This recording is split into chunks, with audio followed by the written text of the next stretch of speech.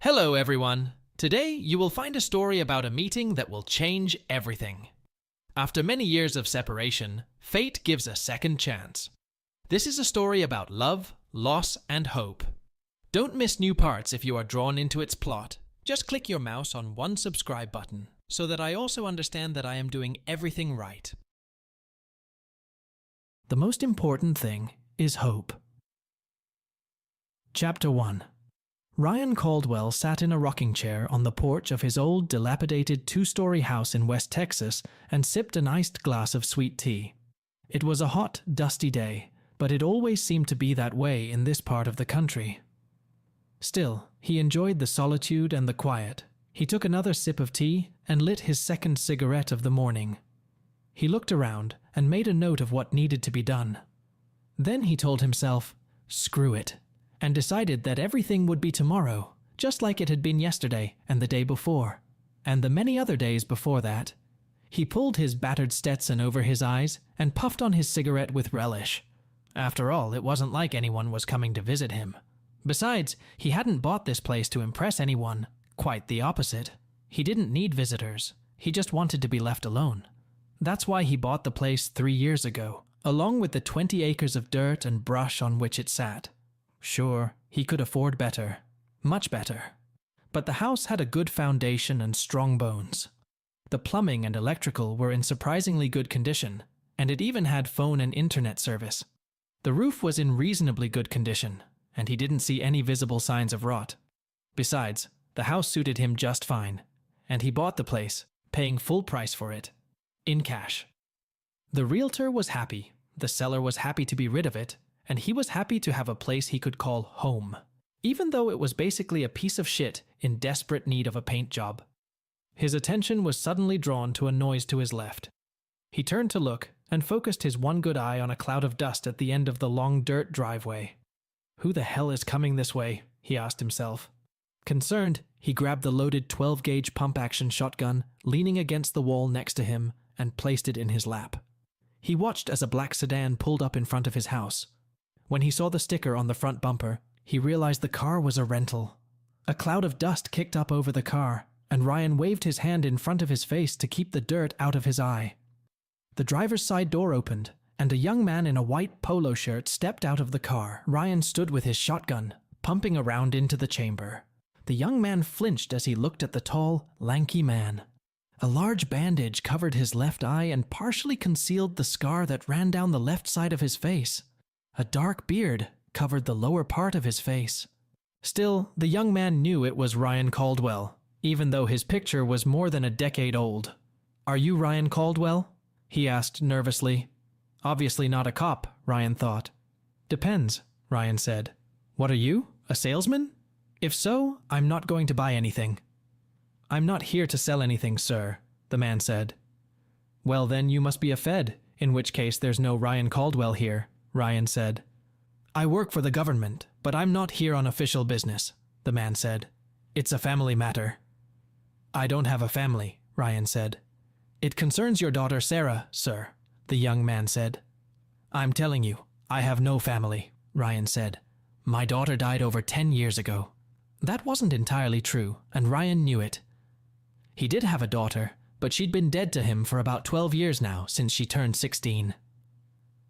"It's a matter of life and death, sir," the young man said. "You got that right, boy," Ryan said. Calling someone boy in these parts was considered an insult, and often ended up starting a fist fight.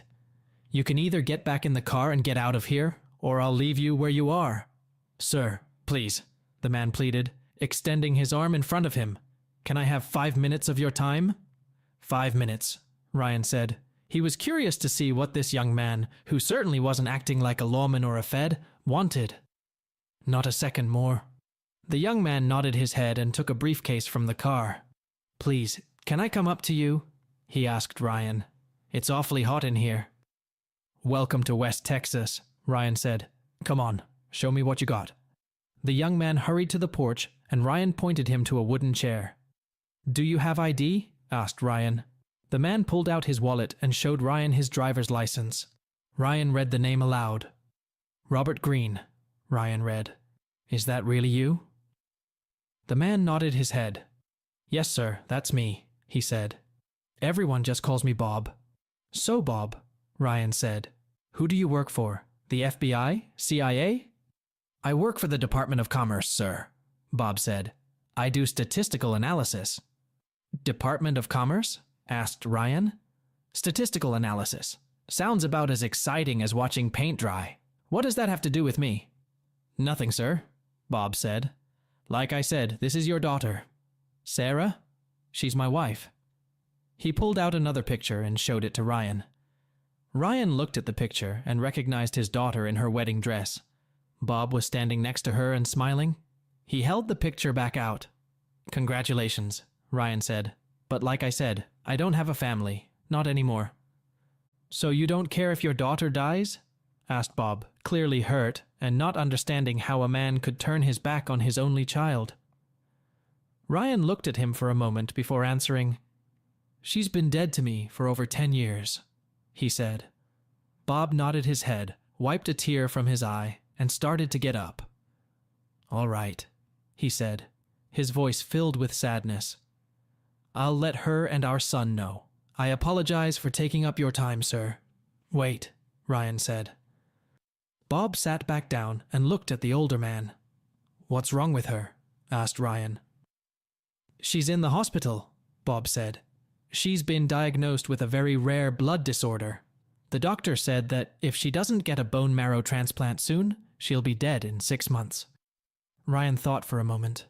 His father had died of a rare blood disease years ago. As angry as he was at his daughter, he didn't like the thought of her son, his grandson, becoming an orphan. He knew what it was like to lose a parent. And you say you have a son? Asked Ryan. Bob nodded his head and pulled out another picture, handing it to Ryan. Yes, Bob said. He's 3 years old. Sarah named him Ryan after you.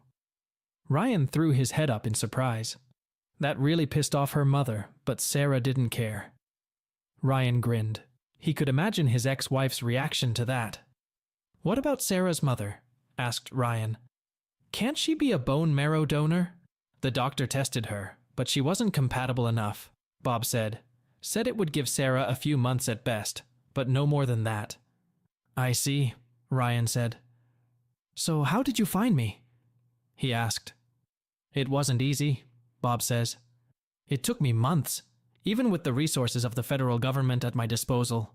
You're hard to find. That was the plan, Ryan said. Did you tell anyone you found me? Not yet, Bob said. I wanted to make sure I really found you before I said anything. Ryan nodded his head. It was a smart move, he said. Did Sarah tell you what happened between her mother and me? She told me some of it, Bob said. Said her mother left you for another man. Said she sided with her mother against you and you didn't take it too well. She also told me she's regretted it ever since. She tried to contact you, wrote several letters, but they all came back unopened. He opened his briefcase and pulled out a stack of letters, handing them to Ryan. Ryan looked at the letters tied with red ribbon. Each one was stamped, "No forwarding address. Return to sender." Is her mother still married to Jake Knight? Asked Ryan. Yes, said Bob, but things aren't smooth between them. He's abusive, and we think he's cheating on her. Ryan grinned at the irony. A cheater who gets cheated on. How delicious, he thought sarcastically. Then why does she stay with him? Asked Ryan. Mostly money, Bob said. Of course, Ryan thought. That was the reason she'd left to be with him in the first place. You're probably already twitching with the urge to ask what happened between Sarah's mom and me, aren't you? Asked Ryan. I'm a little curious, Bob said. Her mother seems to think you're dead and doesn't want to talk about it at all. Ryan handed the photo back and regarded Bob for a few moments. Would you like to hear it? He asked the younger man. Yes, sir, I would, Bob said.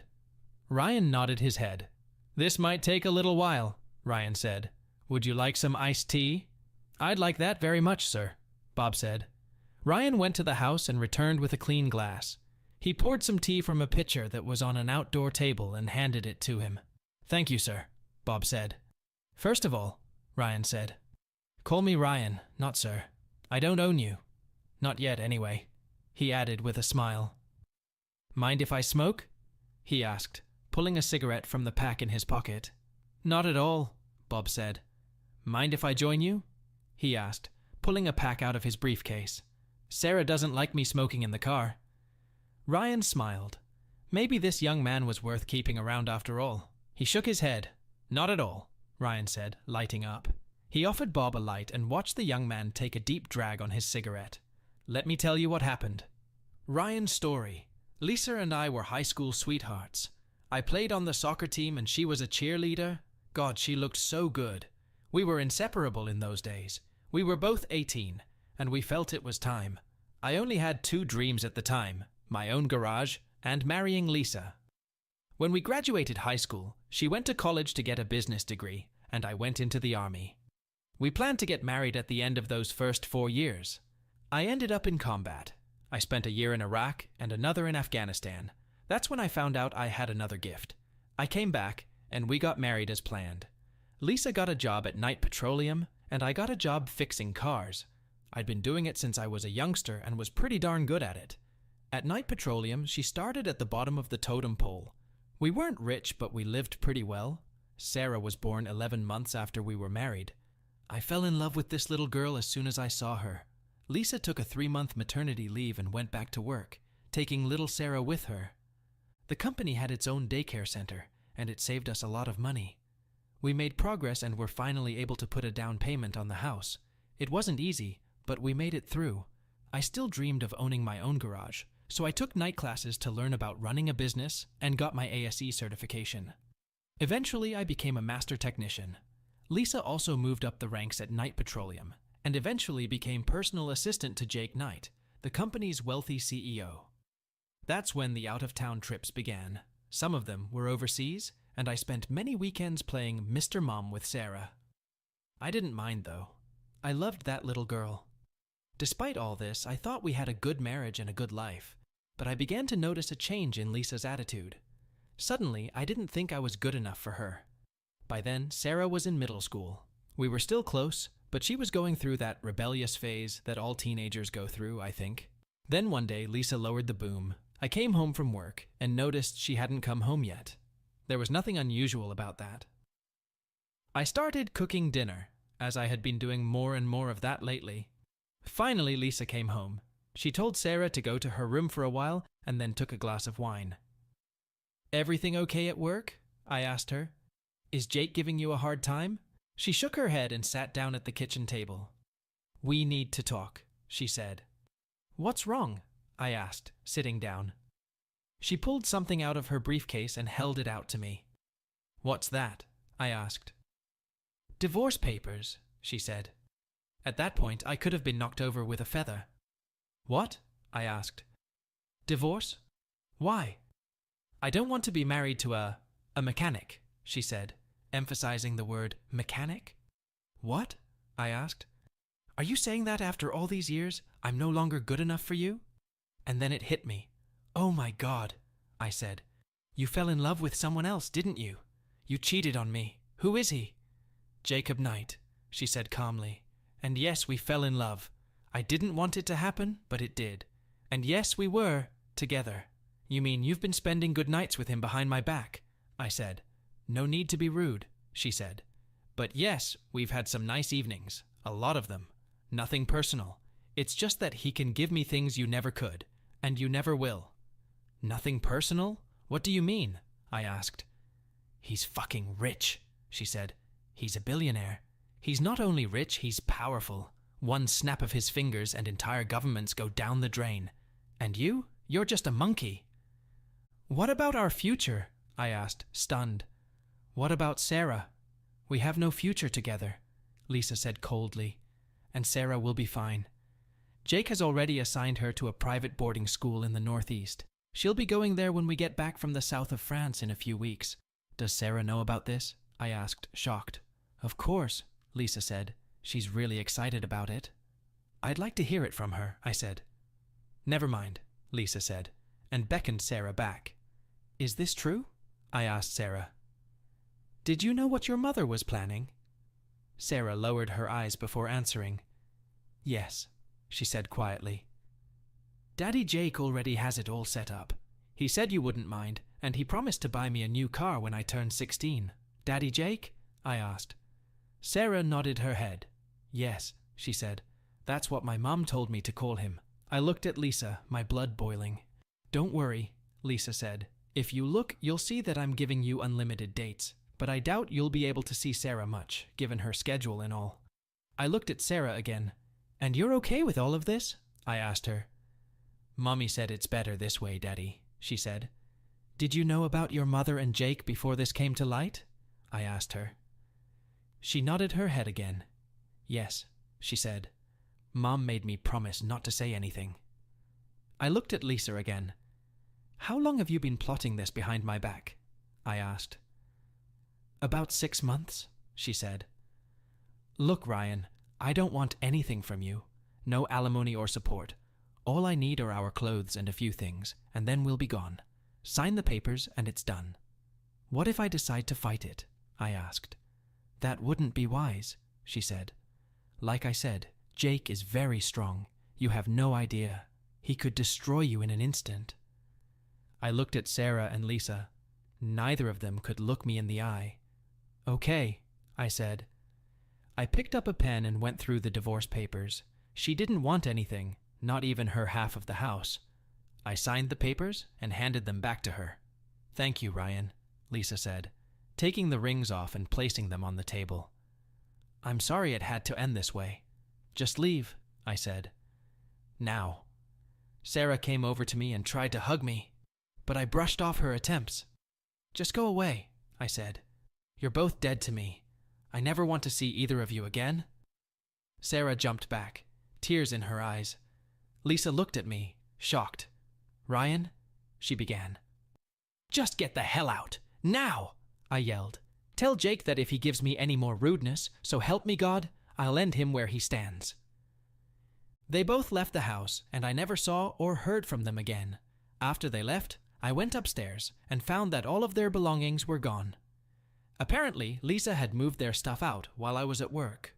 I took a few days off and removed all traces of their presence from the house. Photos, clothes, everything they left behind was put in a barrel and burned. I wanted nothing to remind me of one of them. Without Lisa's income, paying the bills became problematic, so I sold the house and a lot of extra furniture.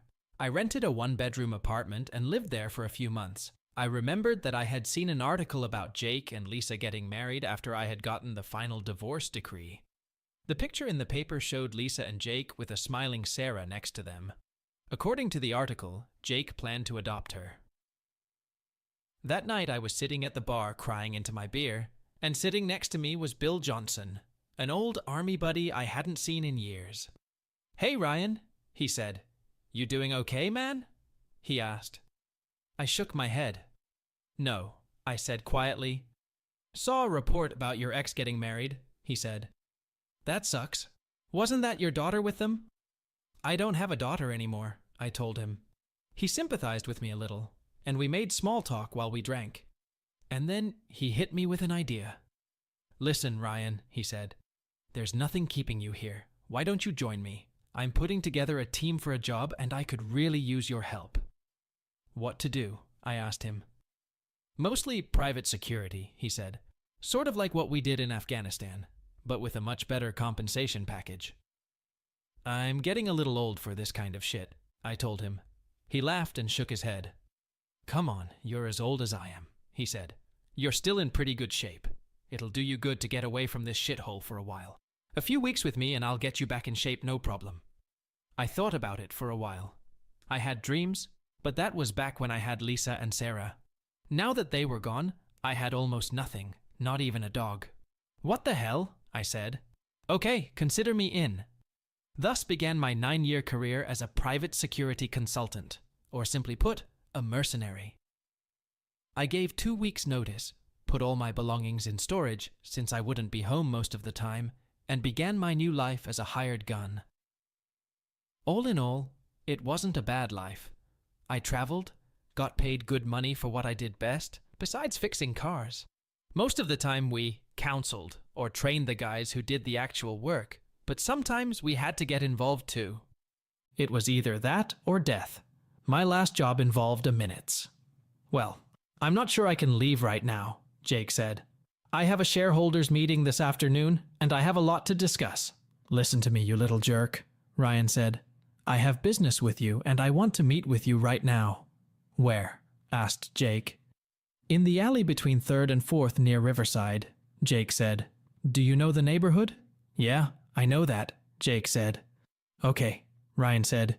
Be there. No guards, no bodyguards, no weapons. Just you and me. Or are you too scared to face a real man alone? Maybe you'd rather hide behind your wife's skirts? You bastard, Jake growled. You got that right, Ryan said.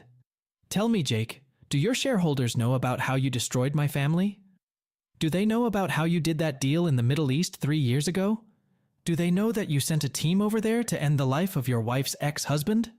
Do they know about your adventures and the illegitimate children you produced? Do they know about how you abuse your wife? You fucking asshole, Jake snarled. You don't dare put that out there. I'll sue you for slander. You're wrong, Jake, Ryan said. I have a dossier on you nearly 3 inches thick, and I know some reporters from the Wall Street Journal who wouldn't mind getting their hands on it. I think the SEC and DOJ guys might be interested too. So, what's it gonna be? Are you gonna meet with me one-on-one, or am I gonna make a phone call? What are you, Jake? A man? Or a mouse? Okay, asshole, Jake said. I'll meet you like you said. Good, Ryan said. And just so you know, if anything happens to me, my daughter, or Lisa, this dossier will be sent to 100 media outlets and more than a few federal agencies, not to mention your shareholders and board of directors, along with photos and video. Understood? I got it, Jake said, sighing. The call ended, and Ryan looked at Lisa, who was staring at him in shock. Are you serious about all this? She asked. Absolutely, Ryan said. You don't think I've just been twiddling my thumbs all these years, do you? I want to go with you, she said. I don't think that's a very good idea, he told her. I don't care, she said. I have a right to face him too. I take it you didn't know about all this? Asked Ryan. She shook her head. No, it wasn't, she said. Not all of it anyway. Do you really have proof of all this? Of course, Ryan said. One phone call and everything goes public. It wouldn't be good for business. What a bastard, she said quietly. Are you ready? Asked Ryan. She nodded her head and stood up, and we shook hands. After a few more weeks, it was determined that I could travel safely, and with the help of the local U.S. Embassy, I was able to arrange transportation home. I took my stuff out of storage, came here, bought this apartment, and here we are. Ryan looked at Bob as he finished his story. Damn, that sounds like something out of a movie, he said. Ryan chuckled. Look, it's getting late, Ryan said. Why don't you stay the night? What about Sarah? He asked. I'd like to get some sleep before I make a decision. We'll discuss it in the morning, Ryan said. They entered the house, and Bob looked around at the empty walls and the sparsely furnished room. It's like a cave in here, Bob said, and his voice echoed off the bare walls. It works for me, Ryan said. I don't need much. 4 walls and a roof to keep the elements out. You can sleep on the couch if you want. The bathroom's at the end of the hallway. Are you hungry? I'd eat something, Bob said. We don't have much, Ryan said. Mostly TV dinners. I don't cook anymore. All right, Bob said. What do you have? Salisbury steak, macaroni and cheese, hot dogs, Ryan says. I prefer them raw. Your choice. Macaroni and cheese is good, please, Bob said. Okay, Ryan said. Give me a minute to warm up the microwave. Feel free to turn on the TV. Maybe they're showing something good on there. Who knows? Bob turned on the TV while Ryan popped the food into the microwave. He came back with 2 plates and held one out to Bob. Don't you ever get lonely out here by yourself? Asked Bob. Ryan shook his head. No, he said. What about women? Asked Bob. Have you dated anyone since the divorce? No, Ryan said. Been there, done that. Gave Lisa 20 years of my life, and for what? Never again. If it gets really hard for me, I'll go into town and rent a woman for an hour or 2, if you know what I mean. Bob grinned. Trust me, son. At some point it will happen to you too. Sarah would never do to me what Lisa did to you, Bob said. I thought so once too, Ryan said. And what did it get me? It's in their genes, son. You better do what you can to protect yourself. You must really hate women, Bob said. No, Ryan said. Just one or two of them. The rest of them I trust as far as I can push them over the edge. What about your dream of having your own garage? Asked Bob. Gone to waste, just like my marriage, Ryan said. What are you dreaming of now? Asked Bob. Wake up, get through another day, Ryan said, though I fantasize about leaving Jake alone for about 5 minutes. Would you have done away with him? Asked Bob. I don't know, Ryan said. It would be very tempting, but I like the idea of seeing him agonize for the rest of his miserable life, constantly looking over his shoulder. They finished their meal in silence. Finally, Ryan got up and gathered the dishes. He took them into the kitchen and rinsed them, then put them in the dishwasher. Do you have a place to stay for the night? He asked, stepping out of the house. Not yet, Bob said. We should probably get settled in here then, Ryan said. He pulled a blanket and pillow from the hall closet and held them out to Bob. The couch is pretty comfortable. There's only one bed here, and that's the one I sleep on. Make yourself at home. I usually get up around 6. Good night. Good night, Bob said as he got ready for the night. He noticed that Ryan had the letters he'd given him the day before and wondered if he was going to read them. The next morning, Bob woke up to the smell of coffee and something unfamiliar. Ryan walked into the front room and handed him what looked like an egg burrito. Good morning, Ryan said. Hope you slept well last night. Have some breakfast. It's not very good, but it'll get you started. Thanks, Bob said, yawning. He took a bite of the burrito and put the leftovers back on his plate. Ryan was right. There wasn't much flavor, and the tortilla, cooked in the microwave, was already as hard as a brick. So, what do you have planned for the day? Asked Ryan. I'll fly in this morning, Bob said. I'll be glad to have you back with me. That's what I thought, Ryan said. I'm all packed and ready to go anytime. Bob looked over and saw a duffel bag next to the door. When's your flight? There's a flight leaving at 11 o'clock, Bob said. We'd better hit the road as soon as possible if you plan on coming back with me. If you don't mind me asking, why did you decide to do this? Sarah's letters, Ryan said.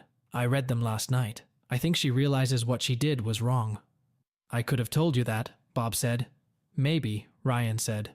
But there's more coming from her. How well does she get along with her mother? Not very much, said Bob. She's polite and all, but she doesn't approve of what her mother did, and she's not shy about telling her about it, and she can't stand Jake. Ryan nodded his head. Well, I guess there is hope for her after all, Ryan said. Okay, we should get going. Ryan closed up the house, making sure everything was locked, and after Bob showered and dressed, they left.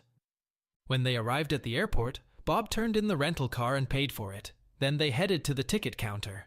While Ryan paid for his ticket, in cash, Bob made a phone call. They met up and got in line for the security check. Do you always carry a lot of cash? Bob asked quietly, so no one would hear. I prefer to pay for everything in cash, Ryan said. It allows me to not be overcharged, if you know what I mean. Ah, Bob said in reply. Well, just be careful. Don't worry, son, Ryan said. I've got your back. He smiled and winked at the younger man, who just shook his head. By the way, Dr. Fritz, Sarah's doctor, wants to see you as soon as we get to the hospital, Bob said. Is that who you were talking to earlier? Asked Ryan. Yes, Bob said. I also called Sarah and told her I was coming back. And no, I didn't mention you at all. I thought you might want to surprise her. Good man, Ryan said. Finally, they settled into their seats and the plane took off. By the time the plane reached cruising altitude, Ryan was asleep, his battered Stetson pulled low over his face. A couple hours later, the plane went into a descent, waking Ryan from his sleep. Soon the flight was over, and they exited the plane. Ryan followed Bob into the parking lot, his duffel bag slung over his shoulder. They reached Bob's car, a fairly new RAV4, and put their luggage in the back seat. They climbed into the car, and Bob drove to the hospital, while Ryan looked around the neighborhood. When they reached the hospital, Bob led Ryan inside and took him to Dr. Fritz's office where he introduced them to each other. Ryan shook the doctor's hand and sat down at his invitation. "I understand you are Sarah Green's father," Dr. Fritz said. "That's right," Ryan said. "Her mother told me you were dead," the doctor said. "Well, her source was wrong," Ryan said. "I see," Dr. Fritz said. "I take it Mr. Green told you about your daughter's condition." "Yes, it is," Ryan said. "And if there's anything I can do to help, I will." "I'm glad to hear that," Dr. Fritz said. "More than anything, Sarah needs a bone marrow transplant right now." "Will that cure her?" asked Ryan. "I believe she will," the doctor said. "I don't want to give false hope, but she won't survive without it." "What do I have to do?" asked Ryan. "We will need to draw your blood and run a series of tests to make sure it is safe and compatible," the doctor said. "Do whatever you need to do, Doc," Ryan said. "When will you know for sure?" "We'll take samples now and send them to the lab," Dr. Fritz said. "We'll know for sure by noon tomorrow." "Okay," Ryan said. "Let's finish this." Dr. Fritz smiled. He walked to the door of his office and called for a nurse. He gave her a few instructions and turned to Ryan. "Just follow Nurse Black," he said. "She'll take you to that room over there and draw some blood. Check in with me around this time tomorrow." "Can I see my daughter when we're done?" asked Ryan. "Of course," Dr. Fritz said. "I'm sure her husband already knows the way." "It was nice to meet you, Mr. Caldwell. We'll talk tomorrow." They shook hands once more, and the doctor left to see another patient. Ryan followed the nurse into a small room and watched her prepare the ampoules. He hated needles and looked away while she prepared everything. "All right, Mr. Caldwell," she said, wiping his hand with an alcohol swab. "Just a little poke, and you're all set." Ryan closed his eyes and was surprised that it didn't hurt as much as he thought it would. "That's it," she said with a smile. "That wasn't so bad, was it?" she asked, putting a colorful Band-Aid on his arm. "No, it wasn't," he said. "Okay," she said. "We'll take this to the lab, and we'll have the results tomorrow. I'll see you then." After she left, he buttoned up his shirt sleeve and walked out to meet Bob. "Are you ready to go to Sarah's?" asked Bob. Ryan nodded his head. "Yes," he said nervously. "Let's go do it." He followed Bob, wondering how anyone could work here and not get lost. The place was like a maze. Corridors and hallways went off in different directions. They reached the elevator and took it up to the 6th floor. Once out of it, they walked down a few more corridors until they reached Sarah's room. Bob knocked on the door and looked inside. He asked Ryan to stay outside for a moment. Ryan heard his daughter's voice from inside the room. "Hi, honey," she said weakly. "I've got a surprise for you," Bob said. "Oh, how nice," she said. "You know I love surprises." Bob invited Ryan into the house. He walked into the room and saw his daughter for the first time in 10 years.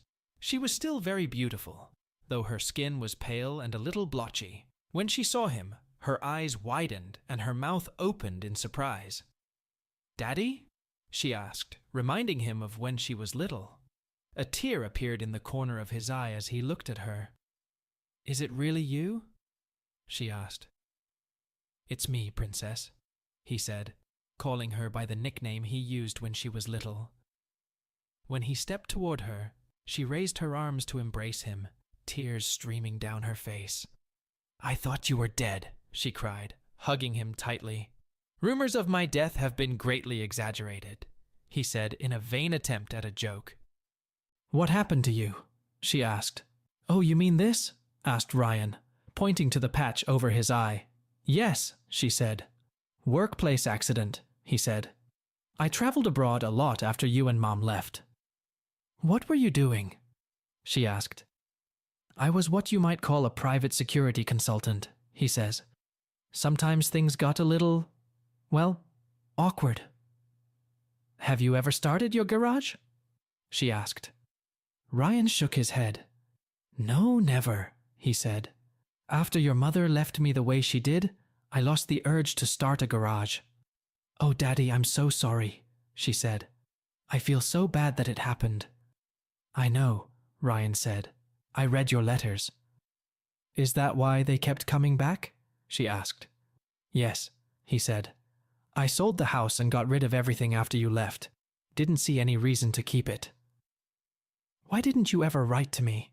She asked. Well, I got the impression from the way you left that you didn't want to see or hear from me, Ryan told her. Besides, I didn't have your address. I'm really sorry about what happened, she said. I fell for all of Jake's bullshit, just like Mom did. Can you ever forgive me? I already did, Princess, Ryan said, causing her to sob uncontrollably as he wrapped his arms around her. It's okay, sweetheart, he whispered, wrapping his arms around her and stroking her hair.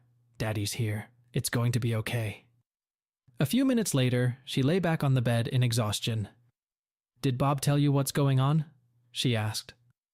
Yes, it is, Ryan said. I've already talked to Dr. Fritz. They took some blood and are testing it for compatibility. If compatible, I'll donate bone marrow for you. When will you know for sure? She asked. Tomorrow, Ryan said. Thank you, she said. I can never repay you for that. That won't be necessary, Ryan said. Just get well, okay? And take care of my grandson. She smiled weakly and nodded her head. I will, she said, and turned to Bob. Thanks for finding my daddy, she told him. He smiled and hugged her while she cried some more. You're welcome, he said. I told you I would, didn't I? Yes, it is, she replied. They heard the door open and turned to see who had entered. Even though it had been over 10 years, Ryan recognized the woman standing there, Lisa. She was still in good shape and quite attractive, but he noticed that her facial features had become harder and more defined than before. Ryan? She asked. Is that you? I thought you... dead? He asked, finishing her sentence. Yes, she said. That's what Jake told me. Well, I'm actually alive. And no thanks to you, Ryan said, making her wince. Your husband did the best he could, but he missed. What do you mean? She asked, shocked. Come on, Lisa, Ryan said. You know, of course, that he's the one who sent those men to take me out in the Middle East. Decided to kill 2 birds with 1 stone, but he screwed up and missed. I don't know what you're talking about, she said. Bullshit, Ryan said. Can we talk somewhere private? She asked. Ryan looked at Sarah and Bob before answering. Sure, he said, standing up. He walked over to the nurse and asked if she had a private room they could occupy for a few minutes. Sure, the nurse said, pointing to a small meeting room. Just put this on the door before you close it, she added, handing him a sign that read, Used. Thank you, Ryan said, taking the sign. They walked to the room, and Lisa sat down while Ryan hung the sign on the door. He closed and locked it, then sat down. Okay, Ryan, Lisa began. What's going on? Why are you here? You're an intelligent woman, he said. Surely you can figure this matter out. Your son-in-law found me and informed me that Sarah needs a bone marrow transplant. She's still my daughter, despite everything you and Jake have done to keep us apart, and I'm willing to help her in any way I can. How much do you want? Asked Lisa. What? Asked Ryan, shocked. You heard me, she said. How much do you want for your bone marrow? After all, that's why you're here, isn't it? Your garage isn't working and you obviously need money, so you came here to see what you can get from me. First of all, stupid, Ryan said, putting an emphasis on the word stupid that made Lisa recoil. I don't want your stinking blood money. Secondly, our daughter is in that room over there fighting for her life. So you can get off your damn horse. So you think in 10 years you can just come here and be Father of the Year? She asked wryly. Okay, I'm not perfect, Ryan said, but I'm not the one who cheated on you. It was the other way around. I wasn't the one who offered you a divorce without giving you a moment's notice. I wasn't the one who plotted and schemed to destroy our family. It was you. You cheated on me. And for what? For money. And what does that get you? Last time I looked, it fit the definition of a girl of easy virtue, so don't get all high and mighty on me. So what do you want? She asked. Really? I want my daughter to get better, he said. But surely there must be something else, she said in reply. While you're on the subject, I'd like to get something, Ryan said. What's that? Said Lisa. 5 minutes alone with my husband, he said. For what? She asked. So you can hit him? That's it? You couldn't stand up to him when I left you for him, so now you want to face him on the playground? I was actually thinking about that nice dark alley between 3rd and 4th Streets by Riverside, Ryan said. You can't be serious, she said. I'm serious, he told her. Do you think my husband, a rich, powerful man with $1 billion fortune, a man powerful enough to get people elected to office, has time to meet you in an alley? She asked. You're out of your mind. Fine, he said, standing up. I guess you really don't care about your daughter getting better. Maybe I'd better go home. Wait a minute, she said. You're really serious about this? Yes, he said. 5 minutes. No weapons, no guards, no bodyguards. Just him and me, one-on-one. He owes me £1, and I intend to get it one way or another. He knows karate, Lisa said. He can stand up for himself. Good, Ryan said. He needs to know how to defend himself.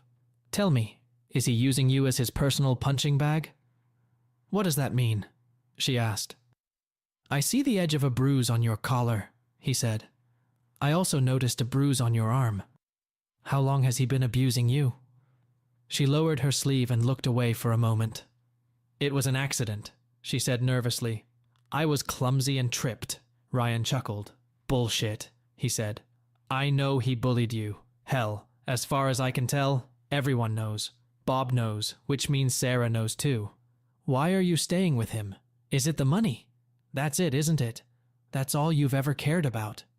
Look, Jake is under a lot of stress, she said. Sometimes he does things but doesn't really mean anything. Ryan shook his head. I don't believe a word you say, he told her. Why don't you get your cell phone and call him right now? Are you serious? She asked. You really want to meet him in a dark alley to punch him? I plan on not just hitting him, but yeah, Ryan said. When do you want to do it? She asked. Right now, Ryan said. She looked at him, shocked. Who is this man? She wondered. She pulled her cell phone out of her purse. Put it on speaker, Ryan said. She nodded her head, pressed the speed dial button, and put it on speakerphone. What's up? Asked Jake, picking up the phone. Hi, baby, Lisa said. There's a man in town who's visiting Sarah in the hospital, and he wants to see you right now. Oh? Asked Jake. Who's that? It's Ryan, she said. Ryan? Asked Jake. Your ex? That Ryan? Yes, Lisa said. He insists on seeing you right now. Says he only needs 5 minutes. Well, I'm not sure I can leave right now, Jake said. I have a shareholders meeting this afternoon, and I have a lot to discuss. Listen to me, you little jerk, Ryan said. I have business with you, and I want to meet with you right now. Where? Asked Jake. In the alley between 3rd and 4th near Riverside, Jake said. Do you know the neighborhood? Yeah, I know that, Jake said. Okay, Ryan said. Be there. No guards, no bodyguards, no weapons, just you and me. Or are you too scared to face a real man alone? Maybe you'd rather hide behind your wife's skirts? You bastard, Jake growled. You got that right, Ryan said. Tell me, Jake, do your shareholders know about how you destroyed my family? Do they know about how you did that deal in the Middle East 3 years ago? Do they know that you sent a team over there to end the life of your wife's ex-husband? Do they know about your adventures and the illegitimate children you produced? Do they know about how you abuse your wife? You fucking asshole, Jake snarled. You don't dare put that out there. I'll sue you for slander. You're wrong, Jake, Ryan said. I have a dossier on you nearly 3 inches thick, and I know some reporters from the Wall Street Journal who wouldn't mind getting their hands on it. I think the SEC and DOJ guys might be interested too. So what's it gonna be? Are you gonna meet with me one-on-one? Or am I gonna make a phone call? What are you, Jake? A man? Or a mouse? Okay, asshole, Jake said. I'll meet you like you said. Good, Ryan said. And just so you know, if anything happens to me, my daughter, or Lisa, this dossier will be sent to 100 media outlets and more than a few federal agencies, not to mention your shareholders and board of directors, along with photos and video. Understood? I got it, Jake said, sighing. The call ended, and Ryan looked at Lisa, who was staring at him in shock. "Are you serious about all this?" she asked. "Absolutely," Ryan said. "You don't think I've just been twiddling my thumbs all these years, do you?" "I want to go with you," she said. "I don't think that's a very good idea," he told her. "I don't care," she said. "I have a right to face him too." "I take it you didn't know about all this?" asked Ryan. She shook her head. "No, it wasn't," she said. "Not all of it, anyway. Do you really have proof of all this?" "Of course," Ryan said. "One phone call and everything goes public. It wouldn't be good for business." "What a bastard," she said quietly. "Are you ready?" asked Ryan. She nodded her head and stood up. The most important thing is hope. Chapter 2. "Okay, let's go. I'll have Bob drive us." They walked out of the room together and headed to Sarah's room. "Bob, I need you to take Lisa and me to an alley near Riverside," Ryan said. "What?" asked Bob. "Do you know the area?" asked Ryan. "Of course I do, but are you sure?" asked Bob. "It's a pretty rough neighborhood." "We're not there for long," Ryan said. "What's going on?" asked Sarah. "Just going to take care of some things," Ryan said. "Don't worry, we'll be back." "I love you, Daddy," she exclaimed. Ryan looked at her for a moment before answering. It had been years since anyone had said those words to him. "I love you too, Princess," he said. "Get some rest. We'll be right back." They walked in silence to Bob's car and got in. Bob started the engine and looked at Ryan. "What's going on?" he asked. "Really?" "Just a friendly get-together," Ryan said. Bob didn't believe him, but decided it was best not to bring it up. He put the car in gear and pulled into the street. They saw Jake's Jaguar parked at the curb and pulled in behind him. Ryan looked around to see if Jake had any guards or snipers. When he didn't see any, he got out of the car, and Lisa and Bob did the same. They entered the alley and saw Jake leaning against a dumpster with an expensive jacket over his shoulder. "Stay here," Ryan said to Bob. "Keep an eye on me, and hold my hat." Bob took Ryan's battered Stetson and stayed behind while Ryan and Lisa walked to the alley. "Well, the cuckold is back from the grave," Jake said with a grin on his face. "I thought you were killed 3 years ago in the Middle East. I guess if you want something done right, you have to do it yourself." "I think so," Ryan said. Lisa stood back and watched the two men interact. "You know, I'm a 3rd-degree black belt," Jake said. "I've won a bunch of tournaments." "What do you want? A medal or something to pin it on," said Ryan. Jake hummed. "A sense of humor, I see," he said. "Good. If you thought that was funny, look at this. You know what the funniest thing about seducing a married woman is?" "No, but I'm sure you'll tell me," Ryan said. "Yeah," Jake grinned. "The best part is knowing she'll take her infidelity to her husband." "So Lisa was just an errand girl for you?" asked Ryan. "She was the best errand girl I ever had," Jake said. "I watched her slowly lose her love and respect for you for 6 months. Then I talked to your daughter, convinced her to go along with my little plan to ruin your life." "So you just used them for your own satisfaction," Ryan said. Jake shrugged. "Yes," he said. "And you want to know why? Because I could. And I'm still doing it. I'm sorry, Lisa. I didn't mean to just let it go like that. They were just nice evenings. I still love you, you fucking piece of shit," she said. "It's not exactly a secret," Ryan said. "I guess not," Jake said. "So are we going to send this show of yours on its way? Or are we just going to stand there and gawk all fucking day?" "Let's see what you've got," Ryan said. Jake grinned and assumed a fighting stance. Ryan shook his head and chuckled. Jake threw a leg kick, which Ryan easily blocked. "Boy, if you use all that martial arts crap on me, it's going to get really expensive," Ryan said. Jake chuckled and lunged at Ryan, but he was ready as Jake telegraphed his moves. Ryan was throwing punches like a blur to Jake's throat, solar plexus, and finally his groin. When Jake rolled over onto his back, Ryan picked him up and ran toward one of the brick walls that lined the alley. He heard the crack of bones as Jake's back collided with a large metal pipe sticking out of the building. Jake cried out in pain, and Ryan pulled him to the ground. Without wasting time, he punched him. Jake winced in pain. Yeah, can't breathe, Jake gasped. Ryan ignored him. Ryan, please stop, Lisa cried. You're killing him. Ryan looked at her with his one kind eye. Yes, exciting, isn't it? He said with an evil glint in his eyes. He lowered his gaze and saw Jake's face begin to turn blue. He watched the man gasp desperately. Ryan knelt down next to Jake and whispered loud enough for Lisa to hear him. Our time is at an end, Jake, old boy, he said. But know this, if you ever raise a hand to Lisa or do anything to hurt anyone in my family, I swear to God, I'll hunt you down like a dog. Do you understand me? Yeah, Jake wheezed. Yeah, what? Exclaimed Ryan. Yes, sir, Jake said. Ryan nodded his head. By the way, Ryan added, parts of that dossier are sent to the feds anonymously. That is, the parts that relate to your illegal transactions. But you promised, Jake grumbled. So I lied a little bit, Ryan said. You know that, don't you? I couldn't hide illegal behavior. That would have made me an accessory after the fact. You have a good day, you hear? And remember, I was never here. Ryan stood up and looked at Lisa. So this is the piece of dog shit you and Sarah left me for, he said, kicking Jake once more. I hope it was worth it. By the way, maybe we should call an ambulance.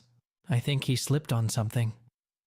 Some part of me wants him to lie there and die, she said. But that wouldn't be right, would it? Ryan shrugged. I'll call, but it'll be the last thing I do for him. Maybe I'll tell them he slipped on a banana peel. Ryan smiled. You could have taken him Jag to the hospital, Ryan said. I don't think he'll be able to drive for a long time. Ryan turned and walked away, grabbing his hat as he passed Bob. What now? Asked Bob as they walked to his car. There's a Holiday Inn Express a couple blocks from here, Ryan said. Take me there if you could, please. A few hours later, Ryan picked up his hat and was about to leave for dinner when there was a knock at the door. He expected a visit from the local police, but when he looked through the peephole, he saw Lisa with a young man dressed in a white shirt, vest, and tie. He asked what she wanted and opened the door. It's good to have you here, Lisa said. Can we come in for a bit, please? Ryan looked around, saw no one, and noticed a cart between them. I was just going to go get something to eat, but yeah, come on in, he said, opening the door and stepping back. You can put that on the table, Lisa said to the man next to her. Yes, ma'am, he said, rolling the cart up to the table. Watching Ryan, the man pulled 2 set dishes from the box on the cart and placed them on the table. Placing a bucket of ice on the table, he opened a bottle of wine and poured it into 2 flutes, which he placed next to the set dishes. When he had finished setting the table, he opened the dishes.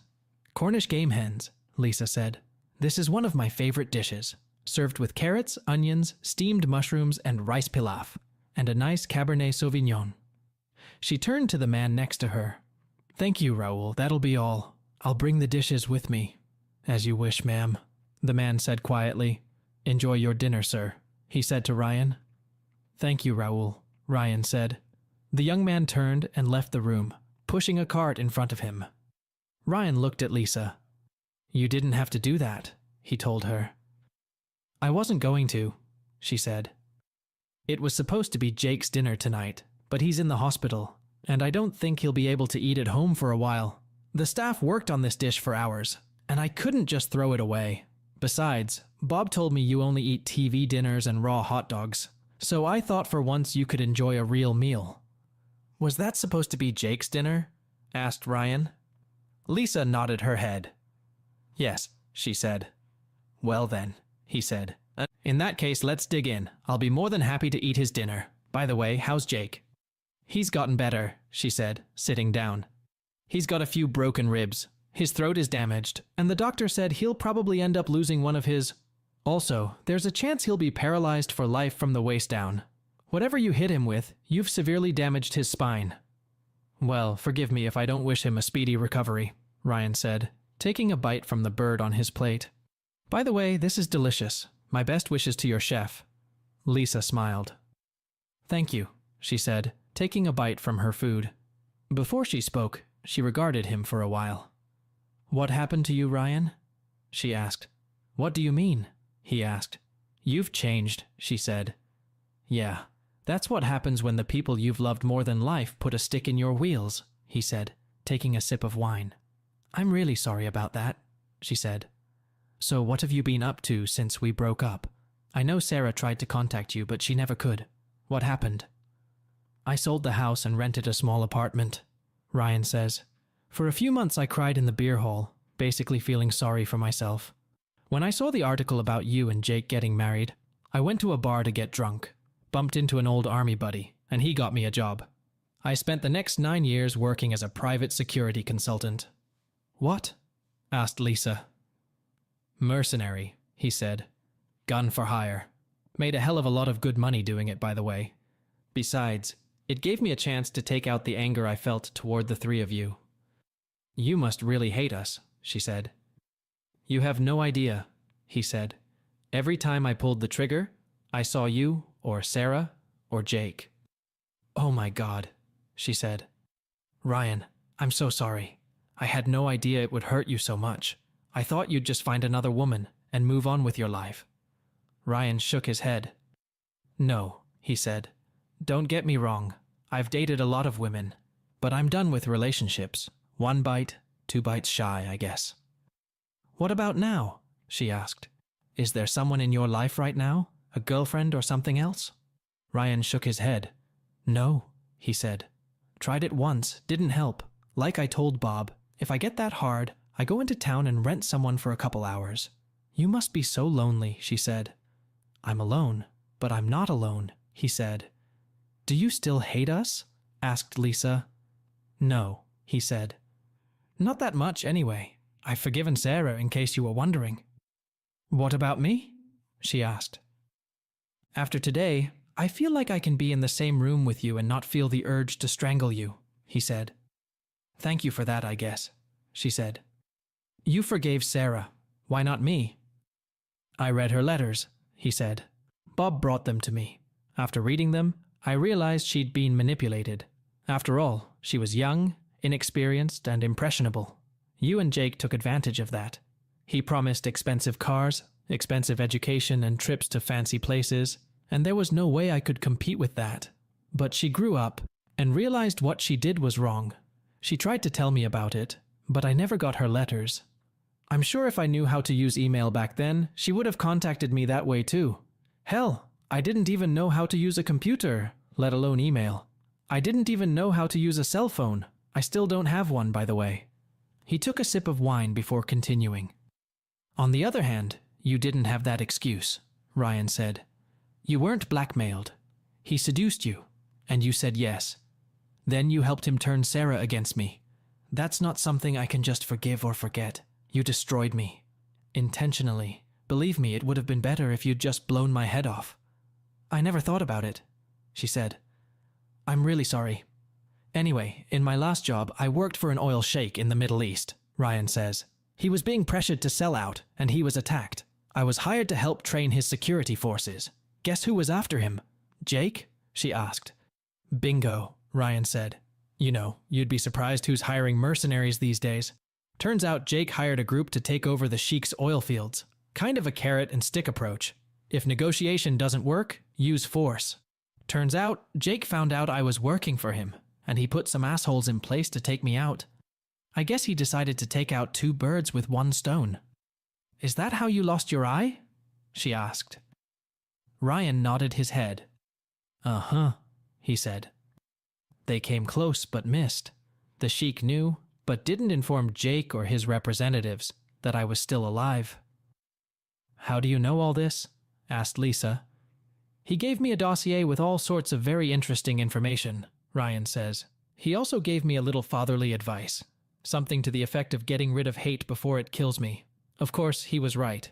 He paid my medical expenses, gave me a very large bonus, and advised me to find somewhere quiet and peaceful. So I bought a house in West Texas and started my little business. Surgery? Asked Lisa. Yes, he said. I've spent about $3 million over the last 3 years to keep Jake under constant surveillance. Even recruited a few moles at Night Petroleum. You'd be amazed at what I've learned. This is the file you were talking about earlier, right? She asked. Yes, that's right. Tell me something, Ryan said. All that stuff Jake said in the alley, is it true? Did you really do all that to me? Her face flushed, and she lowered her eyes for a moment before answering. Yes, I'm sorry to say, but I am, she said quietly. I can't put into words how ashamed I am of what I did to you. You didn't deserve any of it. Suppose the shoe would have been on the other foot, Ryan said. What if it had been me cheating on you? How would you have reacted? I would certainly be furious, she said. I know it sounds hypocritical. That's right, he said. What if I told you that I had ironclad proof that Jake was indeed cheating on you? That, in fact, he had been cheating on you for at least 3 years? How would you feel about that? You were there in the alley. You heard what he said. I'd like to see that proof, she said. Jake reached into his duffel bag, pulled out a folder and a notebook, and held it out to her. Here you go, he said. Written reports, DVDs of photos and videos, even certified copies of his children's birth certificates and DNA test results, proving he's the donor. I was told that this evidence is more than enough for a judge to grant you a divorce on the grounds of infidelity. She flipped through the pages in the folder, shocked by what she had read. Finally, she closed the folder and wiped a tear from her eye. Hurts like hell, doesn't it? He asked. Yes, she said quietly. I've suspected for a long time, but I had no proof. I bet that made you happy, didn't it? I have to admit, when I first found out about it, I was kind of thrilled, Ryan said. Cheating on the guy she's cheating on the guy she originally cheated with? Talk about poetic justice. And then I remembered how I felt at first. At least I told you, she said. 6 months later, Ryan replied. Speaking of which, how did that happen? How did he manage to turn you two against me? Would you like to be shown? She asked. No, the scrappy version is fine, he said. It started after I was hired as his assistant, she says. At first he was professional, friendly, polite. Then he turned on his charm. You know, I traveled all over the world with him on business trips. We stayed in the best hotels, ate at the best restaurants. I met many of what you would call assholes. Celebrities, members of Congress, business tycoons, heads of state. I even met the president once. Jake started making little statements here and there, telling me that this could be my life if I chose. He was constantly belittling you, telling you that you were just a scrappy monkey who would never amount to anything and couldn't give Sarah and I the life we deserved. After a while, I started to see you the same way he did.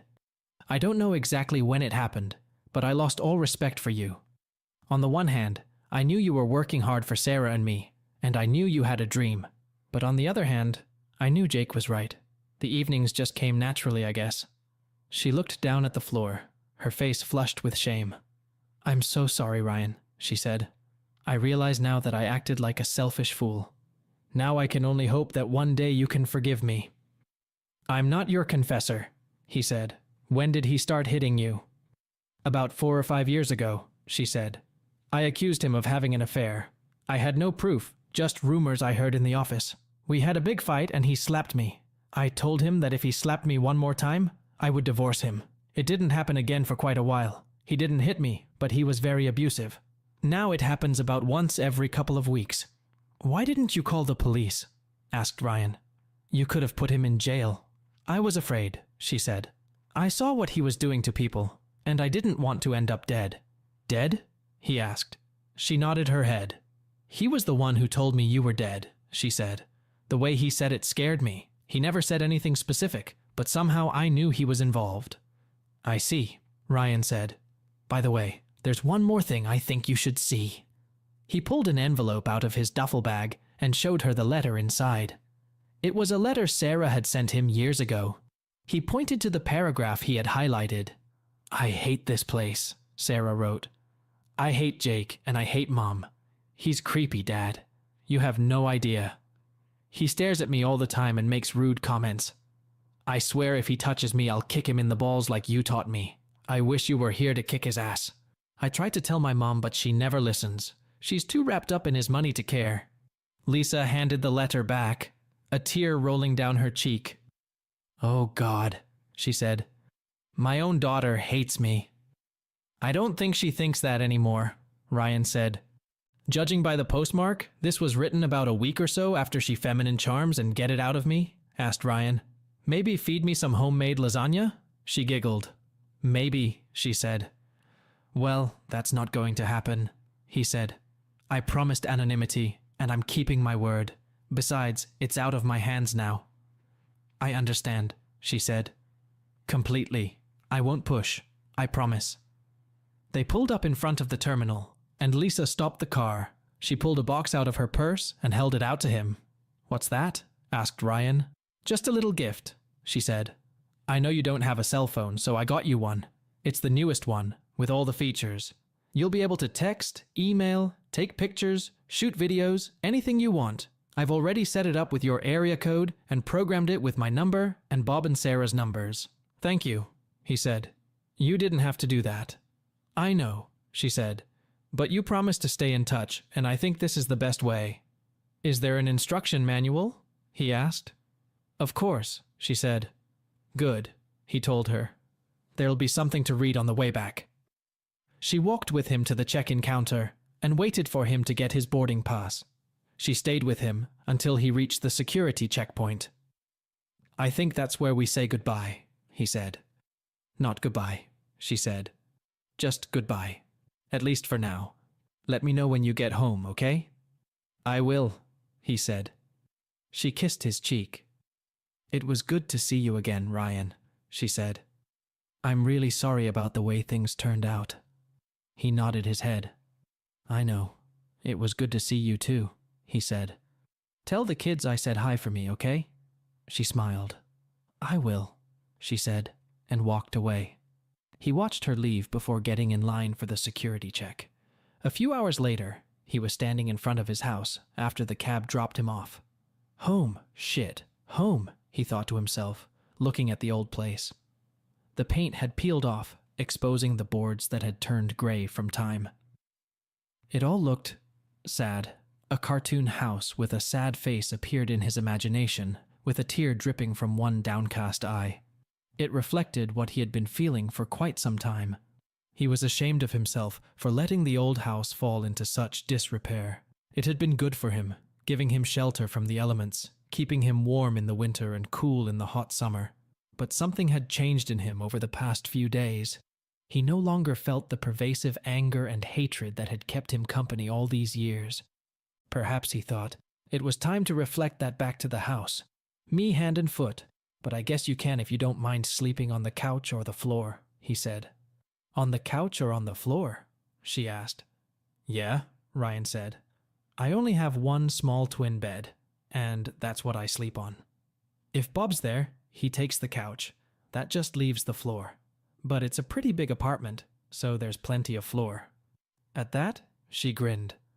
I remember a time when we could make good use of a double bed, or the couch, or the floor. But at least it's a start, she said. Speaking of tomorrow, when are you going back to the hospital? I have an appointment with Dr. Fritz before noon, he said. Bob will pick me up around 10 o'clock. Okay, she said. I'll see you at the hospital. Good, he said. And thanks for dinner. It was the best I've had in years. She smiled and kissed his cheek. Why don't you help me carry this to the car? That would be nice, she said. Thanks. They collected the used dishes, made sure the wine was corked, and took everything to the car. After everything was loaded and secured, Lisa looked at Ryan one last time. I'm sorry I messed up, she said. I hope one day you can let go of your hatred for me and learn to forgive me. One day at a time, Ryan said. This lunch was a good start. Thanks again. Anytime, she said, and hugged him. She was surprised that he hugged her back like he usually did. She got into the car, and a tear rolled down her cheek. How could I have been so stupid and selfish, she thought to herself. He waved and watched her drive away, lit a cigarette, and went back to his room. The next morning, Bob picked him up at 10 o'clock, and they went to the hospital.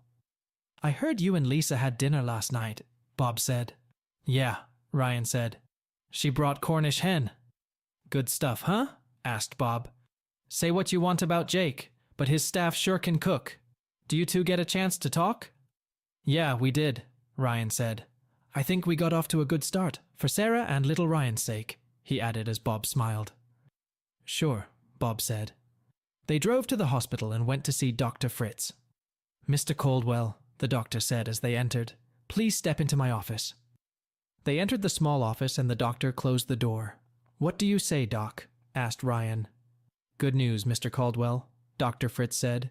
You two are perfect for each other. Great, Ryan said. So when do we start? I have a surgery room reserved for 1 o'clock this afternoon, the doctor said. We'll take you and Sarah at the same time, put both of you under anesthesia, and then we'll be done. The doctor went on to explain the procedure, which seemed rather painful to Ryan. Don't worry, Dr. Fritz said. You'll be under anesthesia the whole time. We'll keep you overnight to manage the pain. You'll be quite sore for a while, but it will pass. How soon will we know if it works? Asked Ryan. We'll find out soon after the procedure, the doctor said. Okay, Ryan said. Is it okay if we go up to Sarah's now? Of course, Dr. Fritz said. We'll need to examine you pretty soon, so don't procrastinate. Got it, Ryan said. He stood up, shook the doctor's hand, and they left. They went to Sarah's room and told her the news. Oh, thank goodness, she said. I was told we'll be prepped for surgery soon. Have you talked to your mom? Asked Ryan. Yeah, she came by earlier and said she was going to see her lawyer, Sarah said. She's going to get a divorce? I think so, Ryan said. About damn time, she said. Bob told me what you did to Jake, she added. I heard you were too easy on him. Your mom said he could be paralyzed from the waist down, Ryan said. He got off too easy, she said bitterly. Something tells me the real fun is just beginning, Ryan told her. You mean there's more to it? She asked. Ryan smiled and winked at her, making her smile. Great, I can't wait. After they chatted for a bit, Dr. Fritz came in with a couple of nurses. Good, you're all here, the doctor said. It's time to get you two ready. Mr. Caldwell, please go with Nurse Jacobs. She will register you and take you to your room. Good, Ryan said. He leaned over to his daughter, hugged her, and kissed her cheek. Showtime, he said with a smile. She smiled back at him. It's going to be just fine, he said. Following the nurse, he walked out of the room and over to the desk next to the nurse's station. After filling out what seemed like a whole pile of paperwork, he was escorted to a room and handed a hospital gown. After he was ready, they put an IV in his arm and checked his vitals. Soon, he was wheeled out of the room and into a rather cool surgical suite. He had already been sedated and was feeling its effects. Dr. Fritz looked at him, and Ryan realized he was smiling. Ready? The doctor asked. Do it, Ryan said. They put something on his face, and he fell asleep. The next thing he realized was that he woke up in his room. It took him a while to get his bearings, but when he did, he felt pain in his hips. The doctor had warned him that this could happen. A few minutes after he woke up, Dr. Fritz came into the room and examined him. How are we feeling? He asked. Ryan chuckled to himself. Why do they always say, we? He asked himself. My hip hurts like hell, Ryan wheezed. That's normal, Dr. Fritz said. We'll give you something for the pain. We usually do this as an outpatient, but since you're from out of town, I'll leave you here overnight to monitor your recovery. How's Sarah? Asked Ryan. I think she'll be fine, the doctor said. It's too early to tell, but she seems to be responding better than we expected. Ryan nodded his head. When can I see her? He asked. Oh, not until tomorrow, Dr. Fritz said. I want you both to come to your senses a little first. Get some rest now, Mr. Caldwell. I'll check on you later. A nurse came in, checked his vitals, and gave him a pain pill. Get some rest, Mr. Caldwell, she said. If you get hungry, just call the kitchen and let them know what you want, okay? Thank you, he said, and fell asleep. Waking up a couple hours later, he looked at the menu. He called the kitchen, placed his order, and an employee brought him his meal. Meatloaf, mashed potatoes and gravy, and string beans. It was somewhat better than the TV dinners he was used to, but not by much. Still, it did relieve his hunger. He had just finished eating when he heard a knock on the door. Yes, he echoed. Bob and Lisa entered the room. They took up positions on either side of him. "How are you feeling?" asked Lisa. "It hurts," he said. "But other than that, everything's fine. Doc says I'll be discharged tomorrow." "All right," Bob said. "How's Sarah?" asked Ryan. Bob nodded his head. "She's doing better than everyone expected," he said. "They're very optimistic." "That's good news," Ryan said. Before he spoke again, he looked at Lisa.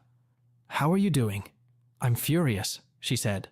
"I met with an attorney this morning and started divorce proceedings. I've also started the process of dividing our assets. It's a community property state, so technically I'm entitled to half of all our assets. The only snag is the prenup he made me sign, but my lawyer thinks he can get around that." "Well then, you should be in good shape," Ryan said. "Theoretically," Lisa said. "We'll see. It won't be an easy divorce, certainly not like ours." "I guess not," Ryan told her. "I also want to get a restraining order to keep him away from me, the house and Sarah," she said. "I don't think that will be a problem." "Have you seen Jake yet?" he asked. "Not yet," she said. "I'm not going to see him until he's served. He's still in the hospital and will probably be there for a while longer. And then who knows? Look, I'd better get going. I've got a lot to do. I'll come back tomorrow, okay?" "Of course," Ryan said. "How long will you be here?" she asked. "I don't know," he said. "Maybe another day or so. I want to make sure Sarah's going to be okay before I head home." "Okay," she said. "I'll see you later then." "I'll see you around," he said. To his surprise, she leaned over and kissed him on the cheek. "Sweet dreams," she said with a smile. Before he could react, she was already out the door. He glanced at Bob and saw the questioning expression on his face. "What?" asked Ryan. "That must have been the dinner she gave you last night," Bob said. Ryan smiled. "Yes, it was," he said, "but that's all it was." "Whatever you say," Bob said. "If you don't mind, I'll check on Sarah and then I'll head out. I'll see you tomorrow." "Okay," Ryan said. "I'll see you then." The next day, he found that his hip did not hurt as much as before, but it still hurt, and it was difficult to walk without support. The nurse brought him a cane, and he found that it helped a lot. After lunch, the doctor examined him and wrote a prescription for painkillers. The nurse brought the wheelchair and wheeled him into Sarah's room, where Bob was already waiting. "Daddy!" exclaimed Sarah when she saw him. "How are you feeling?" "Better," he said. "How about you? You're better looking. At least you have some skin color." "I'm still pretty sore," she says, "but the doctor says I'm doing much better than they expected." "I'm glad to hear that, Princess," he said. They talked for another long time, until Ryan noticed that Sarah looked a little tired. He looked up at Bob. "Would you give me a ride to the hotel?" he asked. "Not at all," Bob said. They said their goodbyes, and the nurse wheeled Ryan to the patient gathering area where Bob had parked. "Are you going to get to your room okay?" asked Bob. "I can handle it," Ryan said. "They gave me some pills and this cane, so I'll be fine." "Okay," Bob said. "Shall we pick you up tomorrow? Say around 10 o'clock? "Yeah," Ryan said. "It's working. I'll see you around." Ryan climbed out of the RAV4 and walked to his room, leaning on his cane. That night, as he lay on his bed in his pajamas watching television, there was a knock on the door. "Just a minute," he said, picking up his cane. Limping, he walked to the door and looked through the peephole. Seeing Lisa and noticing that she was alone, he opened the door. He was still expecting a visit from the local authorities, so he looked back as she stepped inside, carrying what appeared to be a large picnic basket. "I hope you don't mind me dropping by," she said. "Have you eaten yet?" "No, not yet," he said. "I was just sitting here watching TV." "Why don't you get out of your seat and I'll get you dinner," she said. "Do you still like lasagna?" "I like it a lot," he said. "Okay," she said, setting the large basket on the floor. Opening it, she pulled out a portable tray and set it on the bed opposite his lap. She then pulled out a covered dish and silverware and placed them on the tray in front of him. Then she pulled out a jar of green tea. "Do you have any ice?" she asked. "Yes," he said, pointing to a bucket on the dresser. She put ice in a plastic cup and poured tea into it. Thanks, he said, as she set the tea on the nightstand next to him. Aren't you going to eat? I've already eaten, she said. So what led to this? He asked her. I remember how much you liked my lasagna, and I thought you'd appreciate it, she said. Well, I know, he told her. Thank you, and that's as good as I remember. Better than those TV dinners? She asked with a smile. By a wide margin, Ryan said. You know, these things are packed with crap, she said. Yeah, and sometimes I think cardboard tastes better than what's inside, he told her. So why do you eat them? She asked. You don't cook anymore? You used to cook all the time. Well, I had someone to cook for at the time, Ryan said. I think it's just laziness. I don't see the need to put a lot of effort in when it's just me. Have you ever started your garage? She asked. He shook his head. No, he said. That dream died when you and Sarah left. Anyway, I'm too old and worn out to start a business. Nonsense, she said. You're what, 50? That's not too old. When you've been through what I've been through in the last 10 years, it's true, he said with a wistful look in his eyes. Trust me. But what do you live on? She asked. I'm doing fine, he said. I have enough for the rest of my life.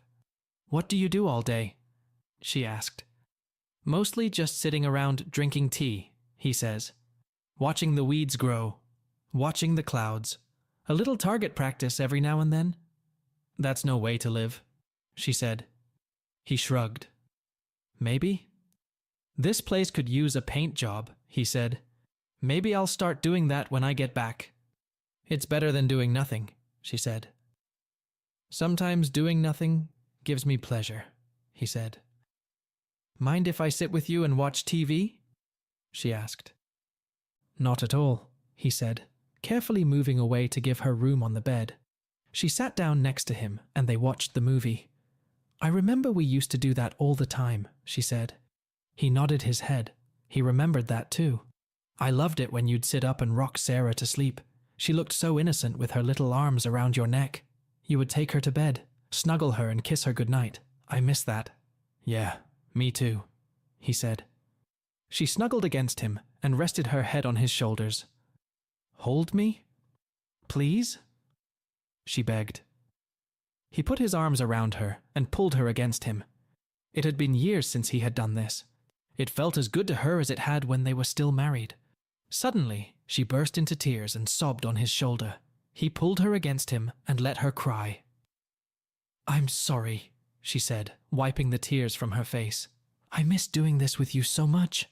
I can't remember Jake doing anything like that. I really messed up, didn't I? You'll get no argument from me, he said. She cried some more as he hugged her silently. They watched another program in silence, Lisa lying on Ryan's shoulder. When the program ended, she stood up and looked at him. I should go before it gets too late, she said. It's been a pleasure spending this time with you. Me too, he said. And thanks again for dinner. It was delicious. You're welcome, she said. Do something for me, please. What is it? He asked, fearing she might want it. You said the other day that little Ryan needs a grandmother, she said. And he also needs a grandfather. Will you promise to be there for him? And Sarah? Of course, he said, bringing a smile to her face. Thank you, she said. When are you going home? I'm flying out tomorrow afternoon, he said. Bob will pick me up in the morning, and I'll say goodbye to Sarah and head back. Okay, she said. Don't be a stranger, okay? I won't, he said. She kissed him on the cheek, gathered her things, and left. The next day he found that he was no longer in as much pain as before, but he still needed the cane to get around. After breakfast, Bob came in and helped him pack his things. He checked out of the hotel and they went to the hospital. When they got to Sarah's room, he saw a little boy next to her bed. He realized from the picture he had seen earlier that it was her baby Ryan. He looked up as they entered the room. Ryan, Sarah said. That's your grandfather. His name is Ryan too. Why don't you go and say hello? Hello, sir, said the little boy. Are you really my grandfather? Ryan sat back and smiled, looking at the boy. Yes, I am, he said. What happened to your eye? The little boy asked, pointing to Ryan's bandage. Well, I lost it, Ryan said. Do you want me to help you find him? The boy asked. I'm really good at finding things. Ryan laughed. I'm sure it is, Ryan said. But no, it's okay. He hugged the boy and turned to Sarah. How are you feeling? He asked her. You look better than you did yesterday. Still sore and weak, but it's getting better, she said. They're going to keep me here for a few days to monitor my progress. I guess that's reasonable, Ryan said. They talked for a while longer until Lisa came into the room. After they were all gathered, Bob looked at his watch. I think it's time to take you to the airport, he said. Ryan looked at his watch. You're right, he said. He stood up, hugged his daughter, and kissed her cheek. Get well, you hear? He asked. I will, Daddy, she said. Thank you for everything. I love you. I love you too, Princess, Ryan said. Bob, Lisa said. If you don't mind, I'd like to take Ryan to the airport. I need to talk to him about a couple things. Is that okay with you? Not at all, he said. I'll go down and get his bag. Promise me you'll come visit sometime, Ryan said to Sarah. I will, Daddy, she said. He nodded his head and left the room, Lisa following him. So, what do you need to talk to me about? Asked Ryan, getting into Lisa's BMW. I got a visit from Elmer Jenkins, the chairman of the board of directors, she said. It seems the feds got your file, and someone alerted him to it. The board will meet tonight to discuss the situation. Elmer told me that the board is leaning toward putting Jake on extended leave, at least until the court case is resolved. Nothing could have happened to a nicer guy, Ryan said. He also said they were thinking of having me serve as interim CEO, at least during the investigation and trial, if any, she said. Congratulations, he said. It's probably premature, she said. But thanks anyway. After Jake and I got married, he made me vice president and put me in charge of what he called administrative operations. Basically, I was the chief paperworker. Apparently, Elmer thinks I was quick to pick up what Jake was doing, and he seems to think the company needs a knight in charge, at least for now. I wish you luck, he said. So why are you telling me this? Because I know how the board works, she said. They're going to want to know where you got that information from. And they think you can turn on your feminine charms and get it out of me? Asked Ryan. Maybe feed me some homemade lasagna? She giggled. Maybe, she said.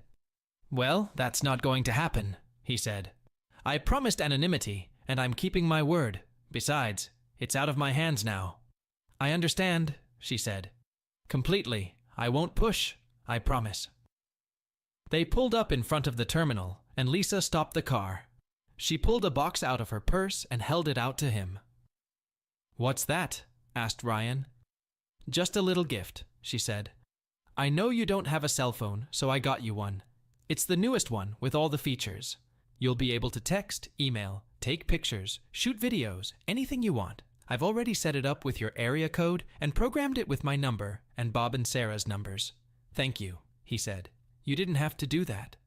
I know, she said. But you promised to stay in touch, and I think this is the best way. Is there an instruction manual? He asked. Of course, she said. Good, he told her. There'll be something to read on the way back. She walked with him to the check-in counter and waited for him to get his boarding pass. She stayed with him until he reached the security checkpoint. I think that's where we say goodbye, he said. Not goodbye, she said. Just goodbye, at least for now. Let me know when you get home, okay? I will, he said. She kissed his cheek. It was good to see you again, Ryan, she said. I'm really sorry about the way things turned out. He nodded his head. I know. It was good to see you too, he said. Tell the kids I said hi for me, okay? She smiled. I will, she said, and walked away. He watched her leave before getting in line for the security check. A few hours later, he was standing in front of his house after the cab dropped him off. Home, shit, home, he thought to himself, looking at the old place. The paint had peeled off, exposing the boards that had turned gray from time. It all looked sad. A cartoon house with a sad face appeared in his imagination, with a tear dripping from one downcast eye. It reflected what he had been feeling for quite some time. He was ashamed of himself for letting the old house fall into such disrepair. It had been good for him, giving him shelter from the elements, keeping him warm in the winter and cool in the hot summer. But something had changed in him over the past few days. He no longer felt the pervasive anger and hatred that had kept him company all these years. Perhaps, he thought, it was time to reflect that back to the house. The most important thing is hope.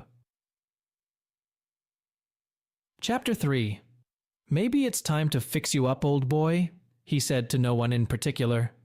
In his imagination, the sad face of the house smiled, and the tear disappeared. He pulled out his phone and marveled that he had good reception. It took a while, but he sent a text to Lisa, Sarah, and Bob, letting them know he'd made it home.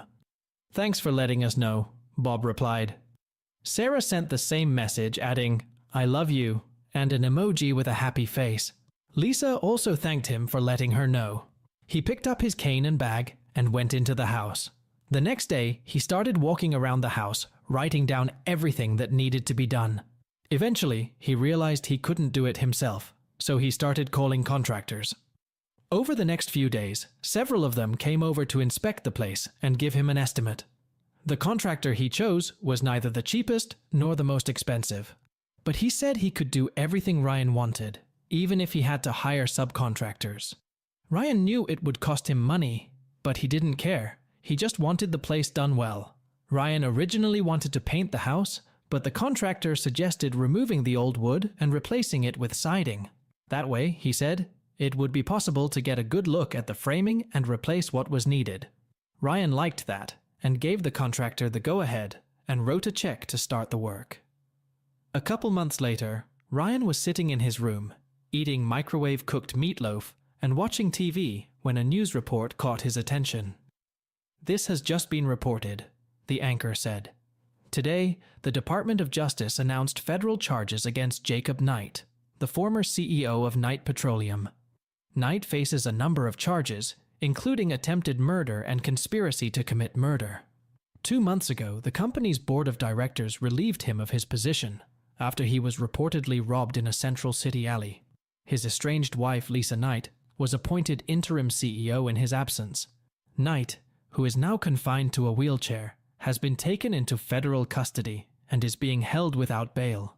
A few minutes after the report, his phone rang. He noticed it was Lisa and answered the call. "Have you seen the report?" she asked. "Just saw it," he said. "What do you think?" she asked. "I think he's still as dangerous as ever," Ryan told her. "Maybe even more dangerous. Be careful." "I will," she said. "How's it going?"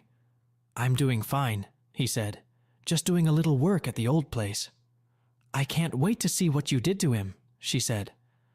"I saw that picture you sent. She looked pretty sad." "Yes, that's right," he said. "So, did you want anything else?" "Yes," she said. "Now that he's been charged, you might hear from the feds," she said. "They're interested in his attempt on your life. I just wanted to warn you." "Thank you for that. I've been waiting for this," he said. They finished talking, and Ryan finished his dinner. The next day, he got a call from Mike Gregory, his attorney in town, asking him to stop by. "I have 2 federal agents here," he said. "They want to talk to you about the attempt on your life." "Not without immunity," Ryan said. "It's already decided," Mike said. "Can you make it?" "Yeah, I'll be right down," Ryan said. He informed the maintenance foreman that he would be gone for a while and headed into town. When he got to Mike's office, he was introduced to 2 men in dark suits, Special Agent Daryl Smith and Agent Jim Jones, both from the FBI based in El Paso. "What can I do to help you two?" asked Ryan. "We're tying up some loose ends with the case against Jacob Knight and would like some information about your work in the Middle East," Smith said. Ryan looked at Mike before saying something. "I'd like to get some assurances first," Ryan said. "We've already agreed to grant you full immunity," Smith said. "We just want to know why Jacob Knight decided to target you." Ryan looked at Mike for confirmation. "It's okay, Ryan," Mike said. "You have full immunity in exchange for any information you can give them." Ryan nodded his head and sat down. "Okay," he said. "Did you know that Jake Knight, stole my wife 12 years ago and plotted to destroy my family?" No, we didn't know that, Jones said. Yeah, Ryan said. After he took my wife and daughter away from me, I was in private practice for about 9 years. My last job was in the Middle East. I helped an oil sheik beef up security. I was later told that he was being pressured to sell out to Knight Petroleum. While I was there, we were attacked by armed men. At first I thought they might have been mercenaries, but I later learned that they were working for Knight. Somehow, Knight got wind that I was working for the sheik, and he put a team in place to take me out. How did you learn that? Asked Smith. I got it from the sheik after the attack, Ryan said. He gave me a dossier that was part of the package I gave to the DOJ. Do you know where Sheikh Abdullah got this information? Asked Smith. No, I don't, Ryan said. And I didn't think I had the right to ask. I put it together with everything else I got later and forwarded it to you. So you're the source of the dossier? Asked Jones. Yeah, Ryan said. After the attack, I came here and bought an apartment, but paid to have Knight under surveillance. It took me 3 years, but after I gathered enough information to arrest him and put him away, Mike forwarded the entire dossier to your office. As you know, the dossier includes money transfers overseas to individuals for the purpose of taking me out. Do you think he deliberately chose you because of your ex-wife and daughter? Asked Jones. Ryan nodded his head. Yeah, Ryan said. But why? Asked Smith. He's already married your ex-wife. Why would he pursue you? Because he's vindictive, Ryan said. Because he's an asshole. I don't know. And frankly, I don't care. Maybe he figured he could take out 2 birds with 1 stone.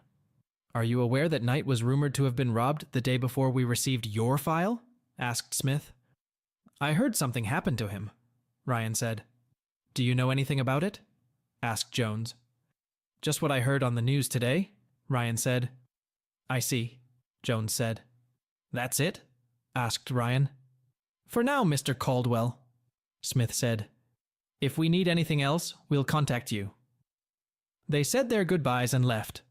Ryan turned to Mike. Do you know what happened to Jake? Asked Mike. I know he got what he deserved, Ryan said. Call it fatherly justice and leave it at that, okay? Okay, Mike said. Ryan left Mike and headed home. He heard nothing more from the federal agents and kept in touch with Lisa, Sarah, and Bob as the court cases went on. Jake's lawyers were very busy and making sure the case didn't drag on. Finally, about 6 months after he contacted the contractor, the renovations to his home were completed, and not surprisingly, they cost a little more than the contractor had originally said they would. But in Ryan's opinion, it was worth it. The old exterior boards were replaced with siding, additional insulation was added, and some of the framing was replaced. In addition, interior walls were repaired and painted, and new carpeting was installed throughout the home. Most of the plumbing was redone and the electrical system was updated. The 50-year-old swamp cooler was removed and replaced with a modern central air conditioning and heating system. The bathrooms and kitchen were remodeled, and new appliances were installed. He even built window boxes for the front-facing windows and potted flowers. The old garage was torn down and a new one built with a door leading into the kitchen. Feeling adventurous, he built a white picket fence around the front yard and replaced the gate. The front and back yards were completely landscaped. New topsoil was brought in and hydro-seeded. Trees were brought in and planted to shade the house and yard. By this time the yard was lush and green, and Ryan realized he would have to buy a lawn tractor to maintain it. He even installed a pool in the backyard, figuring little Ryan might like it if he ever came to visit. He also bought all new furniture, replacing his old twin bed with a double bed, and furnished the other 3 bedrooms in case Sarah, Bob, and Lisa came to visit. You've got quite a place here, Mr. Caldwell, said the contractor, admiring his work. The foundation is in good condition, and most of the framing is holding up pretty well. If you ever decide to sell this place, you'll make a fortune. Thanks, Ryan said, but I think I'm going to keep it. When the contractor left, he looked at the house and took a picture of it. In his imagination, the house seemed to be smiling at him, and he smiled back. He went inside and admired his newly renovated home. Smiling, he prepared to send the picture to Sarah, Bob, and Lisa when the phone rang. It was Sarah's number, and he answered it. "Daddy," she shouted. "You have to come back. Hurry. Please hurry." "What's wrong, Princess?" he asked. "Are you sick again?" No, she cried. It's Mom. She's been shot. The doctors don't know if she'll survive. I'll be there as soon as I can, he said, wrapping up the conversation. Ryan called his lawyer and the private investigator who was looking into Jake's case, then arranged a flight to Central City. There he rented a car and flew to the hospital. After asking at the information desk, he put on the mask he had been given and headed to the waiting area of the surgery department, where he found Sarah and Bob with an older man he didn't recognize. Sarah spotted him and rushed over to him, crying. "Daddy, you did it," she yelled. "I got here as fast as I could," he said, hugging her tightly. "How's your mum?" "They're still working on it," the older man said. "Excuse me, I'm Elmer Jenkins, chairman of Knight Petroleum," he added, extending his hand. "You must be Lisa's ex-husband, Ryan." "Yeah," Ryan said as he shook Elmer's hand. He'd met Elmer before, but only in passing, and it had been almost 20 years ago at a company Christmas event. "What happened?" Lisa came out of the office and was about to get into her car when another vehicle appeared nearby. Elmer said. There were 2 people in the car, and one of them fired 2 shots through the window. One bullet hit Lisa in the shoulder, and the second bullet hit her head. They drove off and have not been seen since. "So they were following her," Ryan said. Elmer nodded his head. "Looks like it," he said. "I still don't know how they got into the parking lot. That parking lot is for executives only and requires either a key card or a security code entered at the gate." "Do the police have any leads?" asked Ryan.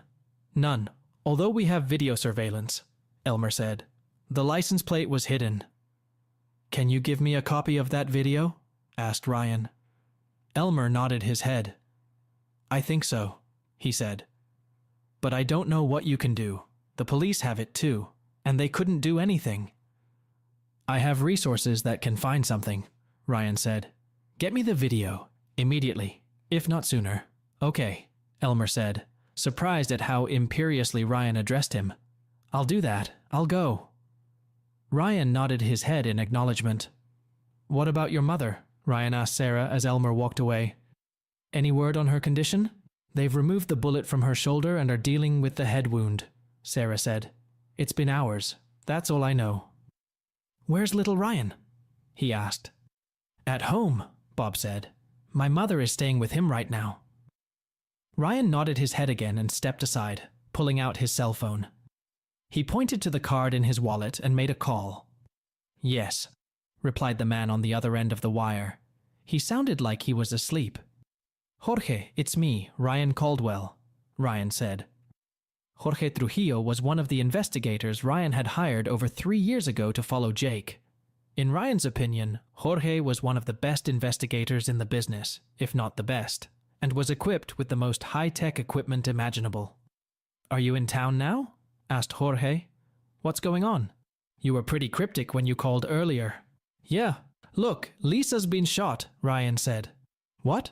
asked Jorge. "When? By whom?" "When is a few hours ago," Ryan said. "Who is what I need you to help me figure out. I have a pretty good idea, but you have tools I don't have. If I give you a video, do you think you can give me a name?" "Maybe," Jorge said. "Do you think Jake is behind this?" "I'd almost bet on it," Ryan said. "Shit," Jorge said. "When are you going to have that video?" "Soon," Ryan said. "Someone's returning it to me now." "Good," Jorge said. "In situations like this, time is of the essence. I'm coming for him right now. Where are you?" "At the hospital in the surgical ward," Ryan said. "Call me when you're here, and I'll come get you." "Got it," he said. "I just need to get cleaned up and dressed." "Sounds good," Ryan said. They finished talking and Ryan dialed another number from his card, hoping his old friend had sobered up a bit and was still around. It only took 2 rings before he answered. "Yeah?" growled Bill Johnson. "So you're really alive," Ryan said. Bill Johnson was an old army buddy who recruited Ryan nearly 13 years ago to work in private security. "Who the hell is that?" demanded Bill. "Is that any way to talk to an old friend?" "Especially to someone who saved your ass in Africa?" asked Ryan. "Ryan Caldwell?" asked Bill. "Is that really you?" "I haven't seen you in what, 3 years?" "Try 3.5, Ryan said. How are you doing? I think things are going pretty well, Bill said. Retired after that mess in the Middle East. No one seems interested in hiring a man without part of his leg. Yeah, I hear you, Ryan said. Listen, could you let me listen to you for a little while today or tomorrow? I could use your help on one thing. Sure, Bill said. I've got a case of beer sitting here just begging to be opened. Okay, I'll call you later, Ryan said. You got it, Bill said. Bye. They finished talking, and Ryan went back to Bob and Sarah. Elmer had just returned and handed him a DVD in a plastic case. It shows the entire incident from the time these two drove into the parking lot, he said. Okay, Ryan said. Thanks. The nurse came out a couple minutes ago and said the doctor would be out soon to let us know what's going on, Bob said. Ryan nodded his head. A couple minutes later, the double door to the surgery room opened, and a doctor in a white coat walked out to them. Are you here for Lisa Knight? He asked. Yes, Sarah said. The doctor motioned for them to go into one of the small conference rooms next to the waiting area. When they were all in the room, the doctor closed the door. I'm Dr. Brown, he said. I just wanted to let you know that we removed the bullets from Miss Knight, and she is now in recovery. How's she doing, Doc? Asked Ryan. Right now, she is in a medically induced coma, he said. We want to give her a chance to recover before we try to revive her. Is she going to make it? Asked Ryan. I'm not going to sugarcoat the situation, Dr. Brown said. We almost lost her in the operating room a couple times. Right now, her vital signs are stable, but she's still in critical condition. The next 24 to 48 hours are going to be crucial. Is she going to make a full recovery? Asked Elmer. It's impossible to tell right now, the doctor said. We won't know until she regains consciousness. Is there anything we can do for her? Asked Bob. Right now, the best thing you can do is pray for her, if you believe in that sort of thing, Dr. Brown said.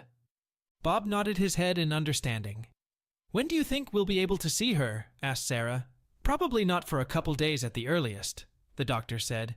After we move her to the ICU, you can come and stay with her. Do you have the bullets you took out of her? Asked Ryan. Yes, there are, but they go to the police, said the doctor. I'd like to look at them if you don't mind, Ryan said. As I said, they are now in evidence bags and will be taken to the police for analysis, Dr. Brown said. I didn't ask for them, doctor, Ryan said.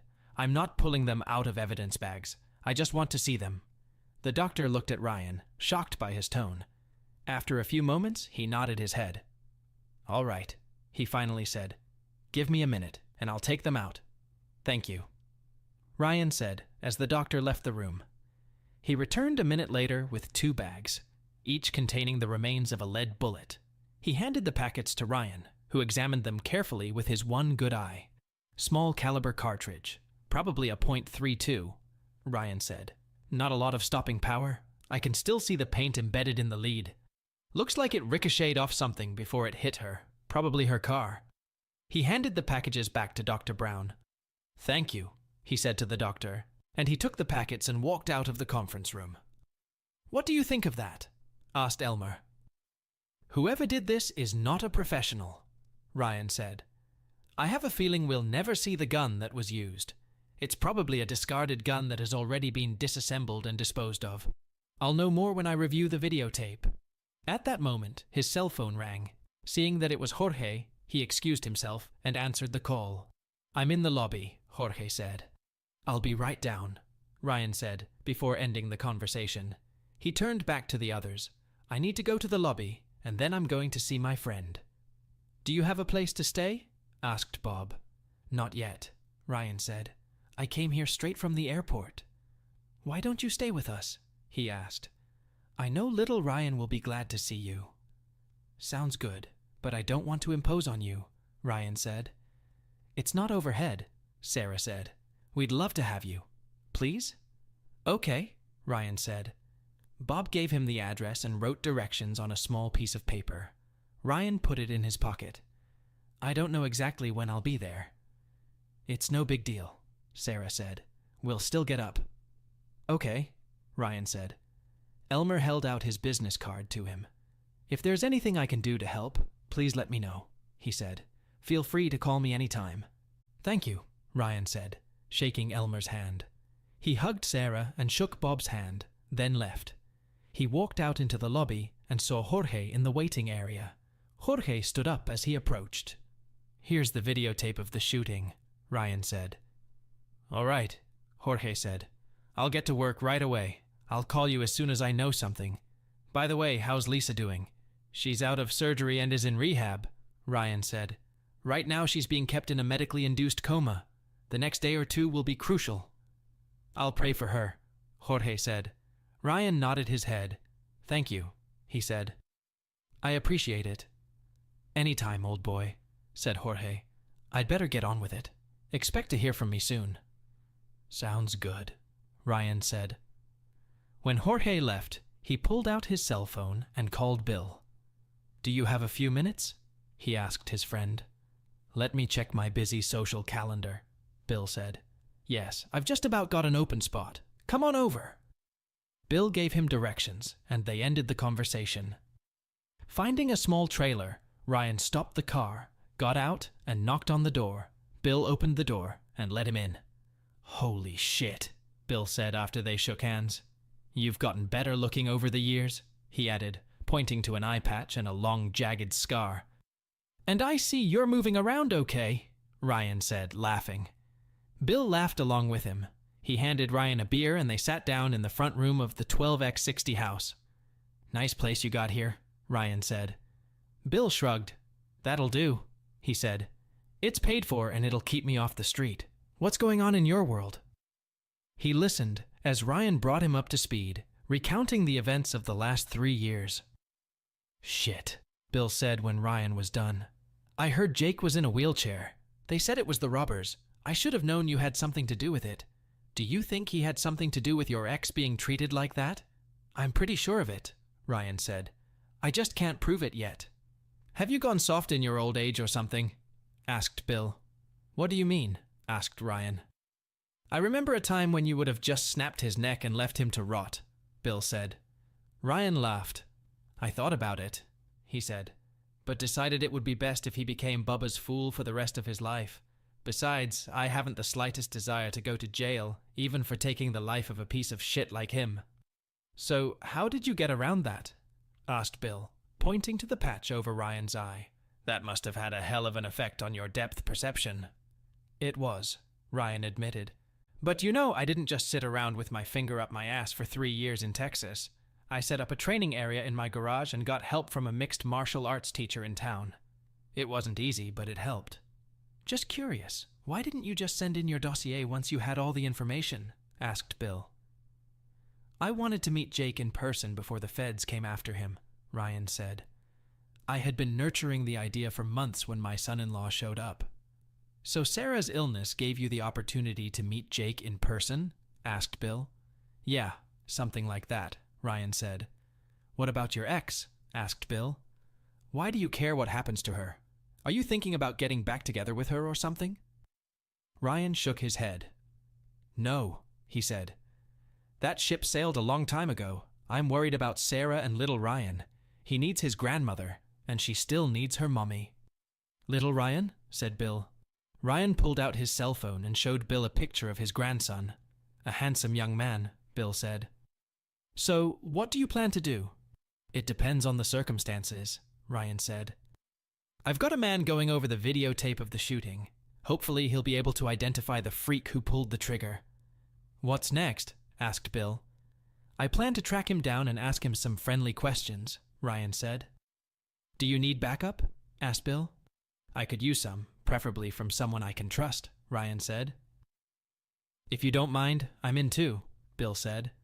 I can't think of anyone I trust more, Ryan said, and I'll pay you for your time. No, you won't, Bill said. I'm the one who got you into this business, and you've saved my ass a few times. I owe you a debt of gratitude.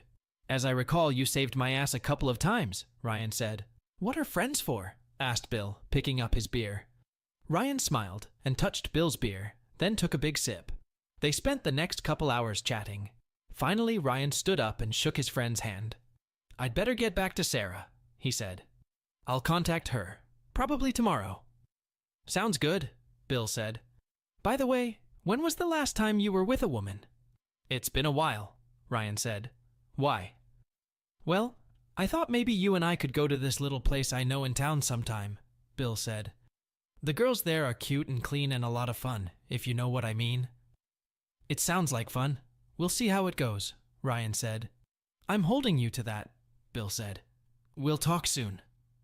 Ryan left and went back to Sarah and Bob's place. Once there, he knocked on the door. Bob answered and let him in. You don't have to knock, Bob said. Your family, remember?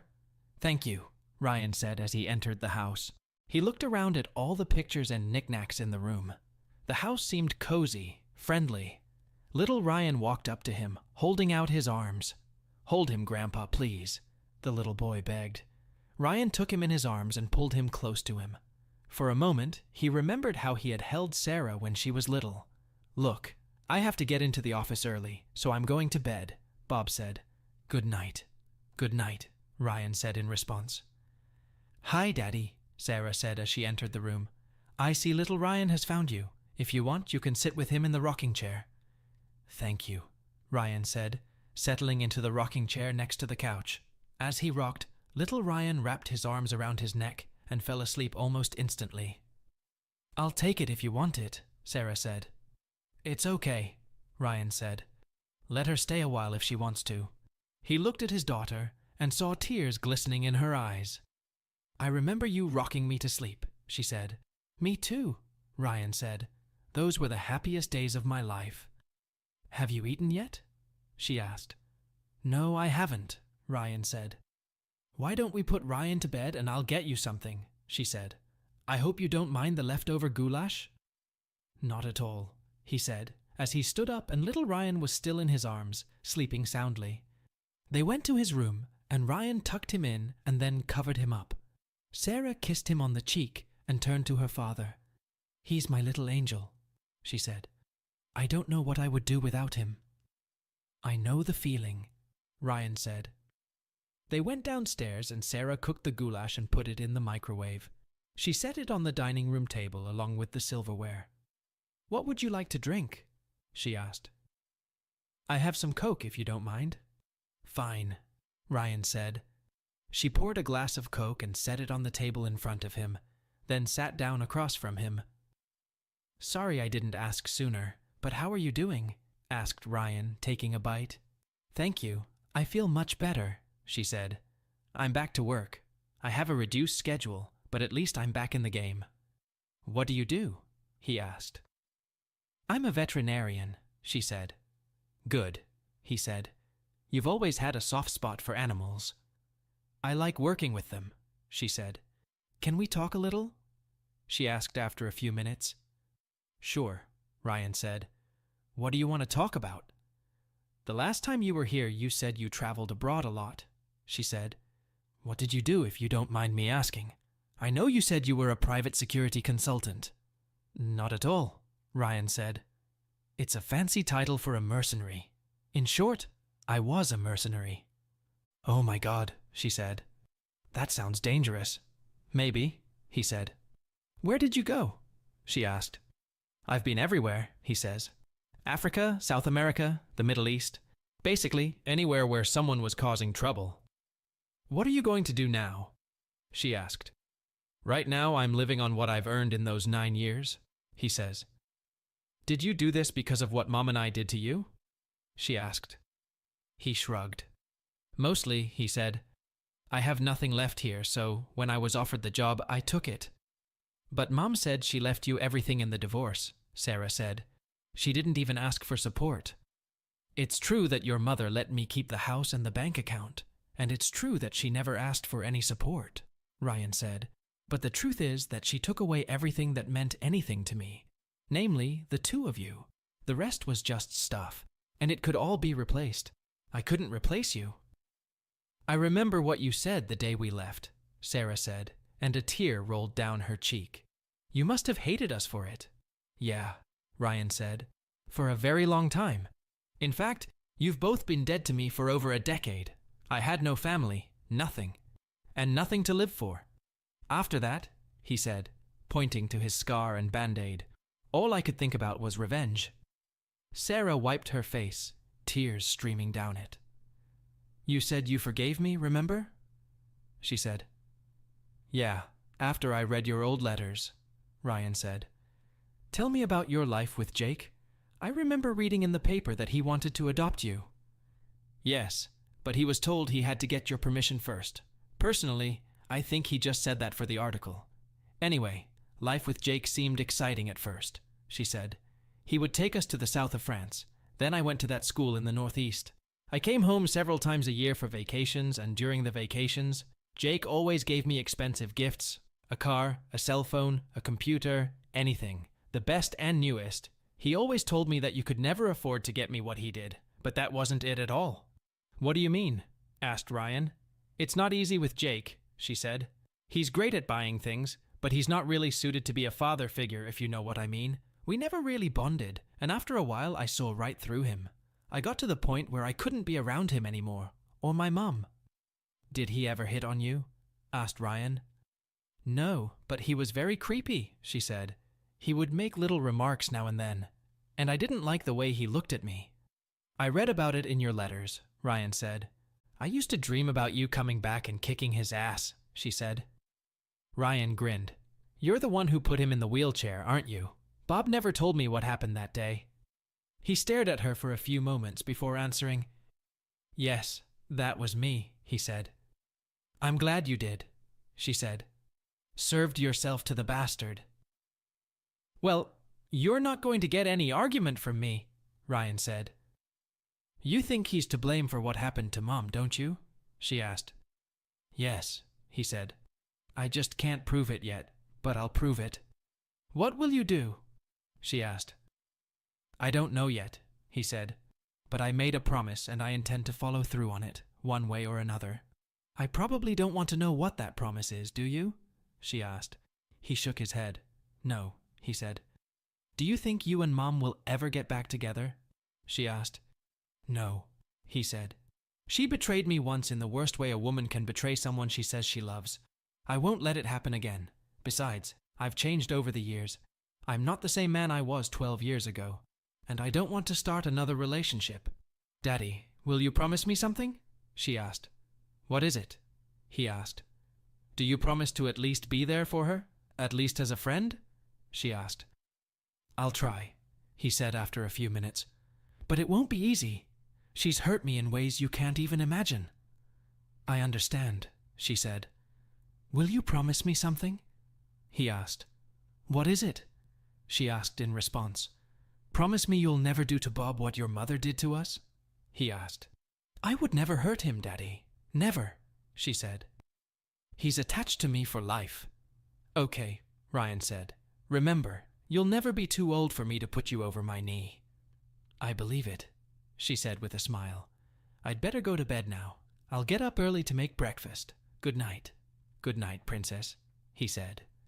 He finished his meal, then went outside and had a smoke, using a cigarette butt from a can Bob had placed on the deck, then went to bed. The next morning, he woke up to the smell of bacon. He did his morning chores, showered, dressed, and went downstairs. "Bob has already left for work," Sarah said, as she put the food on the table. "After breakfast, I'm taking little Ryan to his mom's, and then I'm going to the hospital." "Sounds good," Ryan said, pouring himself a cup of coffee. "I hope Jorge has something to say about the video I handed him yesterday." "Do you really think this is going anywhere?" she asked. "I think so," Ryan said. "If anyone can get anything out of this, it's him." They sat down to eat, and just as Ryan finished, his phone buzzed. He looked and saw it was Jorge. "Good morning," he said in reply. "You're up early. Do you have anything for me?" "Yes, I know," Jorge said. "Can you get to my office this morning?" "Absolutely," Ryan said. "Just finished breakfast. I'll be right there." "I'll see you when you get here," Jorge said, ending the conversation. "What did I tell you?" Ryan asked Sarah. "Did he find something?" she asked. "Sure," Ryan said. "I'm heading over there now. Call me if you get any news about your mother, okay?" "I will, Daddy," she said. "Love you." "I love you too," he said. He hugged little Ryan, and then headed for the exit. He reached Jorge's office and went inside. "So, what did you find?" asked Ryan. "I can tell you who pulled the trigger," Jorge said. "I can't identify the driver, though." "Well, that's a start," Ryan said. "Who is he?" "A street punk who goes by the name Tyrone J thinks it gives him credibility among other street punks," Jorge said. "His real name is Timothy J. Scroggins. He dropped out of high school and hangs out with a bunch of real bad apples." "Sounds like you've run into him before," Ryan said. "Yeah, I caught him a few times when I was on the force," Jorge said. "Drugs, mostly. He's got 10 to 12 years of arrest records, but he's never been convicted. I know he lives in his mother's basement, so it shouldn't be hard to find him. If you watch the video, you'll see a car pull up to the gate and the driver dials a code on a keypad. So someone on the inside must have given them that code," Ryan said. "Those are definitely my thoughts," Jorge said.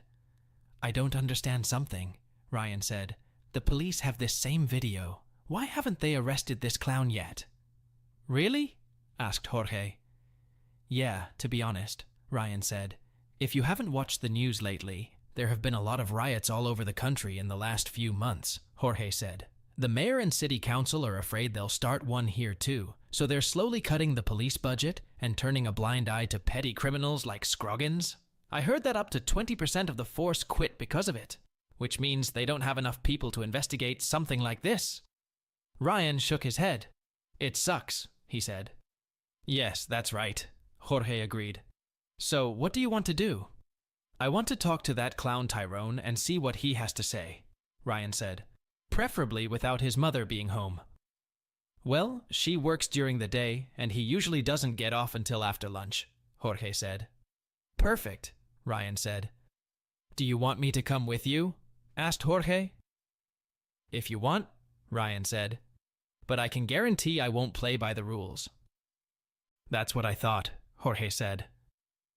"There's one other person I'd like to take with me," Ryan said. "An old buddy of mine that I used to serve with." "All right," Jorge said. "You'll be in command."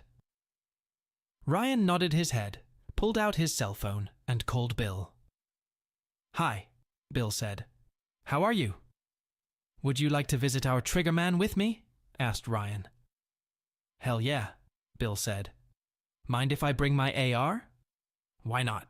Ryan said. "We'll be there in about half an hour. Don't forget to bring duct tape and zip ties." "Will do, boss. See you later," Bill said. Finished talking, Ryan invited Jorge to follow him. They got into Ryan's rental car and drove to Bill's trailer. Ryan honked his horn as soon as he pulled up and watched Bill get out of the trailer with his rifle and backpack. "Holy shit," Jorge said.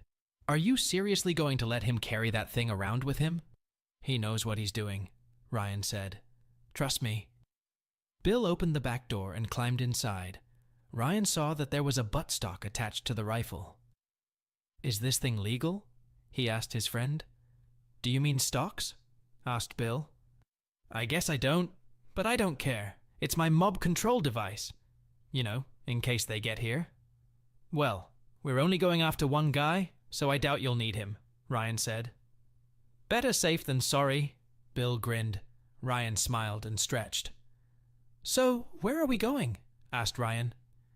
"Fifth and Emerson," Jorge said. "Just get back on the main road into town and I'll tell you when to turn." "Okay," Ryan said. He knew the area since the neighborhood wasn't that far from where he and Lisa used to live. They finally got to Tyrone and Timmy's address and got into the car right across the street. Jorge looked at his watch. His mother should be off to work by now, assuming, of course, she has the same schedule, he said. "How do you want to play this out?" "You and I will go to the front door, Jorge," he said. "Bill will go around and come in the back door. Did you bring your lock-picking kit?" he asked Bill. "Never leave home without it," Bill said from the back seat. "Okay," Ryan said. "Don't forget your backpack." "Not a problem, boss," Bill said. "Okay," Ryan said. "Bill, why don't you go out first and we'll give you time to get back in. And for God's sake, try to keep your rifle concealed. I don't want nosy neighbors freaking out and calling the police. Remember, we want Timmy to stay between us." "Got it," Bill said as he opened the door. While they watched, Bill walked quickly to the back door. There was no movement visible from the other houses, so they got out of the car and walked quietly to the front door. Looking out the window, they could see the whole house and noticed that Bill had made it to the door. Ryan knocked on the door and then rang the bell. Yeah, I'm coming," they heard Timmy yell from inside. He opened the door, dressed in a white t-shirt and jeans. The sight of him disgusted Ryan to no end. "Yes," Timmy said. "What do you want?" "We need answers, Timmy," Ryan said. "Or Tyrone," he added, deliberately mispronouncing Timmy's street name. "Get out of here, cracker, before I finish you off," Timmy grinned. Ryan chuckled and looked at Jorge. "You hear that, Jorge? What kind of shit is pouring out of that guy's mouth?" he asked. "Maybe we should wash his mouth out with soap and water." Jorge chuckled. Ryan turned to Timmy again. "Boy," he said, "have you looked in the mirror lately? You're 3 shades whiter than me." Ryan saw Timmy start to pull a knife out of his jeans. He shook his head. "Unless you're really hungry and want to eat that toad, kid, you better leave it alone," Ryan said. Timmy hesitated for a moment. "If you don't want to get shot, you better do as you're told," Bill said from behind Timmy. Scared and surprised, Timmy released the blade and put his hands to his sides. "Why don't you do the neighborly thing and invite us inside?" Ryan said. "Yeah, okay," Timmy said. "Come on in." He stepped back so Ryan and Jorge could enter the room. "What are you guys, the police or something?" asked Timmy. "Something," Ryan said. "We have questions. You have answers. And you're going to give them to us." "Maybe I'll just have my homeboys kick your ass," Timmy said, trying to play it cool. Ryan chuckled and turned to Bill. "Tough guy, huh? How many tough guys like that do you think we've stripped honor from in the last 12 years? He asked. "I don't know, boss," Bill said. "I've lost count. Offhand, I'd say about 400. 400, huh? Asked Ryan rhetorically. "Looks like it. So, Tyrone, how do you feel about being number 401? "Look," Timmy said, clearly scared, "I don't know shit, and I don't know who you guys are." "What the fuck is this?" "Sit down, Timmy," Ryan said. Timmy sat down on the couch. Ryan sat down next to him, and Jorge stood in front of him. Bill stood on the opposite side, his gun pointed in Timmy's direction.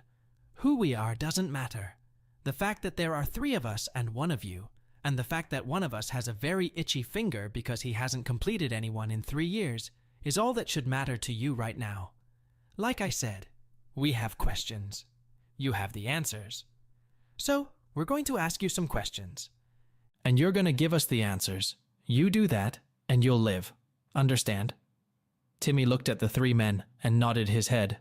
"I'm sorry, I didn't hear you," Ryan said. "Yeah," Timmy said. "Good," Ryan said. "Now tell us what you know about the woman who was assassinated at Night Petroleum a couple days ago." "I don't know anything about what's at Night Petroleum," Timmy said. Jorge pulled out an enlarged photograph and placed it on the coffee table so Timmy could see it. The picture clearly showed Timmy's face and his hand sticking out of the car window, holding a small pistol at his side. "Bullshit, Timmy," he said. "We've got the video. It's you with your head half out the window and a gun in your hand." "Tell me, Tyrone," Ryan said. "Where the fuck did you learn how to hold a gun?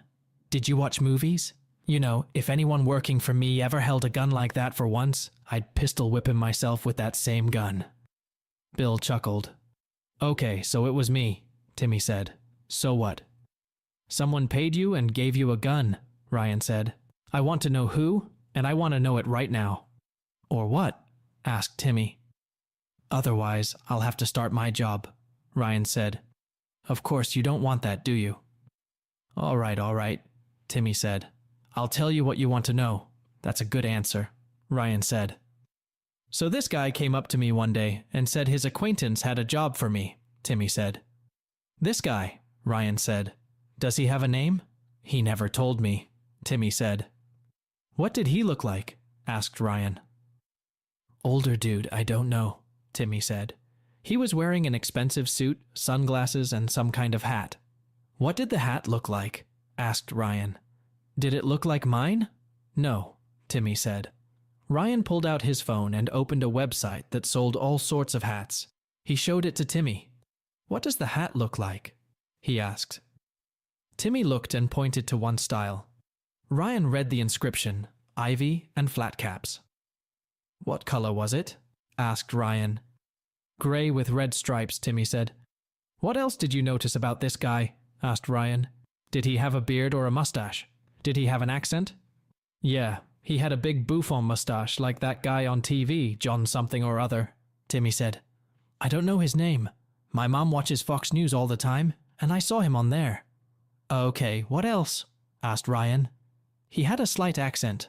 I think it was British or Australian. I don't know, Timmy said. Using his phone, Ryan went to Knight Petroleum's website and looked through pages listing executives and board members. He found an older man with a large mustache and wire-rimmed glasses. He showed Timmy's picture. The most important thing is hope. Chapter 4. Does it look like that guy? He asked. Yeah, that looks like him, Timmy said. Ryan read the biography attached to the photo. The man was named Colin Blackstone, and, the bio said, he had come to the US from London when he was 15. That would explain the accent, Ryan thought. So what happened? Asked Ryan. He took me to the jail downtown and asked me to talk to one guy they were holding, Timmy said. Was this guy in a wheelchair? Asked Ryan. Yes, he was, Timmy said. Ryan pulled out a picture of Jake and showed it to Timmy. Is that the guy? Asked Ryan.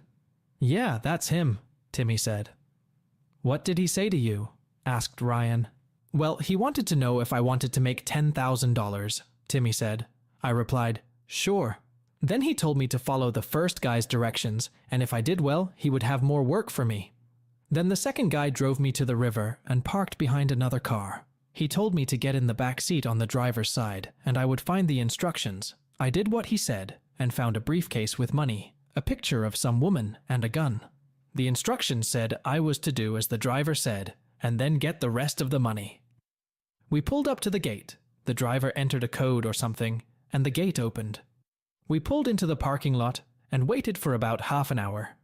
Then this woman came out, and just as she was getting in the car, the driver told me to get ready.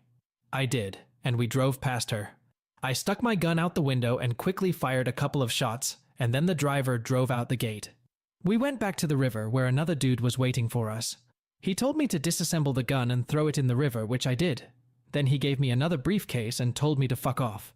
Said he'd contact me if he had another job, Timmy said. Did you get a good look at the driver? Asked Ryan. Timmy shook his head. No, never, he said. He was wearing a baseball cap, sunglasses, and a face mask. I never got a good look at his face. Where's the money now? Asked Ryan. Downstairs under my bed, Timmy said. I'll go take a look, Jorge said. When he left, Ryan turned to Timmy again. Can you write, boy? He asked. Yeah, I'm not stupid, you know, Timmy said. Right, Ryan said. You're going to write down what you just told me, got it? Timmy nodded his head. Ryan picked up a notepad that was on the nightstand and a pen. He placed the notepad in front of Timmy and held out the pen to him. Start writing, he said to Timmy. He watched Timmy write down what Ryan had told him. Jorge returned, carrying 2 briefcases. He set them on the floor and opened them so that Ryan and Bill could see the contents. One briefcase still contained Lisa's picture and a printed document with instructions for Timmy to follow. Both briefcases held a large amount of cash. Is all the money still here? Asked Ryan to Timmy. Almost everything, Timmy said. I bought some of my bling and stuff for my brothers. Are you done yet? He asked. Timmy nodded his head and held out the paper to Ryan. Ryan looked it over. It was hard to read because of the numerous typos and lack of punctuation, but he could see that Timmy had written down almost everything he had told them. He handed the confession to Jorge and he looked it over. When he finished reading it, he folded it up and put it in a folder, then turned to Timmy. Okay, stand up and turn around, hands behind your back, he said. What? Asked Timmy. You said that if I told you everything, I'd stay alive. I've told you everything I know. You will live, Jorge said. I never introduced myself. I happen to be a reserve deputy sheriff, and I'm placing you under arrest for the attempted murder of Lisa Knight. He pulled out the handcuffs and put them on Timmy, reading him his Miranda rights. Do you understand these rights as I have explained them? He asked Timmy when he was done. Yeah, Timmy said, lowering his face. Okay, Jorge said. Now we're going to take you downstairs and you're going to talk to some very nice police officers about what you did, okay? I understand, Timmy said. And remember, Ryan said, you never saw me or my partner, understand? Mention one word, and I promise my face will be the last you see on this earth. I got it, Timmy said. Let's go, Jorge said. They walked out the front door and quickly made their way to Ryan's car. Bill and Jorge got in the back seat, pinning Timmy in the middle. As they pulled up to the police station, Ryan turned to face Timmy. That's where you get off, Timmy, he said. That woman, Timmy said. Who was she to you? Why do you care what happened to her? That woman was my daughter's mother, Ryan said. He looked at the cross hanging around Timmy's neck. Do you believe in God, boy? Yes, sir, I do, Timmy said quietly. Then you better pray to your God that the woman stays alive, Ryan said. If she dies, so help me God, I'll do everything in my power to make sure something happens to you. Understand? I got it, Timmy said. I'm sorry, kid. Really, I'm sorry. Remember, you've never seen the two of us, Ryan said, pointing to himself and Bill. Never, Timmy said. I'll take care of Timmy next, Jorge said. Do you need a ride? Asked Ryan. No, thanks anyway, Jorge said. My office is a couple blocks up the street. We need to make one more stop, Ryan said. I'll be in touch. Thanks for everything. Wait until you get my bill, Jorge said with a laugh. They watched as Jorge escorted Timmy to the police station and then drove away. Where to now? Asked Bill. Night Petroleum, Ryan said. When they arrived, Ryan pulled out his cell phone and made a call. Elmer Jenkins, the man on the other end of the wire said, answering the call. Mr. Jenkins, this is Ryan Caldwell. We met at the hospital, Ryan said. Of course, Mr. Caldwell, said Elmer. I remember. What can I do for you? I have information about an attempt on her life, and I need to talk to you about it, Ryan said. All right, Elmer said. When would you like to meet? Right now, Ryan said. It's about a member of your board of directors. Well then, we'd better get together. The sooner the better. Please come up, he said. Thank you, Mr. Jenkins, Ryan said. I'll be right with you. He ended the conversation and looked at Bill. Was it just me? Or did he sound a little wrong? Asked Ryan. What are you saying? Asked Bill. I have a feeling there's more going on here, Ryan said. Do you have your phone with you? Sure, Bill said. I also have a spare in my bag. Why? Can you record calls on your phone? Asked Ryan. Yes, Bill said. Okay, Ryan said. I'm going to call your phone. I want you to listen and write down everything that's said. If you feel anything going wrong, call Jorge and then the FBI. Do you think it's a trap? Asked Bill. Looks a lot like it to me, Ryan said. I'll leave the car keys here in case you have to make a hasty retreat. All right, Bill said. Do you think they'll really try to take you here? In their own executive suite? They molested Lisa in the parking lot of their department, didn't they? Asked Ryan. I understand you, Bill said. I'm going inside, Ryan said. Keep your eyes and ears open, okay? Will do, boss, Bill said. Ryan dialed Bill's phone number and waited for him to answer. Bill started recording as Ryan got out of the car. Bill watched as Ryan reached the entrance to the building. Once inside, he turned to the board in the lobby, looking for Elmer Jenkins. He found what he was looking for and walked to the line of elevators, noticing that only one was going up to the floor where Jenkins was. Excuse me, sir, the man behind the front desk said, catching Ryan's attention. What can I do for you? I'm here to see Elmer Jenkins, Ryan said. He's expecting me. The man looked displeased as he scrutinized the tall, lanky cowboy with a scar on his face and an eye patch. And you are? The man asked, and there was condescension in his voice. Ryan Caldwell, Ryan said. One moment, please, the man said, picking up the phone. Ryan heard him talking to someone. He put the receiver back down and handed Ryan a blank white card. You'll need this to enter the elevator, he said. Thanks, Ryan said, taking the card. He walked to the elevator and held the card up to the reader. The doors opened, and Ryan stepped inside. After the doors closed, the elevator automatically began its ascent. When the elevator stopped, the doors opened. Ryan looked around, half expecting to see security guards. Instead, he saw a rather attractive blonde sitting alone at a large table. She looked up as he approached her. "Ryan Caldwell should see Elmer Jenkins," he said. "Good afternoon, Mr. Caldwell," she said with a smile. "Mr. Jenkins is expecting you. Please follow me." He followed her through the double doors and down the hall to a large office. Opening the door, she announced Ryan's presence.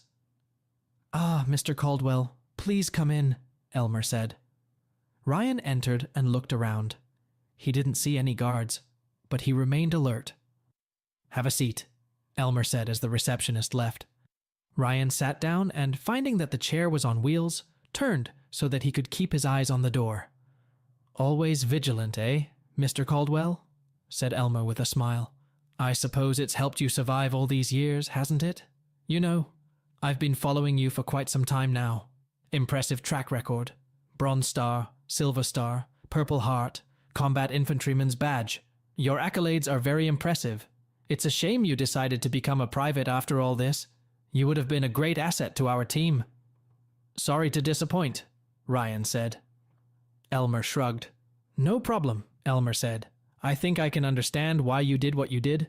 No doubt you were hurt after what Jake did to you and your family." "So you know about this?" asked Ryan. "Sure," Elmer said. "I didn't become chairman of the board just by sitting on my ass, you know. I know everything that goes on in this company. It's my job to know, just like I knew about those moles you recruited." "Oh, don't look so surprised. It was cool, by the way. They found exactly what I wanted them to find."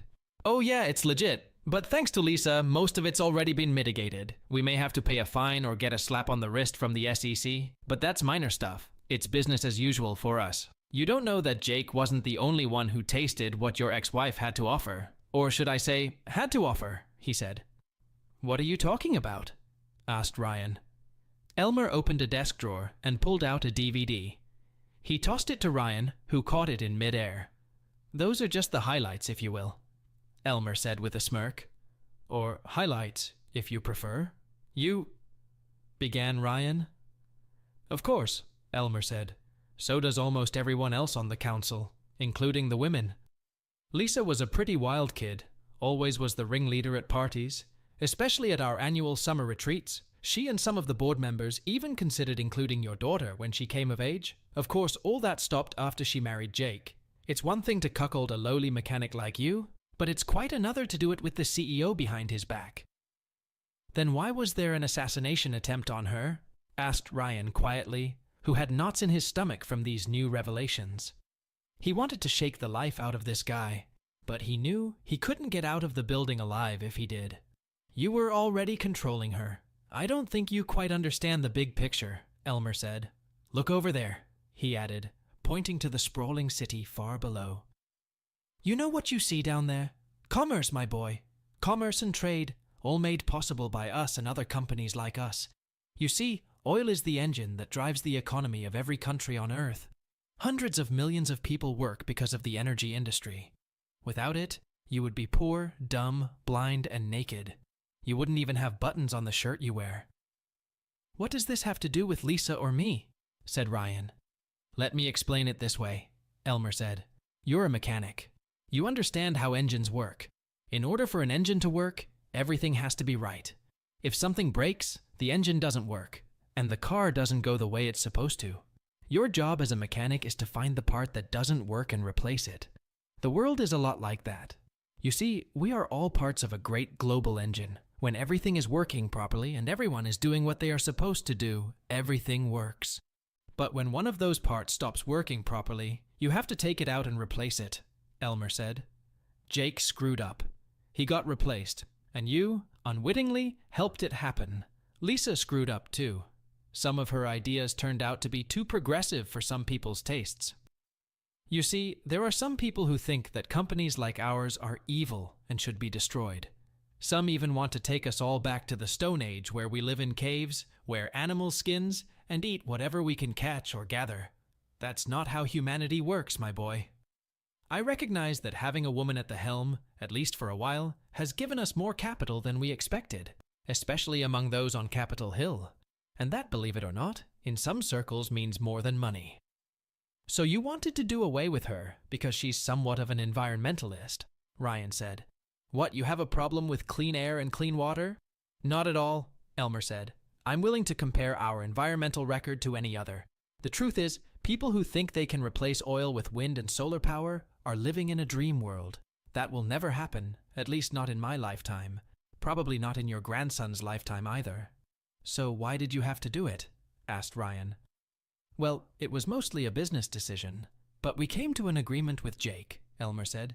He had a lot to lose with the divorce and the charges against you, so we came to a gentleman's agreement, if you will. And Colin Blackstone helped organize it, Ryan said. He played his part and did it admirably, Elmer said. Unfortunately, family circumstances forced him to leave the country in a hurry. I'm sorry to hear that, Ryan said. I'll pass it on.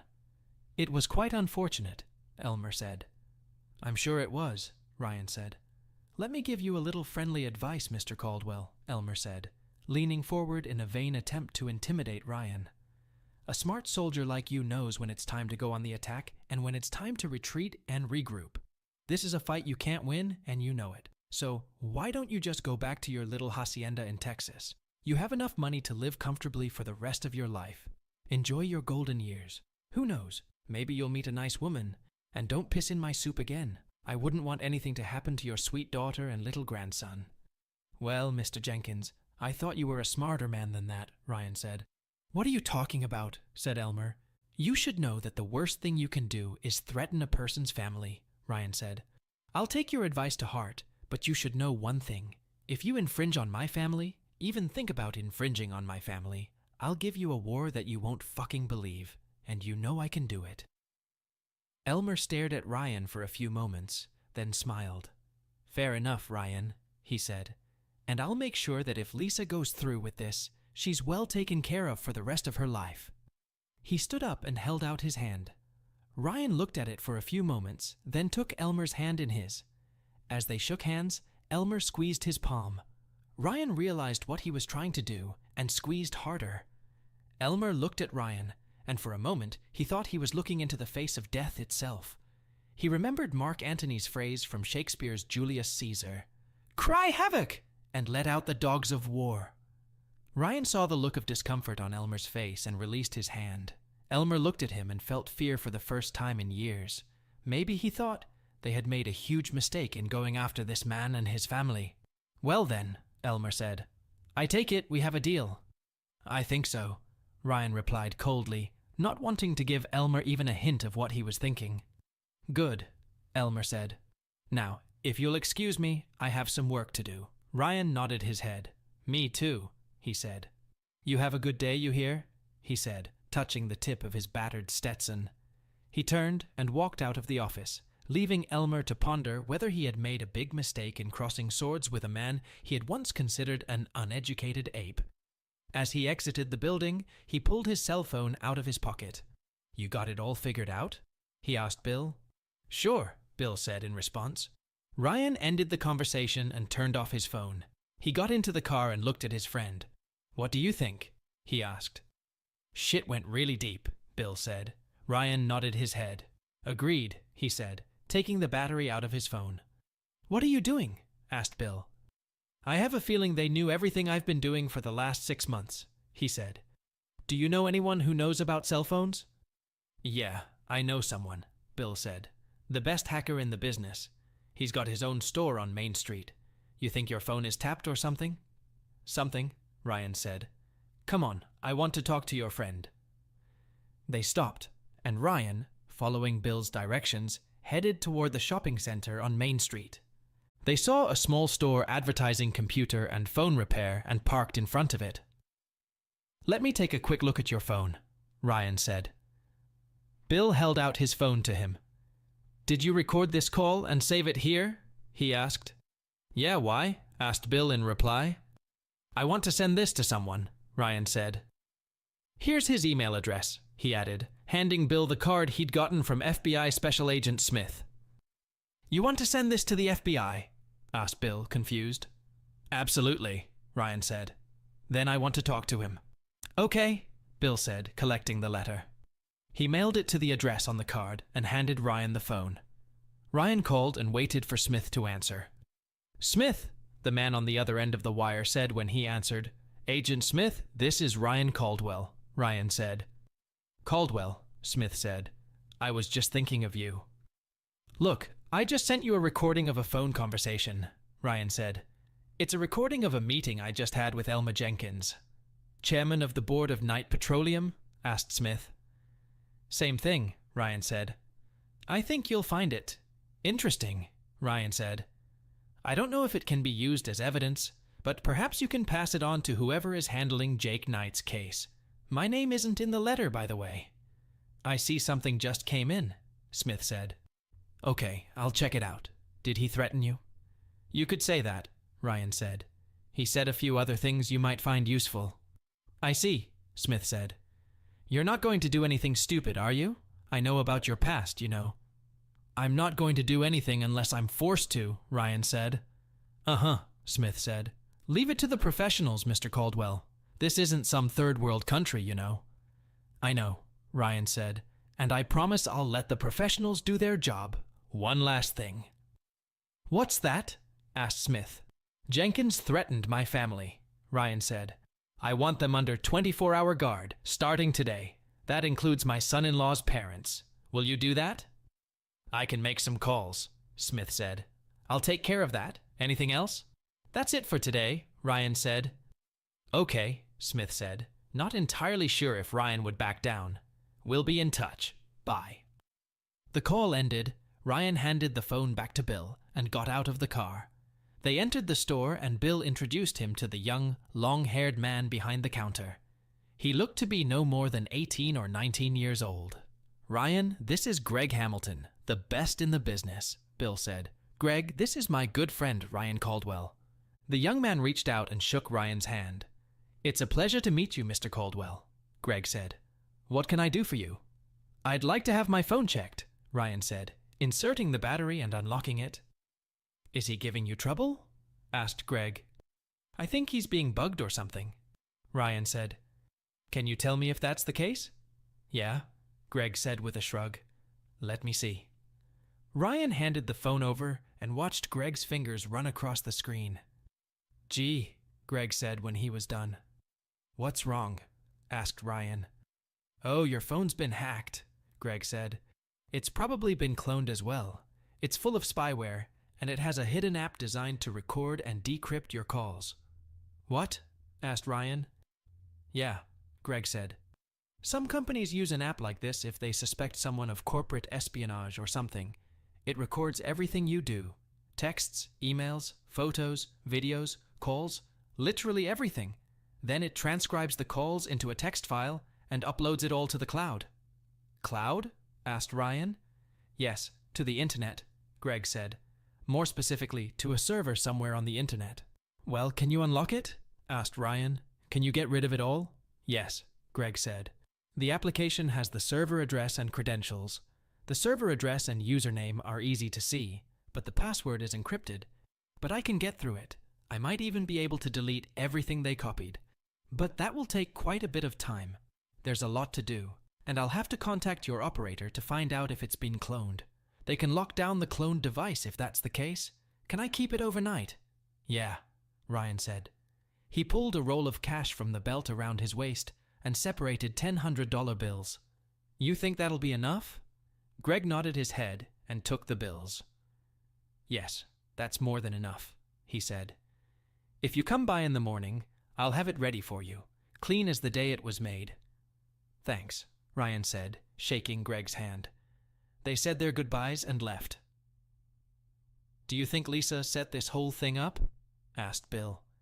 She was the one who gave it to me the last time I was in town, Ryan said.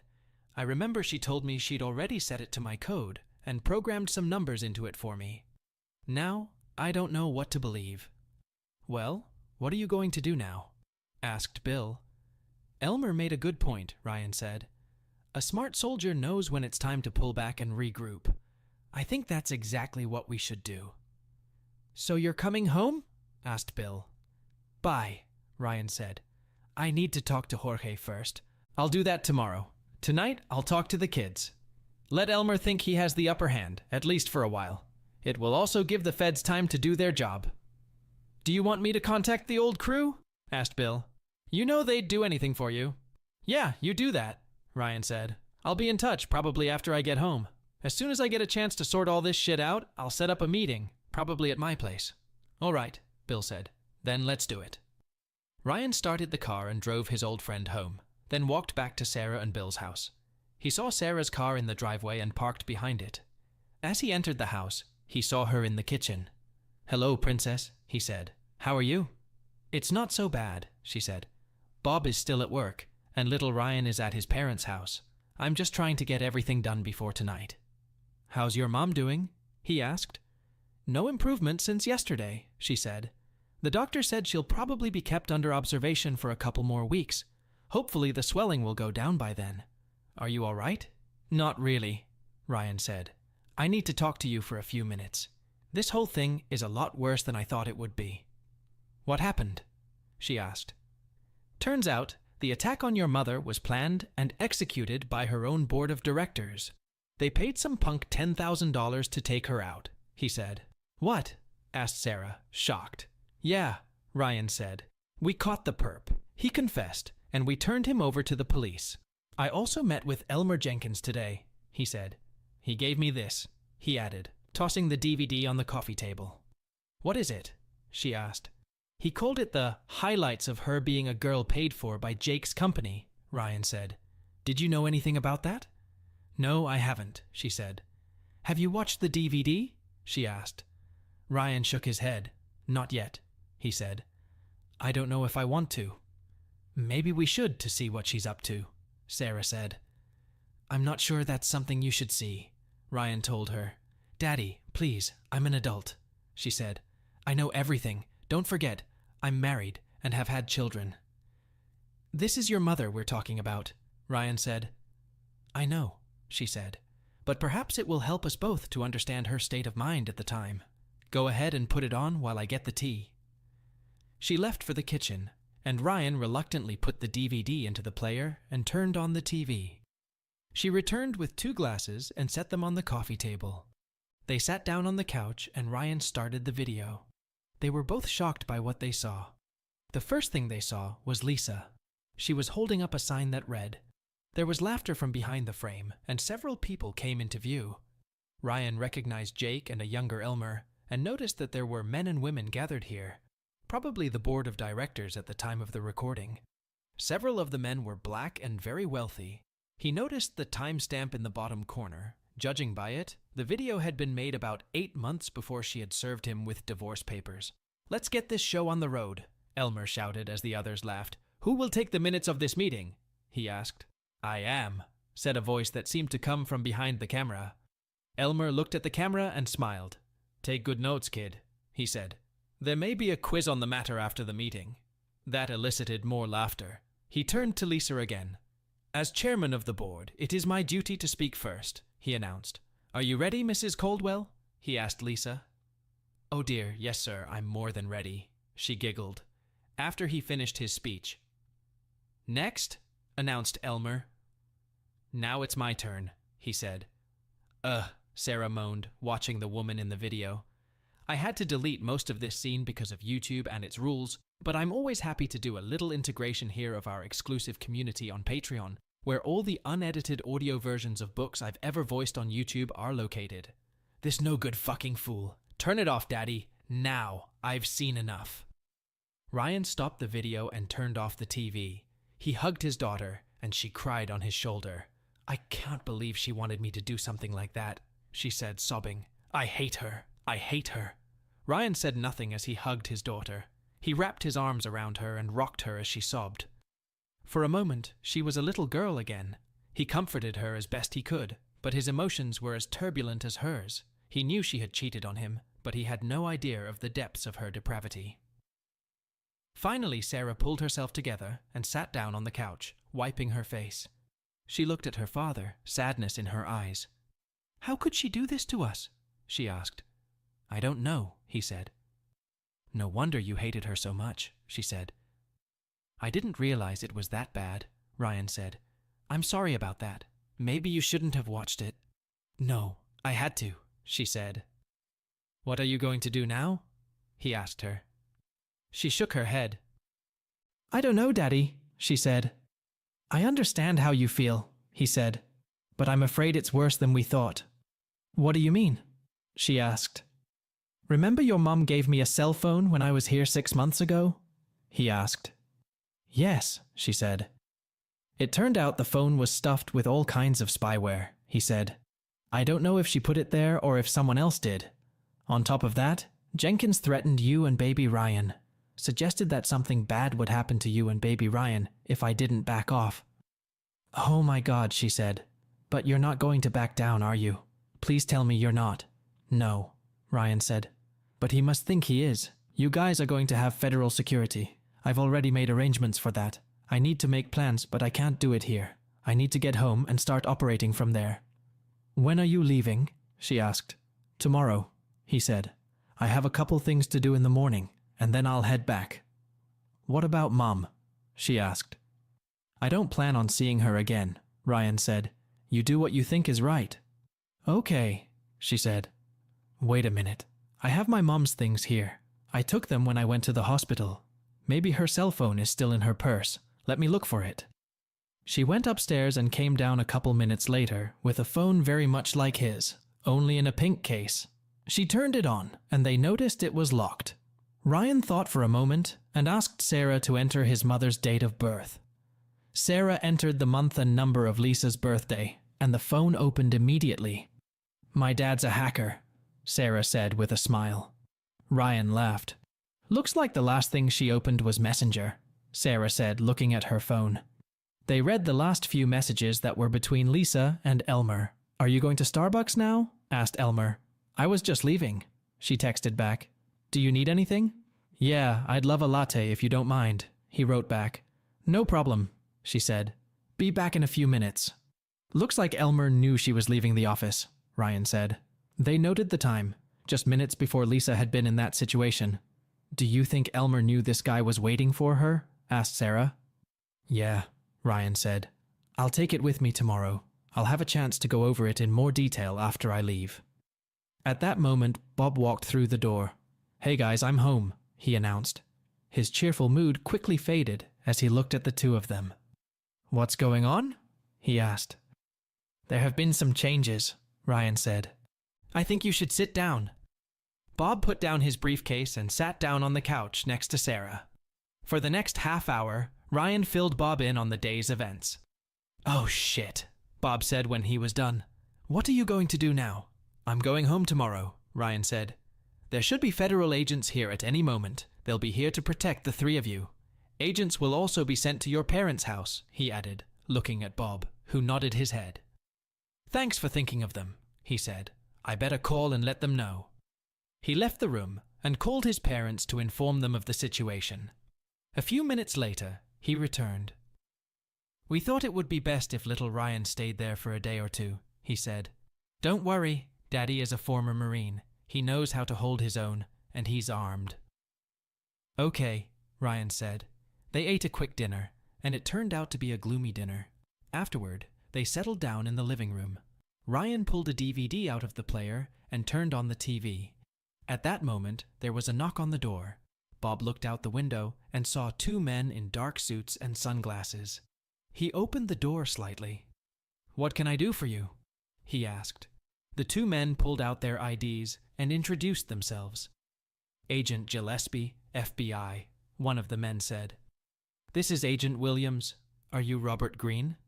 Yes, Bob said. Please call me Bob. Very good, Bob, Gillespie said. We've been assigned to protect you and your family. May I come in? Sure, come on in, Bob said. They entered the house and looked around. Williams went upstairs, and Gillespie went around to the bottom floor. Do you have any firearms? Asked Gillespie to Bob. Bob shook his head. No, he said. I work as a statistical analyst for the Department of Commerce, and they don't issue firearms to us. Yes, we know where you work, Mr. Greene, Gillespie said. Williams went back downstairs. The second story is clear, he said. There's no one else here. I realize you have a small child, Gillespie said. Yes, there is, but it's at my parents' house, Bob said. We'll be there tonight and probably tomorrow. Gillespie nodded his head. Very good, he said.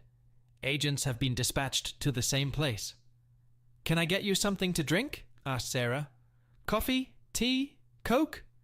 Coffee would be wonderful, ma'am, Gillespie said. Very hot, strong, and black. Be right there, she said, and went into the kitchen. Gillespie looked at Ryan. Are you Caldwell? He asked. Ryan nodded his head. Yeah, Ryan said. Special Agent Smith wants you to know that he reviewed the audio tape you sent him and forwarded it to the federal prosecutor, Gillespie said. He expressed his gratitude for your assistance. I appreciate it, Ryan said. He also wanted me to remind you that you're not in Africa or the Middle East, Gillespie said. Ryan smiled and nodded his head. Thank him for me, will you? Asked Ryan. Gillespie nodded his head slightly. There's a spare bedroom upstairs if you need some sleep, Bob said. You can occupy it if you want. Thank you, Mr. Green, but we won't be sleeping, Gillespie said. Will we be, Agent Williams? No, we're awake, Williams replied grimly. That's right, Bob said. Well, please make yourself at home. Sarah returned with 2 cups of coffee. She held one out to Williams, who accepted it with a slight smile and a nod. She then handed the other to Gillespie, who took a sip. Very hot, strong, and black, just like you wanted, she said. Thank you, ma'am, Gillespie said. It's beautiful. I'll set up on the back porch, Williams said. Gillespie nodded his head. I'll be out front, Gillespie said. If you need anything, please let me know. I will, Bob said. Thanks again. No problem, Gillespie said. It's our job. They walked out the door and took their seats, leaving Sarah, Bob, and Ryan looking at each other. Cute, isn't it? Asked Bob. They're just doing their job, Ryan said. So you're going home tomorrow? Asked Bob. Yeah, Ryan said. I'll leave in the morning, right after breakfast. I understand, Bob said. Ryan looked at his daughter. Are you going to be all right, Princess? He asked. She nodded her head. I'll be fine, Daddy, she said. It's just that I'm so mad at Mom right now. I could scream. I understand, he said. It gets better with time. Believe me, I've been there. At least I know the whole truth, she said. God, what was she thinking? She wasn't, Ryan said. At least not with her brains. I'd better go to bed. I'll see you in the morning. Good night, Sarah and Bob said as he went upstairs. The next morning, Ryan woke up, showered, got dressed, and went downstairs to the smell of bacon and fresh coffee. Sarah put scrambled eggs and bacon on his plate, and he poured a cup of coffee. Be careful with the coffee, Daddy, she said. I made it very hot for our guests. Thanks for the warning, he said. When he sat down at the table, Bob and the 2 agents were already seated behind him. He watched the agents eat their breakfast and couldn't help but notice that they seemed to be chewing almost simultaneously. Quiet night? He asked. Yes, said Gillespie, but it's still early. They could attack at any moment. Are you still planning to leave this morning? Yeah, Ryan said. All right, Gillespie said. No offense, but your presence here puts them in even more danger. Not accepted, Ryan said. And I agree with you 100%. Gillespie nodded his head, seemingly satisfied with Ryan's answer. After they finished, Ryan put his plate in the sink and headed upstairs to get his gear. A few minutes later, he came back downstairs and hugged Bob and Sarah. Be careful, you hear? He asked. I will, Daddy, Sarah said. Bob nodded his head in agreement. Okay, Ryan said. He turned to his daughter. I want you to know that I will support whatever you decide to do with your mother. Do you understand? She smiled and nodded her head. Thank you, Daddy, she said. I'll keep an eye on her, but I don't support what she did. And I'll be damn sure she'll know it when she wakes up. I know I made you promise to be there for her, but I'll support whatever decision you make. Thank you, Princess, he said. Give my grandson a hug for me, will you? Tell him I love him too. I will, Daddy, she said. Bye. Let us know when you get home. I will, he said. He shook hands with the agents and headed for Greg's store. The young man met him at the counter. "How'd it go?" he asked Greg. "Worked on it almost overnight, but it's clean and good as new," Greg said. "I took the liberty of calling your provider, and they confirmed that the device was cloned. The other device was locked down, so everything is fine. I was also able to get into the server where everything is stored. They had a shitload of stuff on there. Anyway, I was able to delete it and messed up the server a bit while I was at it. I think now that all that crap is deleted, the phone will run much faster than before. I also disabled the GPS function so they won't be able to track it as easily. You've done a lot," Ryan said. "Thanks," he added, handing Greg another $500 from his belt. "You don't have to do that," Greg said. Ryan shook his head. "You worked hard. You deserve it," Ryan said. "Take the little lady out to dinner or something on me." Greg smiled, tucking the extra money into his pocket. "Thank you," he said. "If there's anything else I can do for you, let me know." "Will do," Ryan said. He turned and walked out of the store, but before he pulled out of the parking lot, he called Jorge. "What's wrong?" asked Jorge when he answered. "I'm going to the airport," Ryan said. "Do you have a couple minutes?" "Yes," Jorge said. "Are you coming home?" "Yeah, at least for now," Ryan said. "How'd it go with Tyrone?" Jorge laughed at Ryan's intentional mispronunciation. "Now he's in federal prison and singing like a canary," Jorge said. "The prosecutor has taken control of the case. He's pressing charges against Timmy, and he's also considering charging Elmer Jenkins and others. By the way, he's obtained the audio tape you sent to Agent Smith." "That's good," Ryan said. He filled Jorge in on what had happened after he dropped him off with Timmy. "Listen, be careful out there," Jorge said. "I'll be on this case as long as it takes, but you should know you've stirred up a hornet's nest. They're coming for you and possibly your family. It's only a matter of time." "I'm inclined to agree," Ryan said. "That's why I'm coming home, at least for now. I need to regroup, and I can't do that here. By the way, how much do I owe you?" "I'll send you the bill," Jorge said. "Be careful, and let me know when you get home." "Will do," Ryan said, ending the conversation. He left the house and drove to the airport. After returning the rental car, he headed to the terminal, and a couple hours later, he was flying back to Texas. Sitting in his seat, he read the messages and emails on Lisa's phone. The plane landed, and Ryan stepped out of it. Grabbing a duffel bag, he walked to his truck and headed home. Home, sweet home, he thought. He was almost to the house when he saw a lone figure walking down the road with a suitcase. As he got closer, he realized it was a woman. Then he recognized her, Beverly Simons, a 45-year-old widow who lived near him. He wondered what she was doing on such a hot road, so he drove up and stopped beside her. "Miss Simons," he asked. She turned a tear-drenched face toward him. "Are you all right, ma'am?" She shook her head, tears streaming down her face. Come on inside. It's too hot to be in there like this." "Are you sure, Mr. Caldwell?" she asked. "I don't want to impose." "I'm sure," he said. He got out of the car, put her suitcase in the back seat, and opened the front door. He closed the door when she got in. He climbed back into the driver's seat and looked at her. "What happened?" he asked. As if on cue, she began to sob uncontrollably. He hugged her as she cried. "I've lost everything," she cried. "Everything." He hugged her as she sobbed. Wonderful, he thought. Another crisis. The most important thing is hope. Chapter 5. "What do you mean you lost everything?" he asked the crying woman in the front seat. "The house, the car, all the furniture, everything," she wailed through her tears.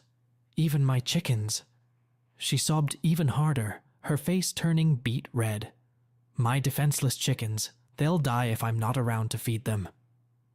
He knew she kept chickens and sold eggs to families in town to supplement what she received from her husband's welfare, and he knew they meant a lot to her. "How did this happen?" he asked. "Someone came and took your property?" "The sheriff came out this morning and said if I didn't have the money I owed the bank, I had to leave," she said, sobbing. "So, where were you going?" he asked. "Down to the creek," she said. "I have nowhere else to go, so I thought everything would be better if I just went there and died," she said. That triggered another bout of tears. Saddened by her plight, he hugged her for a few minutes. "Why didn't you say anything?" he asked. "I don't want to be a burden," she said. "My poor Wallace would be so ashamed of me if he found out." He knew that Wallace was her late husband. He had never met him, but had heard good things about him from acquaintances in town. "It's not onerous," he said. "How much do you owe?" "Too much," she said. "About $170,000. I consolidated all my bills through the bank and did everything I could to make ends meet. I even stopped eating out every day to save money, but it's not enough. Every time I think things are going to get better, it turns to shit. I'd rather be dead." "Nonsense," Ryan said. "Where do you make bank?" "The First National Bank in town," she said. "There's nothing you can do. All they want is their money." "I work there too," Ryan said. "I'll call you now." He pulled out his wallet and found the business card he was looking for, then grabbed his phone. "First National Bank," the receptionist said as she picked up the phone. "I'd like to speak to J. Goldsmith, please," Ryan said. "I'll see now if Mr. Goldsmith is free," said the secretary. "May I know who is calling?" "Tell him it's Ryan Caldwell, and if he wants to keep my business, he'll be free," Ryan said.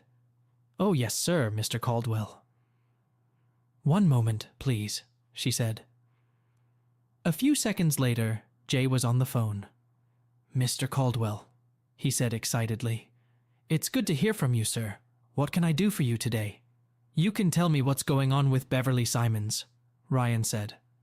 "I'm sorry, Mr. Caldwell. Confidentiality rules prohibit me from divulging such information," he said. "You'll be much more upset when I take my account out of your bank," Ryan said. "I'm sorry, Mr. Caldwell, but those are the rules and I have to follow them," Jay said. "Besides, why are you involved in this?" "She's sitting in my truck right now, crying and saying she's going to kill herself because you made the sheriff come and evict her from her home," Ryan said. "Tell me, Mr. Goldsmith, what kind of piece of shit kicks a widow out of her own home, where she has nothing but her clothes, just because she's down on her luck?" "Mr. Caldwell, please understand," Jay began. "I don't like this any more than you do. We did everything we could to help her, but it's been coming to this for a long time. My hands are tied. Her account has to be cleared." "So if her bill is paid, you'll give her the house back?" asked Ryan. "Well, yes," Jay said. "But there are other problems. It has a very high debt-to-income ratio. I'm afraid that's going to happen again in the future." "Leave it to me to worry about that, Jay," Ryan said. "Tell you what, I'll come into town, and we'll get this sorted out. Get her paperwork ready, and make sure that piece of shit sheriff is there to give her the keys back." "What's the deadline?" "Well, 5 o'clock today is closing time," Jay said. Ryan looked at his watch. "It's 11:30, Ryan said. "I'm turning around and I'll be there in a little while, and you better be there. Got it?" "Yes, sir, Mr. Caldwell," Jay said. "I'll be here, and thank you, Mr. Caldwell, from the bottom of my heart." "You're welcome," Ryan said. He ended the conversation and looked at Beverly. Her eyes were wide and she looked shocked. "Come on, Miss Simons, let's go get your house back." She smiled widely and put her arms around his neck. "Thank you, Mr. Caldwell," she said. "That's the kindest thing anyone has ever done for me." "My pleasure," he said. "And please, call me Ryan. Mr. Caldwell was my father." She laughed for the first time in a long time. "Please call me Beverly. Or Bev. That's what all my friends call me," she said, wiping tears from her eyes. Ryan turned his truck around, scattering gravel, and headed back into town. "So, Bev," he said, "what happened, if you don't mind me asking?" "The last few years have not been easy for us," she said. "Wallace was a hard worker and always took care of business, but he started having health problems. He got diabetes, but he wouldn't adjust his diet like the doctor said. I tried to get him to eat right, but he wouldn't listen. It got to the point where he had to have his legs amputated. After that, he started having kidney problems and had to go on dialysis. He could not take care of the crops, so he sold the fields and equipment. It helped a little bit, but then he started having other health problems. It was one thing after another, one thing after another. We took out a home loan to pay for everything. He went on welfare, and about 7 or 8 months later, he had a major heart attack. He never made it out alive, he says. It took almost everything we had to pay for his final expenses and funeral, she says. I was getting part of his Social Security and selling eggs to make ends meet. It wasn't easy, but I managed. I still had to pay the mortgage and everything else, and my monthly expenses took almost everything that came in. And then came the damn coronavirus. Half the town was out of work, and my egg sales were almost at a standstill. Jay did what he could, loan and all, but it wasn't enough. Then my car broke down and I had to fix it. That took almost a month's income. And now this. You said your husband was receiving Social Security? Asked Ryan. He must have been about 25 years older than you? Yes, she said. I've known him all my life. He was a friend of my parents. They died in a car accident, and he took me in. They lived in poverty all their lives. They had nothing. They didn't even have the trailer we lived in. Wallace let me stay with him after they died. I didn't want to be a freeloader, so I helped him on the farm. I cooked, took care of the house and all the animals while he tilled the fields. He offered to send me to school, but I refused. Why? Asked Ryan. All I wanted was to be a wife and mother, she says. I don't need a college education to do that. I guess not, Ryan said. Basically, Wallace and I fell in love with each other, she says. I'd always had a bit of a crush on him, so it was pretty easy for me. We got married, we had a boy, and I thought we'd be together forever. And then he died. I've heard a lot of good things about him, Ryan said. He was a good man, she said. He worked hard, helped neighbors when they needed it, took good care of me and our boy Jason. He never drank, was never abusive, and was always there for us. Sounds like you two were very happy, he said. We were, she said. We were madly in love with each other. She began to cry again. Now I've lost everything we worked so hard for. You haven't lost it yet, Ryan said. We're here, he added, pulling into the bank parking lot. Might want to clean up a little, he said, holding out a clean handkerchief to her. She wiped her face and checked her makeup in the mirror on the visor on the passenger side. Are you ready? He asked. She looked at him and nodded her head. Okay, he said, smiling. Let's do this. She giggled and got out of the car. They walked into the bank, and Ryan headed straight for the elevator. They entered the elevator, and Ryan pressed the button for the 4th floor where Jay's office was located. An attractive receptionist greeted them as they exited the elevator. Mr. Goldsmith is expecting you, Mr. Caldwell, she said. Please come in. Beverly looked at Ryan and wondered who this man was and how he had managed to be so honored. She knew nothing about the man who had bought the old Winters house and thought he was just a lonely vagrant living in this old, dilapidated house. In an old tattered hat, jeans, and a simple Western shirt, he certainly didn't look like anything special. What happened to his face? She asked herself. Thank you, Ryan said, and walked over to the double doors. When he opened the door, he gestured for Beverly to go in first, and closed the door behind him. Jay stood up from the table and held out his hand. Ryan shook it and nodded to Sheriff Coltrane, who stood up to shake his hand. Let's get this over with, okay? Asked Ryan. Jay nodded his head. How much in total does Miss Simons owe? Jay wrote a number on a piece of paper and held it out to him. $175,253.84. Ryan looked at Jay. And if it's all paid for, you'll give her everything back? He asked. Yeah, Jay said. But like I said, he started before Ryan interrupted him. Yeah, I know, Ryan said. The ratio of income to debts. But if her debts are paid off, that shouldn't be a problem, should it? I'm told that's the total amount she owes for everything. That's true, Jay said. But she still has to factor in monthly expenses, bills, utilities, gas, food, and so on. What she's getting now barely covers those expenses. Okay, Ryan said. Let me worry about that. What do we need to do? Jay put the card reader on his desk. Just insert your debit card and enter the code, he said. After Ryan had done that, he continued. Now, enter the amount you want to transfer, Jay added.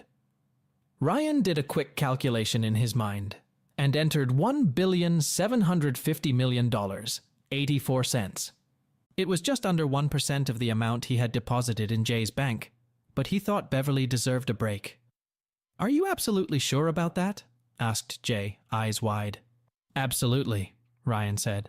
That should allay any concerns about the revenue-to-debt ratio, Don't you think? Even with the taxes she'll have to pay, that should be enough to last her for a long time. Yes, it will, Jay said. He turned to Beverly. Miss Simons, could you please insert your card into the ATM so we can wrap this up? Beverly nodded her head, pulled out her card, and inserted it into the reader. While they watched, Jay pressed a few buttons on his computer and watched. The transfer has already been made, he said. Let me make another transfer. Wait. They watched him type something into the computer. He pressed enter and watched for a few more moments. Then he pressed a button on his phone, and a receptionist answered him. Yes? Replied the secretary. Mrs. Barber, will you please come to my office? He asked. And bring the notary's seal with you, if you please. Right away, sir, she said. A few minutes later, she entered the office. Jay looked at Sheriff Coltrane. Sheriff, would you witness my signature on this? He asked. I'd be honored, the sheriff said, standing up. They signed all the papers, and Mrs. Barber notarized them when they were done. She made copies and returned them to Jay, who handed a copy of the papers to Beverly. Miss Simons, here are the documents confirming that all of your debts to this bank have been paid in full, he said. In the next few days, you will receive a certificate of title for your real estate and the title to your car. He turned to the sheriff and held out another packet of papers to him. Sheriff, would you be so kind as to take this to the courthouse and get it processed, and immediately? My pleasure, the large man said, taking the papers. While I'm here, I'll have the paper put the ad down. I don't want people to get the wrong impression. Do it, Jay said. The local paper usually advertised legal matters such as foreclosures, divorces, and auctions. Sheriff Coltrane stood in front of Jake with papers in his hands. Mr. Caldwell, he said, I want you to know that what I did before broke my heart. I take no pleasure in it. Please accept my apologies. Copy that, Ryan said, but I think she's the one you need to apologize to. You're right, the sheriff said. He thought about Ryan for a moment before continuing. I don't know if you attend church or not, Mr. Caldwell, but I have a feeling it was God's will for the two of you to meet there the way you did. He glanced at Beverly before continuing. You do know he's single, as you are, don't you, Miss Simons? She shook her head. I didn't know, she said. Sheriff Coltrane smiled, nodding his head. He pulled a bunch of keys out of his pocket and held them out to her. I'll call a deputy sheriff over to you and he'll remove all the locks, he said. Now you're going to take good care of this man, you hear? She smiled, taking the keys. Thank you, Sheriff, she said. You bet. He turned to Ryan again. That was the most horrible thing I've ever seen, he told Ryan. You're a good man, Mr. Caldwell, and I thank you from the bottom of my heart. I'm grateful to the sheriff, Ryan said. Let me know if I can help you with anything, okay? The sheriff said. There's one thing, Ryan said. What's that? Asked Sheriff Coltrane. No publicity, Ryan said. I know how something like this can spread in a small town, and I don't want any publicity. You got it, the sheriff said. You have a good day, you hear? He asked, touching his gray Stetson before walking away. Here's your new balance sheet, Miss Simons, Jay said, holding out a small piece of paper to Beverly. Her eyes widened as she looked at the balance sheet. She turned to Ryan. I can't accept all this, she said. I can never repay you. Ryan smiled. Don't even think about it, Ryan said. And yes, you can accept it. He turned to Jay. I hope you'll have one of your financial advisors work out a budget with her and manage it so that it's enough for her to last. I'll take care of it myself, Jay said. Just curious, why did you do it? I don't mind helping someone who is honestly trying, Ryan said. Besides, I know what it's like to lose everything that means anything to you. A wise old man gave me a second chance once, and I decided to return the favor. I understand, Jay said. He turned to Beverly. Call me this week and we'll make an appointment, okay, Miss Simons? He asked. She nodded her head. I will, she said. Thank you very much. They said their goodbyes and walked out of the bank. Beverly was stunned by Ryan's act and wondered what he wanted in return. He opened the door of his truck and helped her inside, then got behind the wheel. When was the last time you had a proper meal? He asked. It's been quite a while, she said. Why? I don't know about you, but I'd eat something, he said. Why don't you let me buy you a nice lunch? Are you sure? She asked. After everything you've already done? It's only lunch, he said. Besides, it'll take the deputy a while to get to your house. Okay, she said. It's just been a long time since I've been asked out by a handsome man. Maybe we should get your eyes checked while we're here, Ryan said, pointing to his scar. Beverly smiled. Call it a woman's intuition, she said. But I suspect there's a kind, handsome man lurking beneath that rough exterior. Ryan chuckled, starting the truck. They pulled out of the bank and stopped at a steakhouse on Main Street. They went inside and were escorted to a booth in the back. It's my first time here, she said. It looks expensive. I've eaten here a couple times, he said. They make a great tenderloin. You should try it. Maybe I will, she said.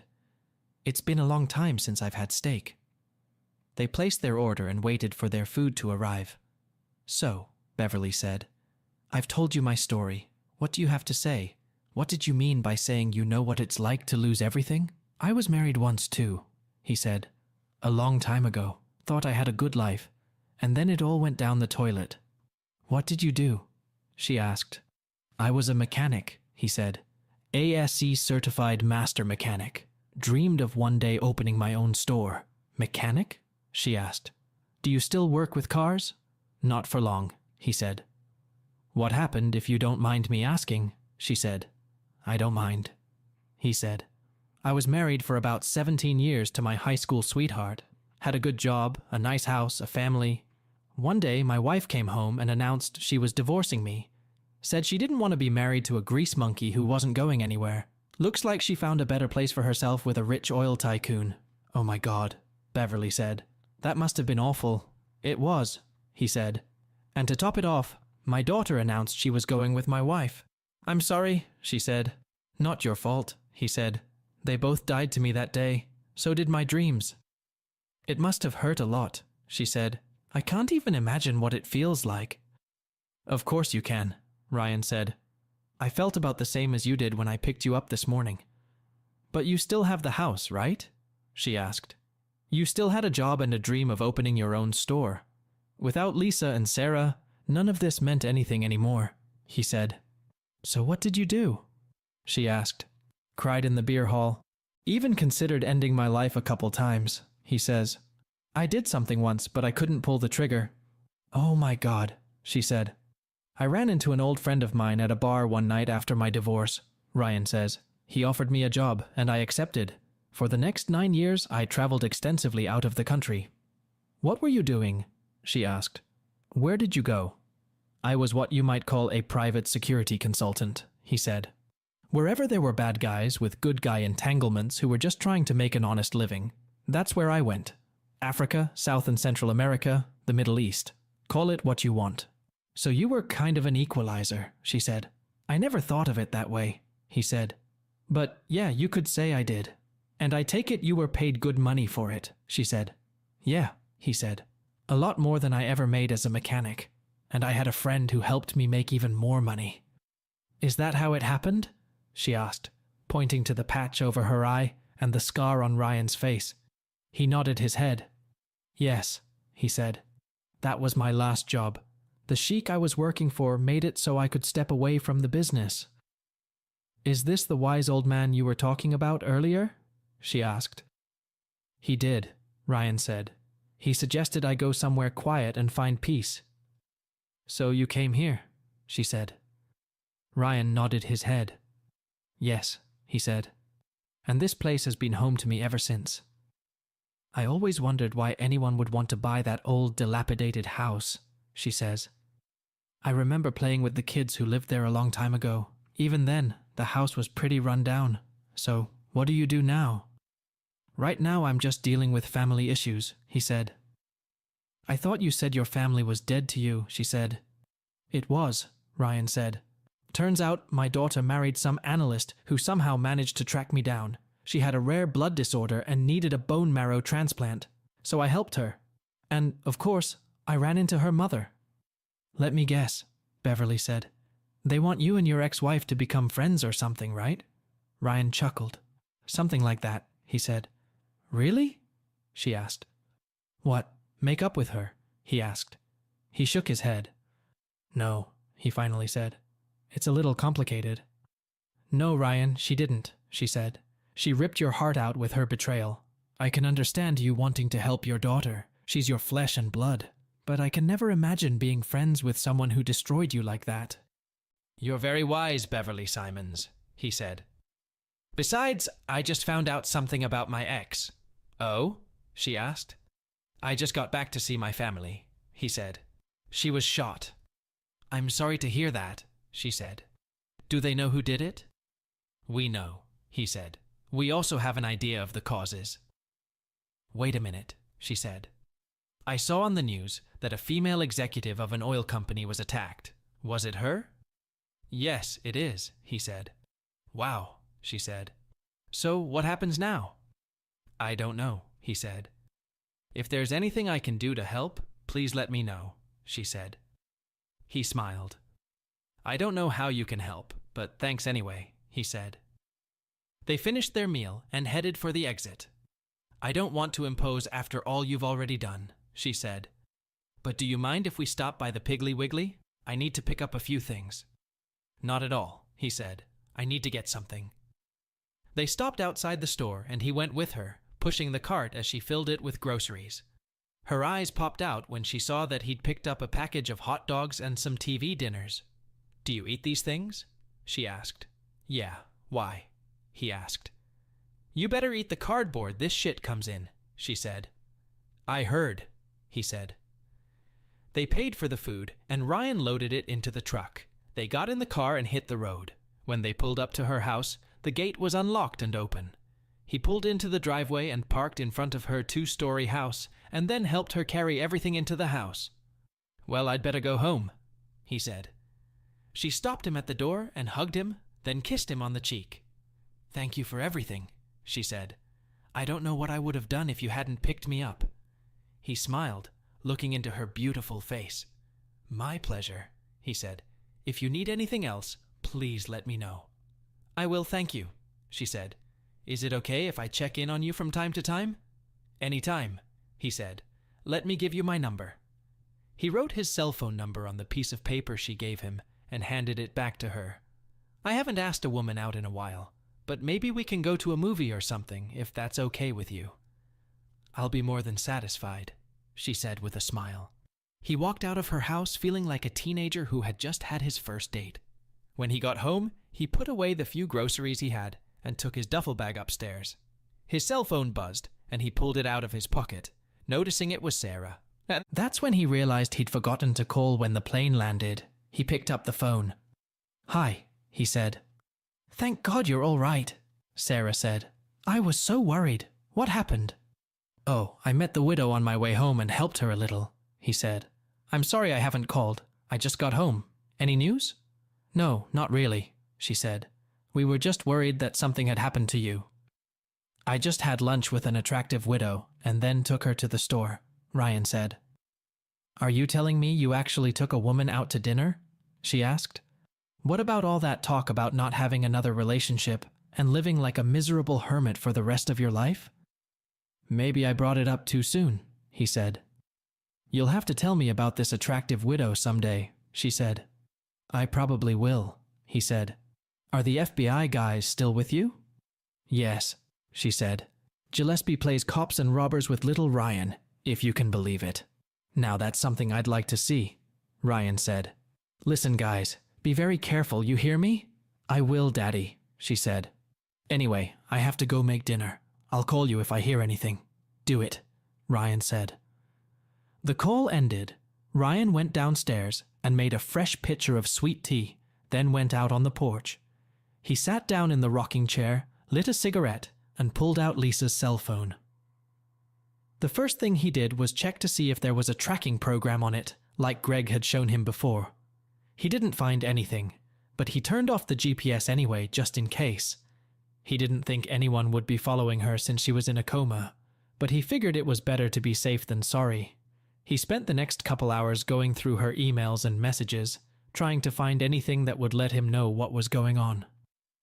They were mostly dry, business-like messages that meant little to him, There were emails about audits and profit and loss statements, a few emails about minimizing the damage from Jake's upcoming trial, but nothing that would help him in any meaningful way. Then he stumbled across an email that mentioned a retreat. "I bet you can't wait for the retreat this year," Elmer wrote. He skimmed the thread and read her reply. "This will be the first retreat I've participated in without Jake," she said. "I can't wait to get out of town for a while to recuperate." Ryan thought about that exchange and remembered Elmer telling him about the retreat. What had he said there? He thought hard and remembered Elmer telling him about Lisa going crazy on their annual summer retreats.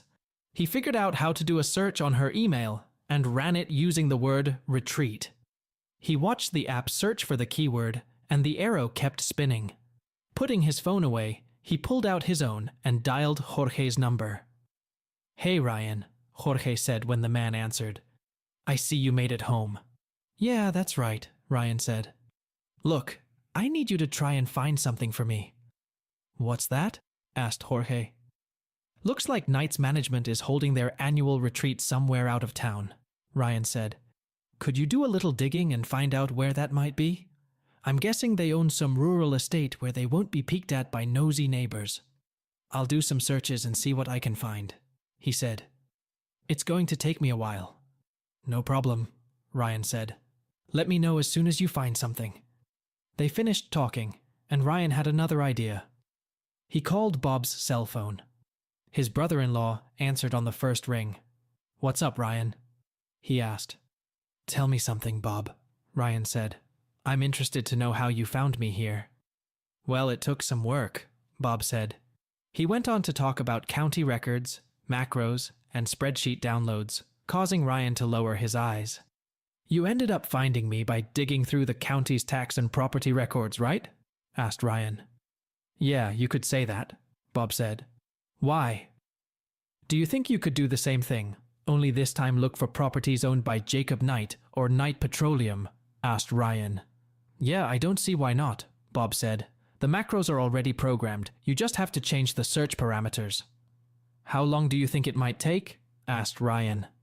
"I don't know," Bob said. "A couple days, maybe a little more.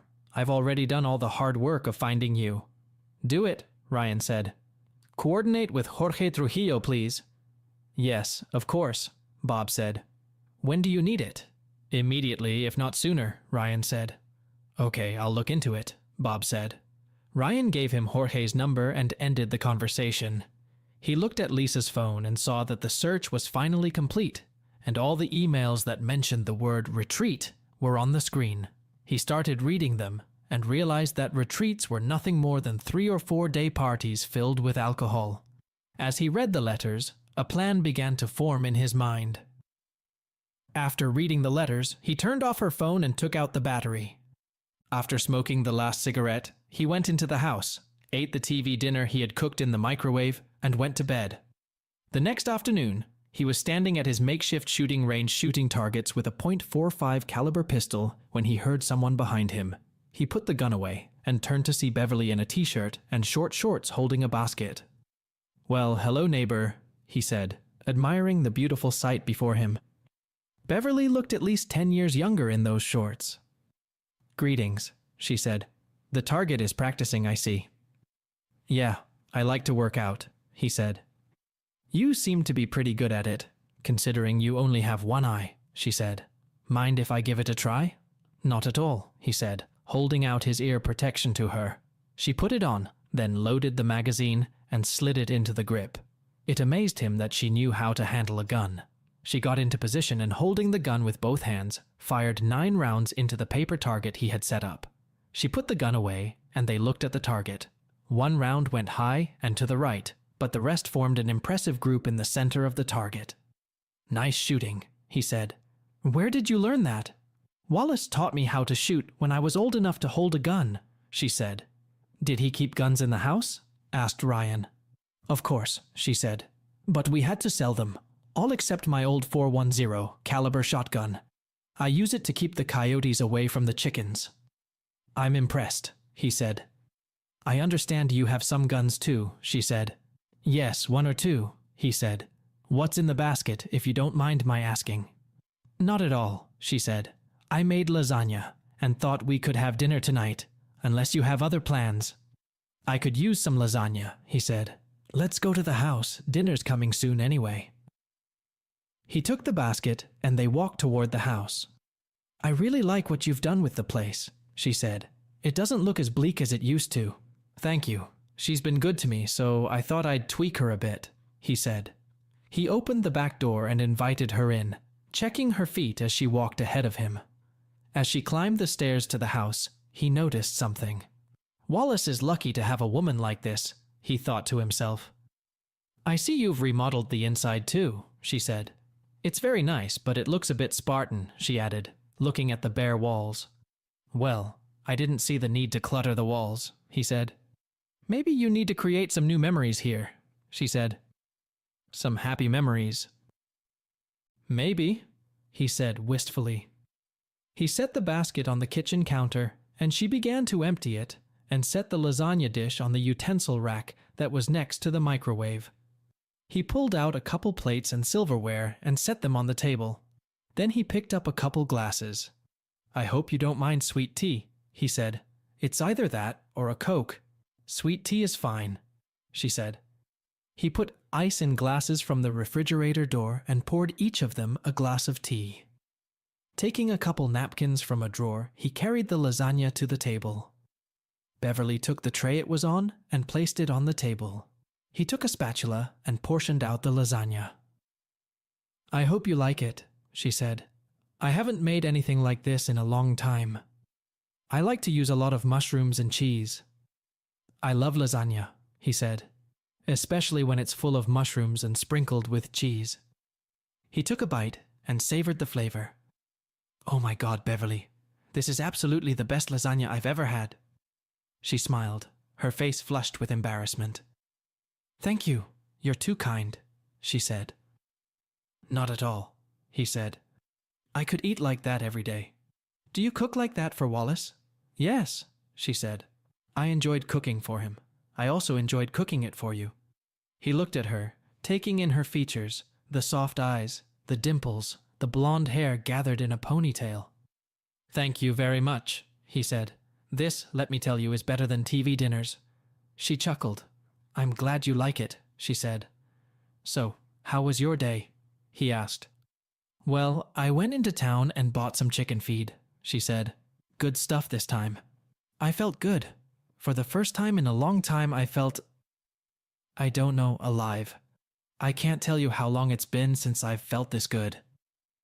You should have called. I would have helped you, Ryan said. Those feed sacks must have been heavy. Nonsense, she said. I'm a farmer. I've been hauling bags of feed since I was a kid. I can believe it, he said. They ate and made small talk. Ryan was getting more and more comfortable with this woman, and for the first time in a long time, he felt really good. After they ate, he put the dishes away, rinsing them in the sink and putting them in the dishwasher. Beverly covered the lasagna and put it on the stove, since it was still too warm to put in the refrigerator. He filled their glasses with tea and headed for the porch. Sorry, he said. It's an old habit. I generally like to smoke on the porch after a meal. Wallace and I used to do that too, she said. Would you mind if I joined you? Not at all, he said. They stepped out onto the porch, and Ryan handed her a cigarette, lighting it from the lighter. He took out another and lit it, taking his usual seat. She sat down next to him. I really like this time of day, he said. It's not too hot, not too cold. Me too, she said. It's been a long time since I've been able to just relax and take it all in. I understand that, he said. So tell me, how long were you married? I think about 23 years old, she said. I was 19 and he was 44. We were so in love with each other. You said you had a son, Ryan said. Where is he now? He's attending the Naval Academy in Annapolis, she said. Got a congressional appointment. He's a sophomore. Wants to be a Marine pilot. I bet you're proud of him, Ryan said. I'm proud, she said. Very proud. He's the first in our family to go to college, let alone the Naval Academy. I've seen these Marine pilots in action before, Ryan said. They know their stuff. Have you ever served? she asked. Army, he said. Infantry. Served in Iraq and Afghanistan. Wow, she said. That's impressive. He shrugged. Can I ask you a personal question? You're welcome, he said. Are you in a relationship right now? Is there someone special in your life? I mean, besides your daughter and grandson, she said. He shook his head. No, he said. I got into a relationship after Lisa and Sarah dumped me. That was over 10 years ago, she said, shocked. Well, I'm not exactly an angel, he said. I've been with a few women, but no longer than a couple hours. I see, she said. What about you? He asked. No, there was no one in my life either, she said. To everyone here, I am the widow of Wallace Simons, Eggers. I'm surprised, he said. Why do you say that? She asked. Well, you're pretty, still relatively young, and if I may say so, know how to wear shorts, he said. She smiled. You think so, she said. Wallace liked it when I wore it. Said it reminded him of those girls from the Lil Abner cartoons. I can understand that, he said. Truth be told, I haven't been able to relax and think about anything but bills for the last few years, she said. She rose from her chair and stood in front of him. You know, it's been almost 6 years since I've been with a man, and I've only been with one man in my entire life. I know we just met, but I feel a connection to you. I hope you don't think I'm being too blunt, but I need this, please. I had to cut a big scene here due to video hosting rules. The full unedited versions of the voiceovers are in our exclusive community on Patreon, and the link is always in the description. After calming down, they stared at each other's faces for a few minutes. They kissed. Oh my God, that was wonderful, she said. It was much better, he told her. Your ex was a stupid fool to cheat on you, she said. I would never do that to you. He smiled, considering his options. Yes, I was, he said. And I would never do that to you. I know, she said. They spent the next couple hours together. Exhausted, they lay in bed, each absorbed in their own thoughts. I know you said you gave up on the relationship, but do you think we can at least be partners? She asked. Friends with benefits, maybe? Maybe I was too hasty in giving up on the relationship, he said. But yes, we can definitely be partners. A deal then, she said. An exclusive partnership? Of course, he said. Exclusive. Who knows what it might lead to? She smiled and kissed him. She got up from the bed when they broke the kiss. I need to get home, she said. I usually get up really early to feed the chickens and collect eggs. Need help? He asked. I get it, she said. Maybe next time you'll spend the night at my place and then you can get up at 5 in the morning with me, he laughed. You think I'm kidding, don't you? She asked. Do you really get up that early? He asked. Yeah, she said. Been doing it since I was a little girl. That's what a farm is, you know. Damn, he said. You're an impressive lady. You know that? I'm glad you think so, cowboy, she said, kissing him. You're impressive yourself. They headed downstairs. You can keep that lasagna. Maybe you can finish it tomorrow or something, she said, as she headed for the door. I'll bring the dish over later. Don't worry. I know where you live, remember? For several minutes, they held each other in an embrace. I never thought I'd feel like this again, he told her. Thank you. You're a wonderful woman, Beverly Simons. And you're a damn good man, Ryan Caldwell, she said. My man. Remember that, partner? He smiled and they kissed each other goodnight. He watched her walk to her car and drive away. He lit a cigarette on the porch, pondering what had just happened. Was Sheriff Coltrane right? Was Beverly the woman he was meant to be with? For the first time in years, he felt content, even happy. He finished his cigarette and went back to bed. The next 2 weeks flew by for Ryan. After that first night with Beverly, he spent every other night at her house, waking up at 5 o'clock. He even helped her with the chickens, and his respect for her grew every day. He realized how hard she was working, and it turned out those feed sacks could be pretty heavy. How she had managed to carry them all these years alone, he wondered. She not only took care of the chickens, but also kept her house clean, cooked food fit for a king, and still had plenty of energy. On top of that, She found that her egg business was starting to pick up again. So she spent most of her day delivering eggs and taking orders. On the nights he stayed home, he still woke up at 5 o'clock, so he'd start the day with a workout and a run. The rest of his time was spent going through years of Lisa's letters, trying to get what he could out of them. He has also been in touch with Jorge, Bob, and Sarah. Bob and Jorge were assured that the location for the night's retreat had already been determined. "It looks like it's only a couple hours north of where you are in New Mexico," Jorge said. "Seriously?" asked Ryan. "Yeah," he said. "I'll send you a link to a Google map and you can check it out for yourself." He did, and Ryan printed out a large map of the area to study it closer. Sarah informed him that Lisa had finally been brought out of her medically induced coma. As the doctor had feared, the damage to her brain was quite extensive. She had lost most of her motor control and could barely speak. She was now confined to a wheelchair most of the day and underwent physical therapy. But doctors say it is unlikely she will ever be able to walk more than a few steps at a time. She's also undergoing speech therapy, and they say it's possible she'll be able to communicate fully on her own someday. FBI agents were still watching Bob, Sarah, and his parents, but higher-ups were beginning to think the danger was probably over, and were considering canceling the guards. The legal case against Jake was moving slowly, and as far as he could tell from his contacts at the FBI, the investigations against Knight and Elmer Jenkins were mired in minutiae and legal delays. After a couple weeks, Ryan decided it was time to let Beverly know what was going on, and one night at dinner, he explained the whole situation to her. He even told her about the 9 years he'd spent as a mercenary. She sat in silence as he laid it all out for her. When he finished, she nodded her head and thought for a moment before answering. "The most important thing is hope." Chapter 6. "Thank you, Ryan," she said. "I appreciate you trusting me enough to tell me the whole truth. I understand why you held back before. I probably would have done the same thing. Truth be told, I've suspected something like this before." "Really?" he asked. "Yeah," she said.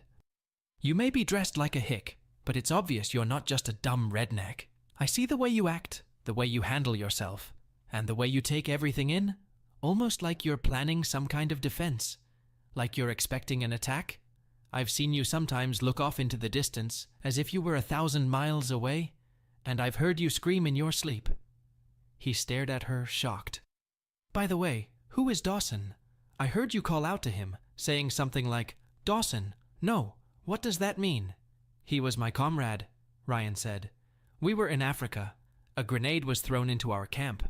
The rest of us scattered for cover, but not Dawson. He lunged at the grenade just as it exploded. He saved us all." "But he didn't make it, did he?" asked Beverly. Ryan shook his head, remembering that night. "No," he said, a tear rolling down his cheek. "We were surrounded and couldn't get him out of there. We used him to cover the others. He had a wife and 3 kids. I was the one who had to tell her he wasn't coming back." "Oh my God," she said. "That must have been awful."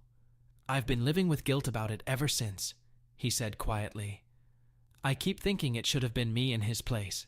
He had a family to live for, and I had nothing." She walked over to him and hugged him as he cried bitter tears. "It's all right," she said. "It's all in the past. It's all over.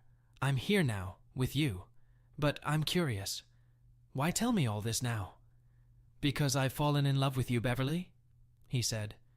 "I don't want there to be any secrets between us." "You know what, cowboy?" she asked. "I'm falling in love with you too. I'm your partner in all this, remember?" He nodded his head. "And where you go, I go. That's just the way it is. You hear me, soldier?" He smiled, nodding his head. "I can hear you," he said, loud and clear. "Okay," she said. "So, what do you plan to do with this retreat? Are you thinking about going after it?" "I don't know," he said. "I'm tempted. I still have a lot of work to do." "Just don't do anything stupid," she said. "I just found you, and I don't think I could stand losing you too." He smiled. "No problem," he said. A week later, he received the call he feared. He was just finishing dinner at Beverly's house when the phone rang. "Ryan?" said Bob when he called out. Ryan realized that Bob was upset. "What's going on, son?" asked Ryan. They took Sarah and little Ryan, Bob said hysterically. Who took them? Asked Ryan. Elmer's boys, Bob said. I came home from work and 2 FBI agents were already unconscious in our living room, and Sarah and Ryan were gone. They left a note asking me to call off the authorities, or Sarah would be the center of their next sortie. I've called the FBI, but I don't know if they're doing anything. They won't tell me anything. All right, son, Ryan said. I'll take it from here. What happened? Asked Beverly, when Ryan finished talking. They took Sarah and little Ryan, Ryan said. Oh my God, Beverly said. Look, I need to get home. Make some calls, Ryan said. Do what you normally do. Don't say anything to anyone. Okay, honey, she said. I have a few things to do. I'll come over when I'm done. We'll get through this, don't worry. Okay, Ryan said. He kissed Beverly and headed home. When he got home, he called Bill. Hey, how's it going? Asked Bill. Too bad, they took Sarah and little Ryan, Ryan said. Oh shit, Bill said. Any idea where they're headed? Yeah, Ryan said. I haven't checked, but I've got a pretty good idea. Listen, I need you to contact the old team and get them here as fast as you can, got it? Understood, old friend, Bill said. I'll be in touch. They finished talking, and Ryan dialed Jorge's number. Good evening, Jorge said. What's the word? I just heard from Bob. Elmer's guys grabbed Sarah and little Ryan, Ryan said. They also took the lives of the 2 FBI guys protecting them. Damn it, Jorge said. I think so too, Ryan said. I've been in touch with Bill. He's making some calls. I want you to get in touch with both Bob and Bill. I'd like you to be on the team if possible. Do you think they're going on a retreat? Asked Jorge. Yeah, Ryan said. Okay, I'll contact them and get back to you, he said. I have something that might come in handy. They finished talking, and Ryan went to his home office, where a map of the retreat was drawn on a whiteboard. He studied the map and began making plans. A few minutes later, Beverly walked through the front door and stood next to Ryan. What are you planning? She asked. I need to take a look at this camp, he said. What? She asked. Are you going there tonight? Alone? I need to know if our information is correct, and I need to know if they took Sarah and Ryan there, Ryan said. I can't do that from here. It's only 2.5 hours by car. I can cross Highway 62 here, take this road into New Mexico, and end up north of their camp. If everything is right, I can end up right here, he said, pointing to a spot on the map, and I can look into their hideout without them realizing anything. What if one of the neighbors spots you? She asked. Judging from the satellite photos I took from the internet, no one lives within a 10-mile radius of this place, so I don't think it's going to be a problem, he said. Why don't you just call the FBI and let them handle it? She asked. Right, Ryan said. Because the FBI did such an amazing job protecting my family. Look, Bev, these people are dangerous and they don't play by the rules. They may expect the FBI, but they don't expect me. Besides, they have my family, and I made Elmer Jenkins a promise. This has to end now. Do you have to do this? She asked. Yes, honey, he said. That's my family. Don't worry about it. I'm just going to do some recon. 2.5 hours there, maybe a half hour or so on the ground, then 2.5 hours back. It's 8 o'clock. If you don't hear from me by 11:30 or so, call this number. He held out Agent Smith's business card to her. Tell him where I am. He'll take it from there. Okay, she said. He held out a .45 caliber pistol to her. Hold on to that, he said. If anyone but me comes through that door, you know what to do. Aim for the center and shoot. Okay, she said nervously. He led her to a closet in the hallway, opened the door, and pulled a hidden rope. The floor swung open, revealing a staircase. Then you come in here, close the door behind you, and get the hell out. The pistol range opens from here, he said. Understood? She nodded her head. I get it, she said. Okay, he said. I just need to grab a few things and I'll be off.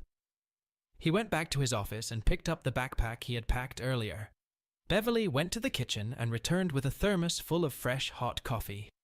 He smiled as she handed him the thermos. "Remember that I love you," she said, kissing him. "I love you too," he said, returning her kiss. "Don't worry, it's just reconnaissance. I'll call you when I get back. Don't call me. If Bill, Bob, or Jorge calls, tell them to text me. I'll call them back." "What if the people who took your daughter call?" "What do I tell them?" she asked. "Tell them I'm having a beer or something," he said. "Take a message, text me, and I'll call them back." "Okay," she said. They kissed again, and Ryan headed outside. She watched the truck pull into the driveway, and tears stood in her eyes. "Please, God," she pleaded, "save my man and bring him back to me." Ryan filled both of his truck's fuel tanks in town, as well as 2 5-gallon jerry cans he kept just in case. He knew there was a station where the road crossed the highway and planned to fill the tanks there, but he didn't want to take any chances. He drove through town and made it to the highway, where he filled the tanks and refilled the thermos. Now it was on to New Mexico. He followed the road closely and finally reached his destination. He put the truck in 4-wheel drive and drove down the dirt road for about 100 yards before stopping.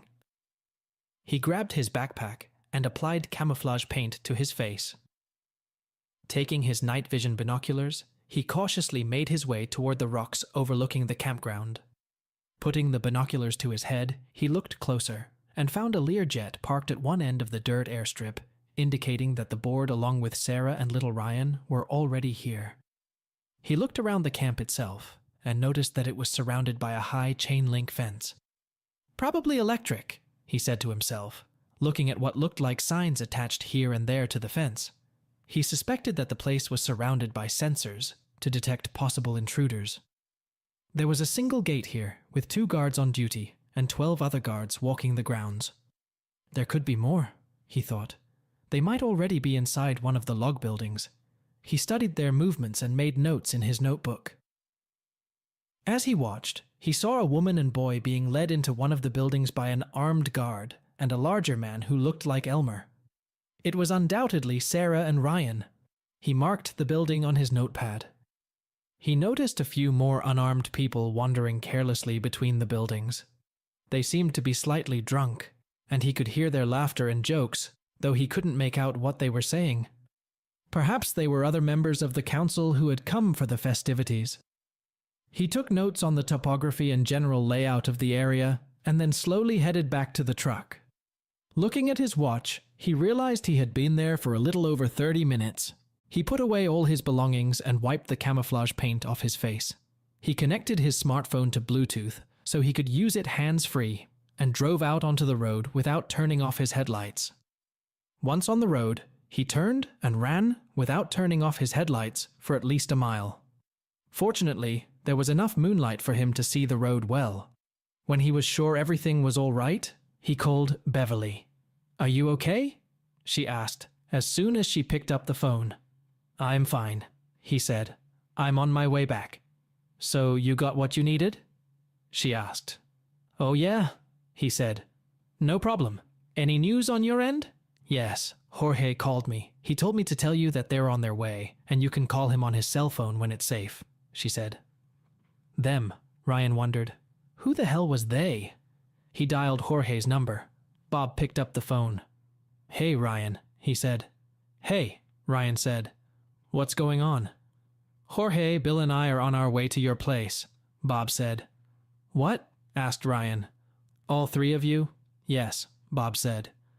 "Look, son, this isn't a camping trip, you know that," Ryan said. "I know, Ryan," Bob said, "but they have my family, and I'm not going to just sit around and wait for someone else." Ryan understood how Bob was feeling right now, so he decided not to argue, at least over the phone. "We'll talk about it later," Ryan said. "Let me talk to Bill."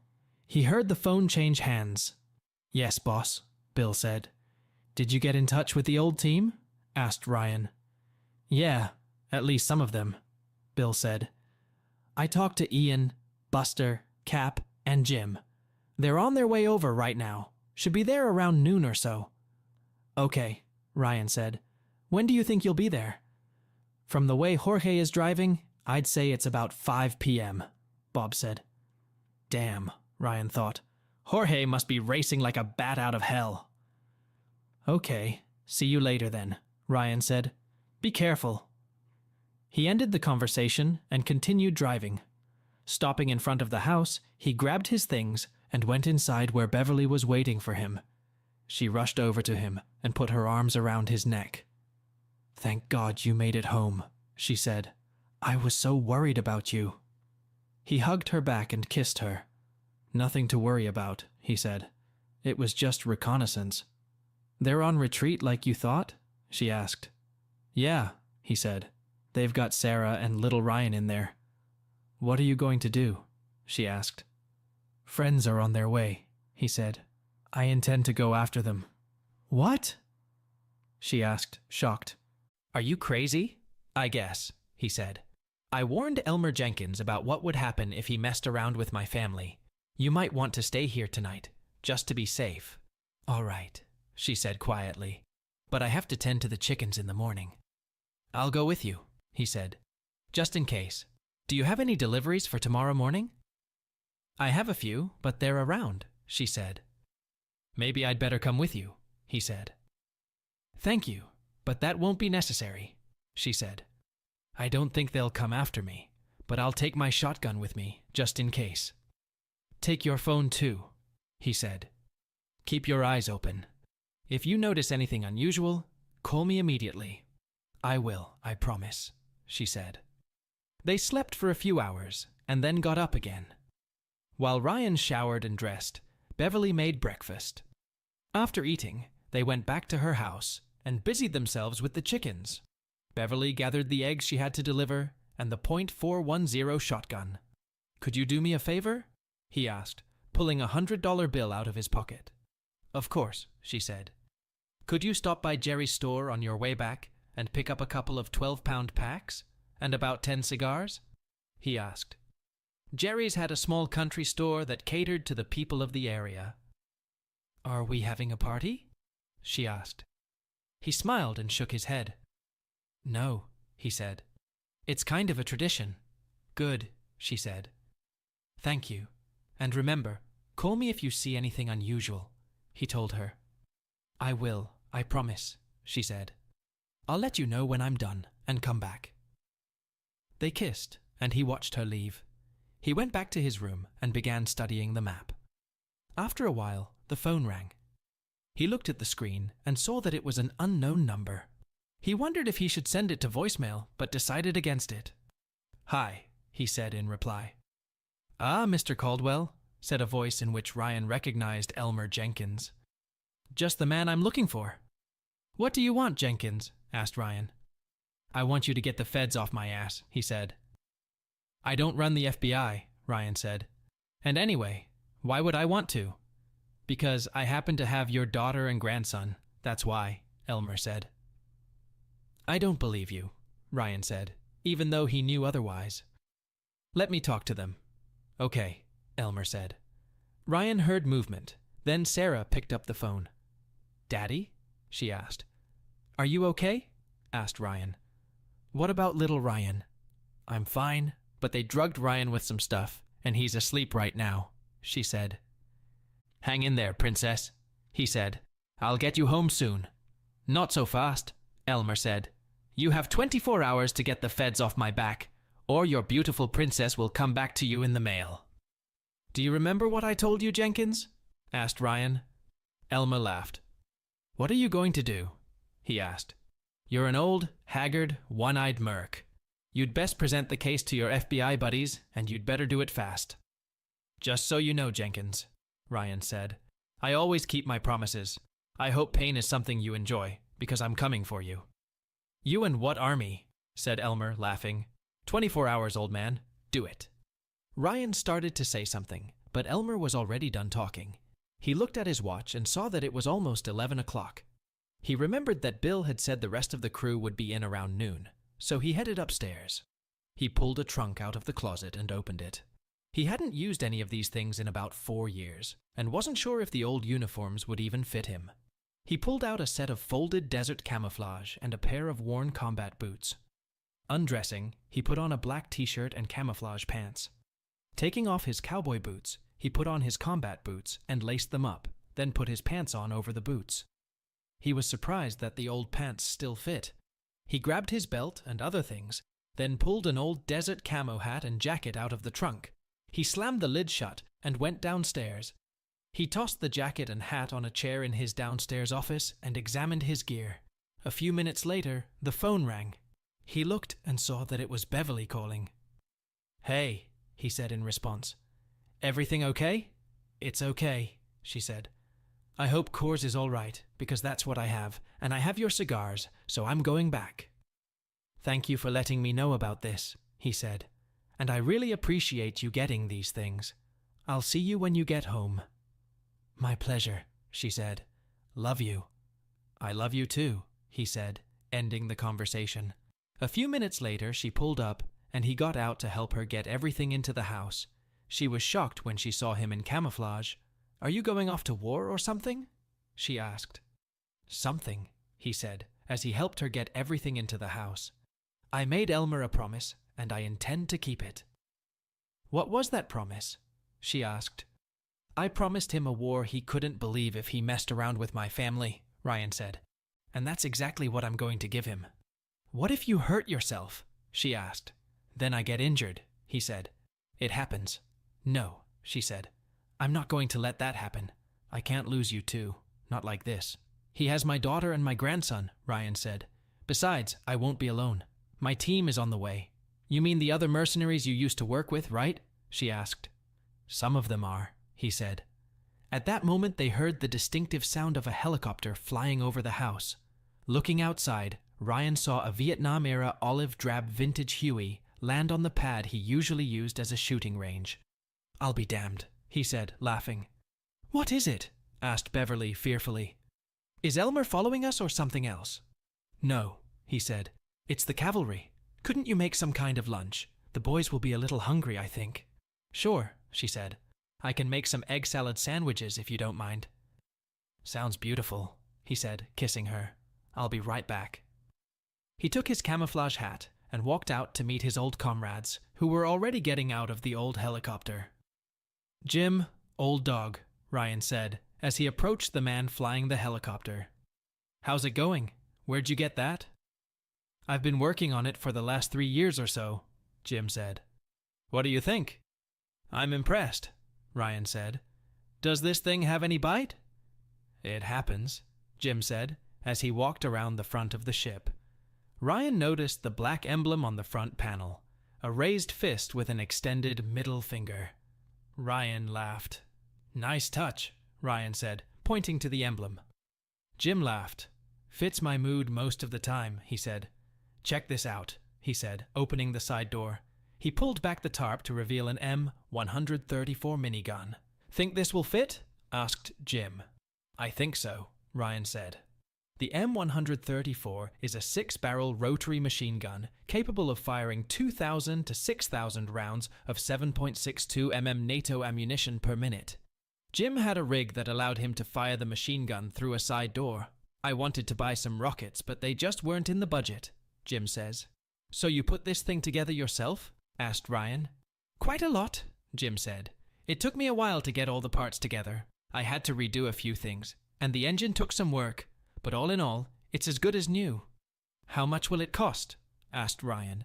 Jim shook his head. "Just pay for my fuel, give me a beer or two, and we'll get it over with," Jim said. "I mean, we're comrades. You've saved my ass more than once, so I owe you one." Ryan nodded his head and shook Jim's hand. "Thanks, old friend," Ryan said.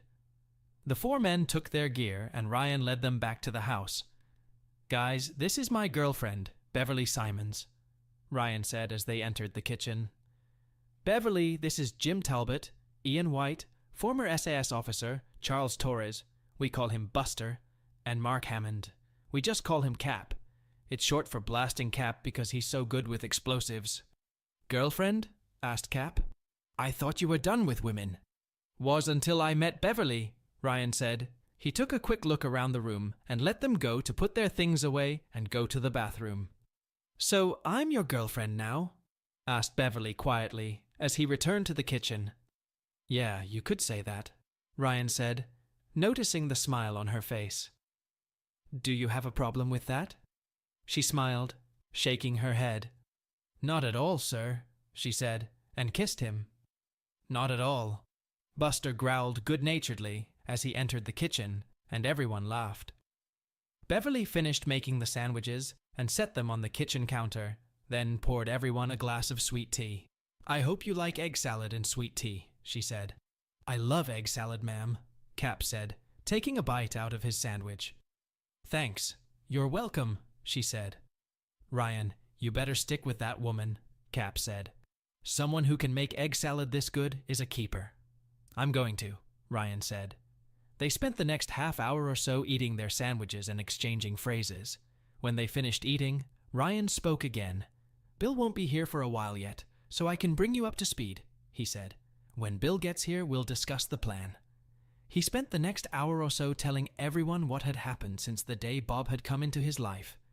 "Damn it," Ian said when Ryan was done. "I agree," Ryan told him. "You screwed up leaving Jake alive. You know that, don't you?" asked Buster. "Maybe," Ryan said. "I was actually thinking of ending the bastard, but then I changed my mind. If I did, I'd probably end up in jail." "You're right," Cap said. "And there would be 2 witnesses to that." "How did you manage to do that with one eye?" asked Ian. "It wasn't easy, but I practiced," Ryan said. "So you can work in the field?" asked Ian. "I can handle it," Ryan said. They heard a car stop in front of the house. Looking closer, Ryan saw that it was a dark SUV. He noticed Agent Smith getting out of the car. "Hide your weapons," he said. "I'll take care of it." He was out the door and standing on the porch when Agent Smith approached him. "So, did you hear what happened?" asked Ryan. "Yes," Agent Smith said. "I figured you were putting something together." "So you decided to try and stop me, huh?" asked Ryan. "I did it your way, and look where that got me." "You don't understand, Ryan," Smith said. "You don't mind if I call you Ryan, do you?" "Not at all," Ryan said. "Roger Gillespie, one of the agents who guarded your daughter, was a good friend of mine," Smith said. "He was the best man at my wedding and I was his best man. His little boy is my godson." "So, what does the Bureau do?" asked Ryan. "Not a damn thing," Smith said. "It's all politics. They're all trying to get their thumbs out of their asses, hoping they can save face in front of the politicians in Washington. Night petroleum is very influential in certain circles. There's even talk that the president might announce a pardon if someone is convicted." "So, what do you want from me?" asked Ryan. "I want to join you," Smith said. "I realized you were planning something, and I want to help." "I'm not going to arrest anybody," Ryan said. "I don't believe in taking prisoners. You understand that, don't you?" "That's what I figured," Smith said. "But can you live with that?" asked Ryan. "This isn't my first rodeo, you know," Smith said. "Prior to working for the Bureau, I served in a SEAL unit. So to answer your question, yes, I can relate to that." "Not so good with that badge," Ryan said. "I'm not an agent right now," Smith said. "Like you, I want justice." Ryan stared at him for a while before answering. Perhaps Smith was just trying to sneak in so he could arrest them all later. But the look on Smith's face and the fire in his eyes told a different story. "Okay," Ryan said. "Welcome to the party," he added, extending his hand.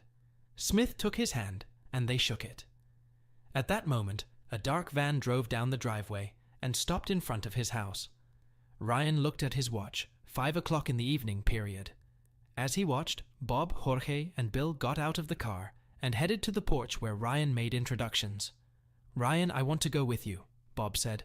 "I know I haven't seen many fights like you, but I want to do my part. After all, this is my family." "Do you have any military training, son?" asked Ryan. "I was in the Army Reserves for 4 years," he said. "My unit was deployed to Iraq for about 8 months. "Reservist," Ryan said. "What were you doing in Iraq?" "I spent some time as a door gunner on a helicopter," Bob said. "I don't know if that would help you." "A door gunner?" asked Ryan. "You ever run an M134 minigun?" Bob chuckled. "Yeah," Bob said. "Just don't tell me you actually have one." Ryan smiled. "Today's your lucky day, son," he said. "Not only do we have an M134, but we have a Huey to transport it." "No shit?" asked Bob. "Holy shit, son," Ryan said. "Let's go inside. We have some planning to do." Ryan invited them into the house and closed the door behind him once everyone was inside. After introductions, Ryan sat everyone down at the table and had Beverly pass out beers. After everyone had a glass of beer, he stepped forward. "We've got some planning to do, guys," he said. "But first, we have a little tradition. Ian, will you do the honors?" Ian stood up and raised his beer glass. "To Dawson and all the other guys who never came home," he said. Everyone raised their beers. "Dawson," the veteran mercenaries repeated and took a long sip of beer each. Beverly, Bob, and Smith joined them. When they finished, Smith raised his beer. "To my friend Roger Gillespie, who gave his life protecting Sarah and her son," he said. Everyone raised their beer glasses. "To Gillespie," they all said, taking another long sip each. "We usually break bottles on the floor," Ryan says. "But since this is a fairly new carpet, we're going to have to drop that part of the tradition." Everyone laughed. "The plan has changed a bit. Jim, meet the new shooter," he said, putting his hand on Bob's shoulder. "Have you ever fired a minigun?" said Jim. Bob nodded his head. "Yes, in Iraq," he said. "Okay then. When we're done, join me and we'll edit everything for you, okay?" asked Jim. "Yeah," Bob said. Beverly walked over to Ryan and took his hand. "I want to come too," she said. Everyone stopped their classes and stared at her in shock. "Honey, this isn't a walk," Ryan said. "You could get seriously hurt." "But we're partners," she said. "Where you go, I go, remember?" "Ryan's right, Beverly," Smith said. "Besides, what would you do?" "Actually, I could use her help on the switchboard," Bill said. "Have you seen what's in there? Jorge has so many damn monitors and stuff, there's no way I can keep track of it all by myself." Ryan thought for a few moments. Bill was a good man, but his prosthetic leg prevented him from getting around in the field, and having someone with him to keep an eye on the monitors would free up Jorge. He looked at Bill. "You'll be training her and providing protection, right?" he asked. "Absolutely, boss," Bill said. Ryan nodded his head. "Okay, after we plan the operation, you'll send her there and start training her," Ryan said. "Will do, boss," Bill said. Ryan looked at Beverly. "Promise me you'll be careful," he said. "I will, Ryan," she said. "Thank you for letting me be a part of this. I'm sorry if I embarrassed you or upset you." He hugged her and smiled into her face. "I'm not embarrassed or upset," he said. "I couldn't be more proud of you right now. Besides, we'll have a lot to tell our grandchildren." She smiled back at him. "Really?" she asked. "Are you serious?" "Of course," he said. "Now, let's go over the plan." They all went to Ryan's office where he had a map and diagram of the camp. They spent the next 2 hours working out a plan of operation. When they had worked out a plan of attack, Bill handed out a GoPro camera to each of them that attached to their body armor and a communication device with an earpiece on the end of a spiral wire. Each device had a number printed on it. Ryan's was number 1. "All right," Bill said. "The call sign, as always, is Whiskey Delta. Ryan, of course, is Whiskey Delta 1. Everyone else's numbers are on their communicators. We'll be monitoring your actions at the CP. That's Command Center for those unfamiliar with the term," he added, looking at Beverly. "What does Whiskey Delta stand for?" she asked. "Dogs of War," Jim said. "It's from the old phrase, call out the chaos and unleash the dogs of war. It's Shakespeare, you know." "So Ryan is the number 1 fighting dog?" she asked innocently. Everyone else giggled. She looked around, not sure what was so funny. "Something like that," Buster said. "Okay," Ryan said. "We'll take off at 23 o'clock or 11 o'clock. That way we'll be at the target at 1:30. It's still light enough to get everything set up, so let's go." Bill and Jorge handed out a set of night vision goggles to each. Bob went with Jim to the helicopter to set up the minigun, and Bill took Beverly to the controls to begin her training. At that moment, a sheriff's patrol car pulled up in front of the house. "Oh shit," Ryan said quietly as he watched Sheriff Coltrane get out of the car. Ryan looked at Agent Smith. "I need you to help me deal with this," he said. Smith nodded his head and made a formal face. "Sheriff Coltrane," Ryan said with a smile on his face. "What can I do for you, sir?" "I was driving by and saw all this activity and a helicopter in the backyard, and I got curious. the sheriff said. Are you having some kind of party here or something? Agent Smith pulled out his ID and showed it to the sheriff. Special Agent Smith, FBI, he said, introducing himself. Are you Sheriff Coltrane? Actually, yes, the sheriff said, pouting.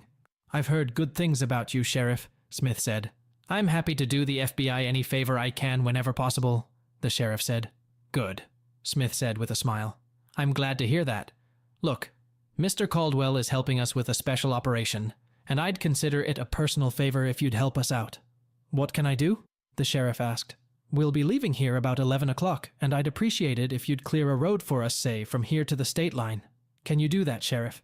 He asked. Sure I can, Sheriff Coltrane said. Is this one of the Black Ops? Something like that. The most covert operation imaginable, Sheriff, Smith said. Lives are on the line here, so I'd appreciate it if you didn't say anything about this to anyone. I mean nothing. In fact, it would be best if you just forget we were even here. Consider it done, Agent Smith, he said. How secret is it? It's so secret that only a very few people know about it, Smith said. So I'm counting on you to help us keep it secret. Truth be told, I probably violated federal law just by telling you this was going to happen. You realize that if this gets out, it would be treason, and you know what the penalty for that is. Coltrane pondered Smith's words. You have my word of honor, Agent Smith, he said. No one will ever find out about this from me. Thank you, Sheriff, Ryan said. We'll let you know when we're ready to go. Ryan and Smith returned to the house and went into the study. You know, I'm probably going to hell for this, Smith said. Ryan chuckled. I don't think so, Ryan said. At least not without a good fight. Ryan put on his gear and pulled out a combat knife. It was the biggest knife Smith had ever seen. Ryan took a piece of paper and deftly cut it in two. Damn, Smith said. Now that's a knife. Is that your service pistol? Asked Ryan, pointing to the gun in Smith's shoulder holster. Yes, that's right. Why? Asked Smith. Leave it, Ryan said, walking over to the open gun cabinet in the study. Along with all the ammo. But what am I going to use? Asked Smith. Ryan handed him an old M1911.45 caliber pistol and several fully loaded magazines in holsters. This, Ryan said. Where did you get that from? Asked Smith. You don't want to know, Ryan said. Last I heard, it was imported from Mexico. Smith examined the gun and noticed that the serial number was scuffed. He checked the mechanism and examined the magazines. Mexico, huh? Asked Ryan. That's what I heard, Ryan said. I think it was one of the guns featured in the Fast and Furious scandal, but I'm not 100% sure. Uh-huh, Smith said, tucking his gun into his shoulder holster. Ryan tossed Smith a can of camouflage paint. Smith caught it and put it in his jacket pocket. Put them on when we get to the state line, Ryan said. I hope you have gloves? Gloves? Asked Smith. Why? Fingerprints, Ryan said. Just in case. I don't want to leave anything that could lead back to us. Good idea, Smith said. Yeah, I've got a pair of gloves. Keep these, Ryan said. Use these, he added, holding out a pair of black gloves to him. I don't want a GSR on your gloves if we can help it. What about my jacket? Asked Smith. Keep that one too, Ryan said. Use one of mine if you need to. We're about the same size. Smith rummaged through Ryan's closet and found a dark green lightweight jacket. He put it on, and Ryan tossed him a camouflage hat and a Kevlar vest. Smith put it on, and Ryan looked him over. He nodded his head when everything was ready. You'll do fine, Ryan said. Well, thank you, Smith said sarcastically. Ryan smiled and looked at his watch. Time to go, he said. He turned on the microphone on his vest. Time to depart, he said quietly. Whiskey Delta 7, give us a 15-minute head start, then depart. Roger that, Jim said in response. The plan was that Smith, Jorge, Ryan, Bill and Beverly would go in the van, and everyone else would take the helicopter. Smith got out as Ryan turned off the lights and locked the doors. Smith went to the van where Jorge, Bill, and Beverly were waiting, while Ryan went to the sheriff's car. Just so you know, Sheriff, we won't be using our main headlights, Ryan said. We'll keep the parking lights on until we get to the state line. How will you see? Asked Sheriff Coltrane, coming to a confused halt. Ryan held out a pair of night vision goggles. "Holy shit," said the sheriff. "You really know what you're doing, don't you?" "I like to think so," Ryan said. "And remember what we talked about earlier. Besides, you promised that if I needed anything, I'd ask for it." "I remember," said the sheriff. "Walk us through the city if you can," Ryan said. "I don't want people guessing what's going on." "Good idea," the sheriff said. "We can take the new bypass road. It's faster and will save you time." "All right," Ryan said. "Watch my co-worker's signal and we'll follow you. I want to stop at the station at the intersection with Highway 62 to get gas." He shook the sheriff's hand and climbed into the van, where he saw Beverly and Bill sitting in front of a large set of monitors and communications equipment built into a special rig. Beverly was wearing a Kevlar vest and her helmet was resting on the console in front of her. "Are you ready, darling?" he asked. She nodded her head nervously. "Don't worry, you're going to make it." "That's what I told her," Bill said. "Let's go," Ryan called out. Jorge waved to the sheriff, who waved back and turned the car around. They pulled onto the highway, and as soon as they hit the road, Bill returned to the console, showing Beverly the new features of the system. "Do you have a police scanner here?" asked Ryan. "Of course," Bill said. "Turn it on," Ryan ordered. "I want to make sure our sheriff doesn't make any unwanted calls." "Got it, boss," Bill said, turning on the scanner. They heard nothing but the usual late-night chatter. The sheriff said he was going to patrol the bypass road all the way to the state line. 10-4, the dispatcher said. They listened, but Sheriff Coltrane stayed true to his word and said nothing about the van behind him. They sped into the night and stopped at a gas station near the intersection with Highway 62. Jorge jumped out of the car and filled the tank. "If you need to use the restroom, this is your chance," Ryan said. "I have to go." "Really bad," Beverly said. "Me too," Bill said. "Okay," Ryan said. "Just make it quick." A few minutes later, they were back and heading north into New Mexico. Jorge waved to Sheriff Coltrane as he crossed the state line. He fixed his night vision goggles and turned off his headlights. Ryan looked at Beverly and took her hand. She was trembling. He squeezed her hand and smiled. "It's all right, dear," he said. "Piece of cake." She nodded her head. "Well, yeah, it's a piece of cake," she said. "Maybe it's for you. I'm scared to death." "That's okay. Take a deep breath," Ryan said, "and then hold it in." She followed his instructions. "Now exhale slowly." She obeyed, watching him. "Do that a couple more times. You're getting good at it." "Do you really do this for a living?" she asked. "Yes, it is," Ryan said. "And so does Bill." "How have you done it all these years?" she asked. "One day at a time," Ryan said. "Isn't that right, Bill?" He nodded his head. "Yes," he said. "Have you never been scared?" she asked. "All the time," Ryan said. Bill nodded his head. "Then why did you do it?" she asked. "That's what we get paid to do," Ryan told her. "Fear keeps us alert." Soon they pulled onto the road leading to the camp, and Jorge turned onto the road leading to the main gate. "Stop here," Ryan said quietly. Jorge pulled off the road so the shrubbery hid the van. Ryan knew they were about 50 yards from the main gate. He pulled out 2 crossbows and handed one to Smith. "Are you good at this?" he asked. Smith nodded his head. "Good. Let go." Ryan rummaged in his pocket and took out the 2 remote charges Cap had handed him earlier. Then he, Smith, and Jorge quietly climbed out of the van, trying not to make any noise so as not to alert the guards. Ryan handed the crossbow to Smith, and they crawled down the road until they were a few yards from the gate. There were 2 guards sitting at the gate, and Ryan could tell they were asleep in their chairs. He showed Smith to aim for the one on the right side of the road. They took careful aim and fired. The bolts flew out, and the bows made a twip sound. Both guards fell. Ryan and Smith handed the bows to Jorge. "Take them to the van, then get back here as fast as you can," Ryan whispered. Jorge nodded his head and left with the 2 bows. They crept up to the gate and saw no one else. Ryan peered into the small guard shack and saw the many indicators on the console. No doubt, he thought, They were signal lights for the sensors in the shrubbery surrounding the camp. He pulled out a knife and cut all the cables he could see. When he noticed the large, gnarled dogwood trees on either side of the narrow road, Ryan placed a charge at the base of each one and set the detonators as Cap had instructed. Making sure they weren't spotted, he slowly raised the gate so the van could drive inside when the time came. They looked around the compound and noticed 2 large black SUVs parked in front of one of the buildings. Ryan showed Smith. "They weren't here yesterday," he whispered.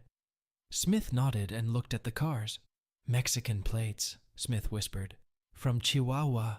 Any idea who they might belong to?" "Not one," Ryan whispered. By then, Jorge had already returned. Ryan pointed to the building where Sarah and Ryan had been taken the day before. "That's our target," he whispered. The most important thing is hope. Chapter 7. Jorge and Smith nodded their heads. Ryan pressed the microphone button and gave the command. "Come on, come on, come on," he said. He heard the noise of helicopter blades overhead and saw the aircraft descend to a point about 10 feet off the ground near Lear's plane. He saw 3 cables come out of the helicopter and 3 people descend, which reminded him of a passage from an old Jethro Tull song. "Like spiders going down ropes in freefall, a 30-rupee clip for a business card, led at the embassy ball." As they descended, the men crept toward the buildings, staying in the shadows. The helicopter took to the air, and all hell broke loose as a minigun opened fire, cutting off the nose of the Learjet. Suddenly, the guards jumped out of the buildings and ran into a wall of red-hot lead, fired from the AK-47S, carried by Ian, Cap, and Buster. The 3 men rushed toward the buildings, kicking in doors and firing as they went. Ryan could hear Beverly radioing instructions to the men. "Whiskey Delta 4, bogey at 10 o'clock, she said, followed by a brief burst of fire. While she was giving instructions, the helicopter opened fire on the cars, smashing the engines. Ryan was amazed that Bob had been smart enough not to fire on the gas tanks. However, the thought that the cars might catch fire never left him. The last thing he wanted was for the fireball to alert local law enforcement.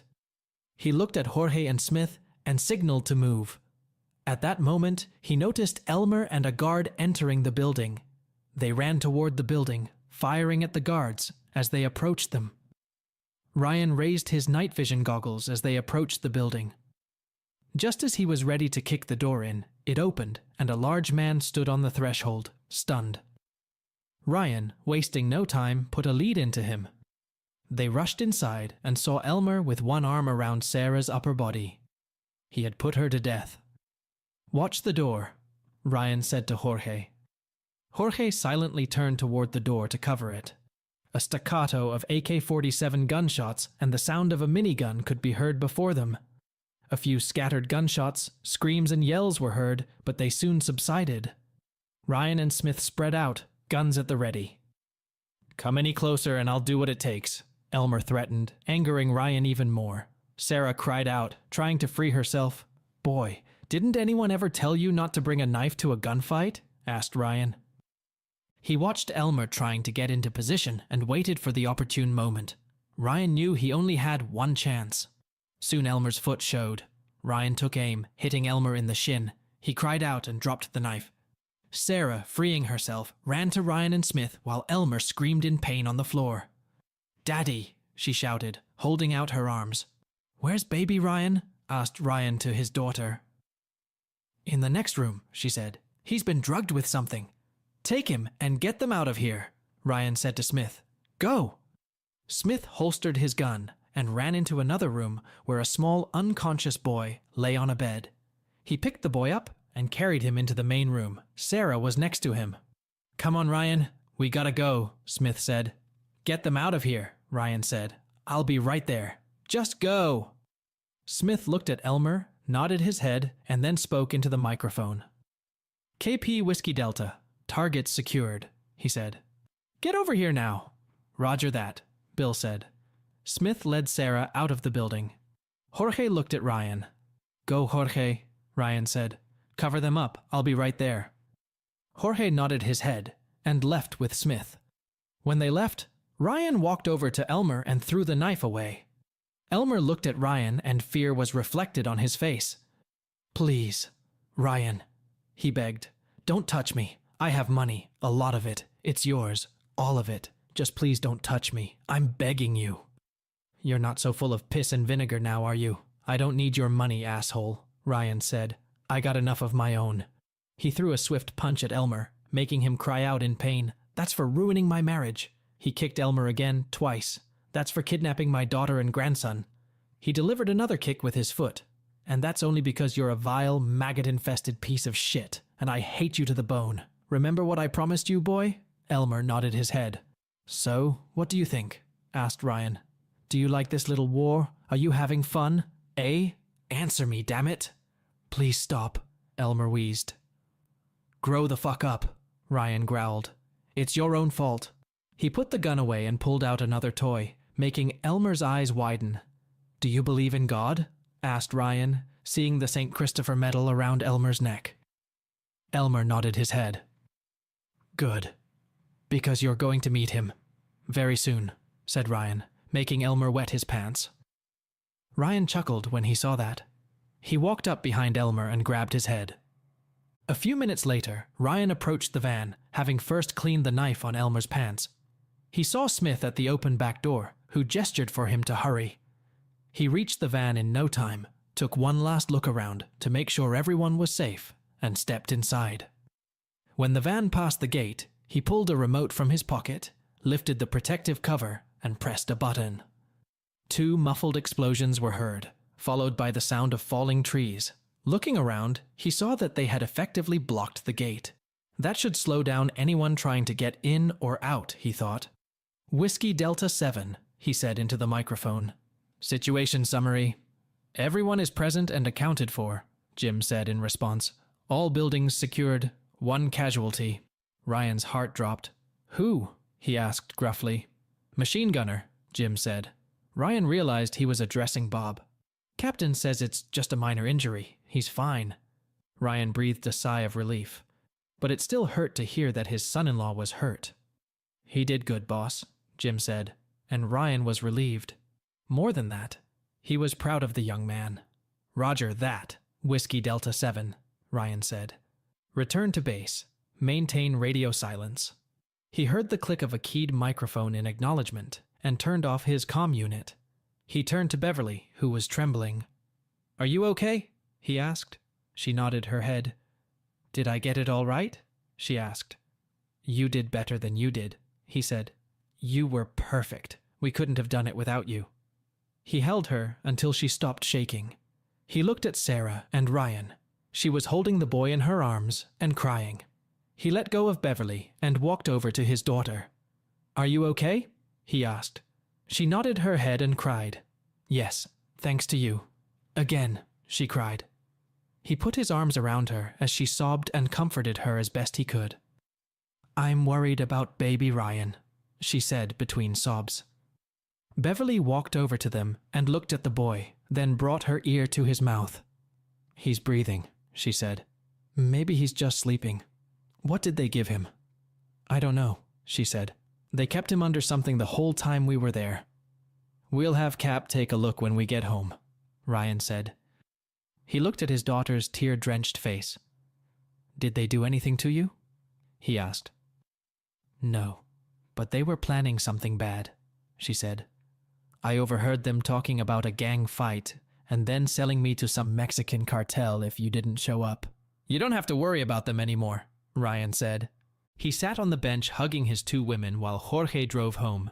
He considered telling her about Bob, but decided to wait until they got home. Looking back at the others, he realized they were relaxing in their own way and said nothing. After they crossed the state line, Bob turned on the police scanner again and heard chatter that the local cops were on their way out of Carlsbad. "ET is 90 minutes, they heard one of the officers say. Of course, Ryan knew that didn't necessarily mean other officers weren't closer.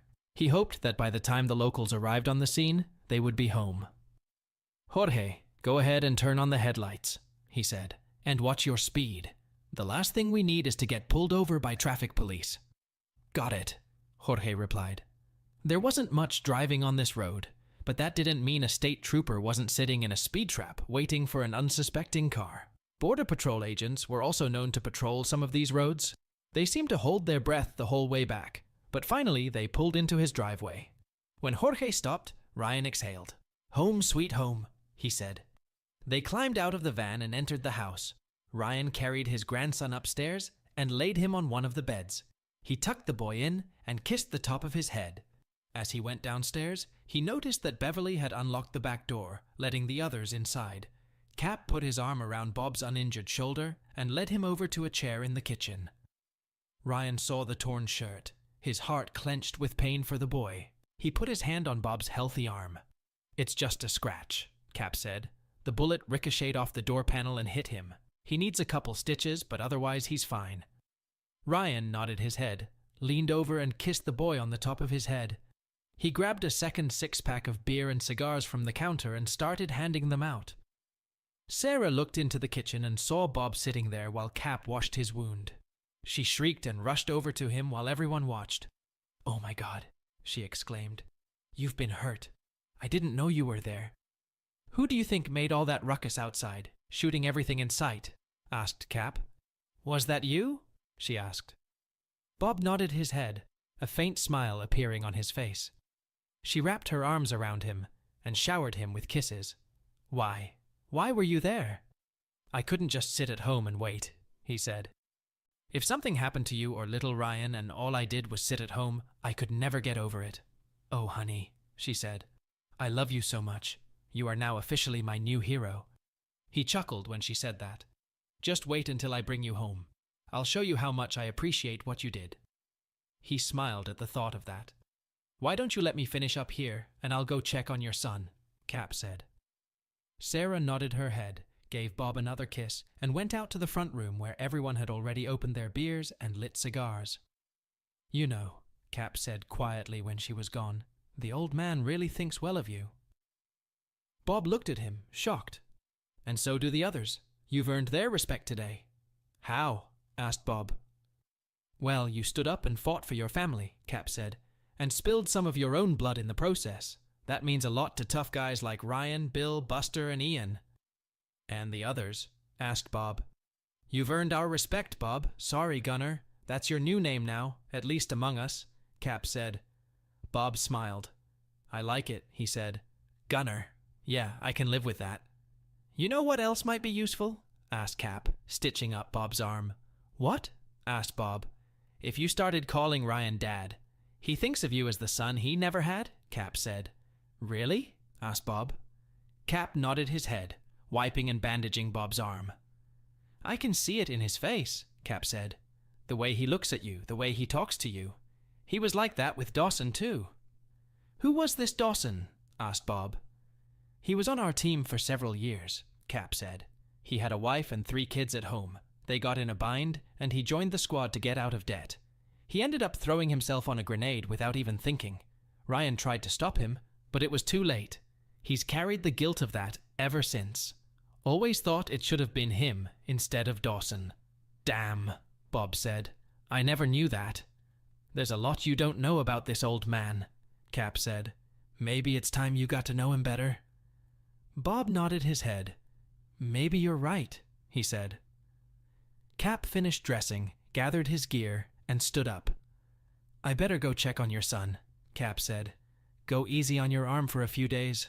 It might start itching after a while. I'll give you some antiseptic cream. Thanks," Bob said. Cap nodded his head and went upstairs.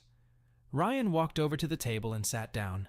He opened a beer and held it out to Bob, then offered him a cigar. "You know, this is probably the only time Beverly will ever let you smoke in here, so enjoy it while you can," he said with a smile. "Thanks, Dad," Bob said. "You don't mind if I call you that, do you?" Ryan held back tears and shook his head. "Not at all, son," he said. "In fact, I'd be a little annoyed if you didn't." Bob chuckled. "I've seen you when you get annoyed," Bob said. Ryan smiled and shook his head. "No, you've seen me lose my temper," Ryan said. "Still. Jim says you did a pretty good job out there. According to him, you stood right in the doorway of the helicopter after you got hit and kept shooting. Tell me, why did you come here?" Like I told Sarah, I just couldn't sit at home knowing that she and Ryan were in danger, Bob said. I couldn't live with myself if something happened to them, and I'd just sit at home and wait to hear from someone. Ryan nodded his head. I can respect that, Ryan said. You're a man, a father and a husband. You wanted fatherly justice, and you got it, and I'm proud to call you son. Bob stared at him, shocked. Ryan smiled, nodded his head, and stood up. Well, I have a little problem to solve tonight, Ryan said. Why don't you come by and join us for a while? You'll see how the story unfolds. Bob took his beer and cigar and followed Ryan into the front room. Ryan picked up his beer and tapped the bottle with his knife to get everyone's attention. Everyone stopped what they were doing and looked at him. He set the beer aside, put the knife back in its sheath, then took the cigar out of his mouth and held it out to Jim. He gestured for Beverly to join him. She walked over to him and looked up at him, wondering what he was going to do. In stunned silence, he dropped to one knee, took her hand, and raised his eyes to her.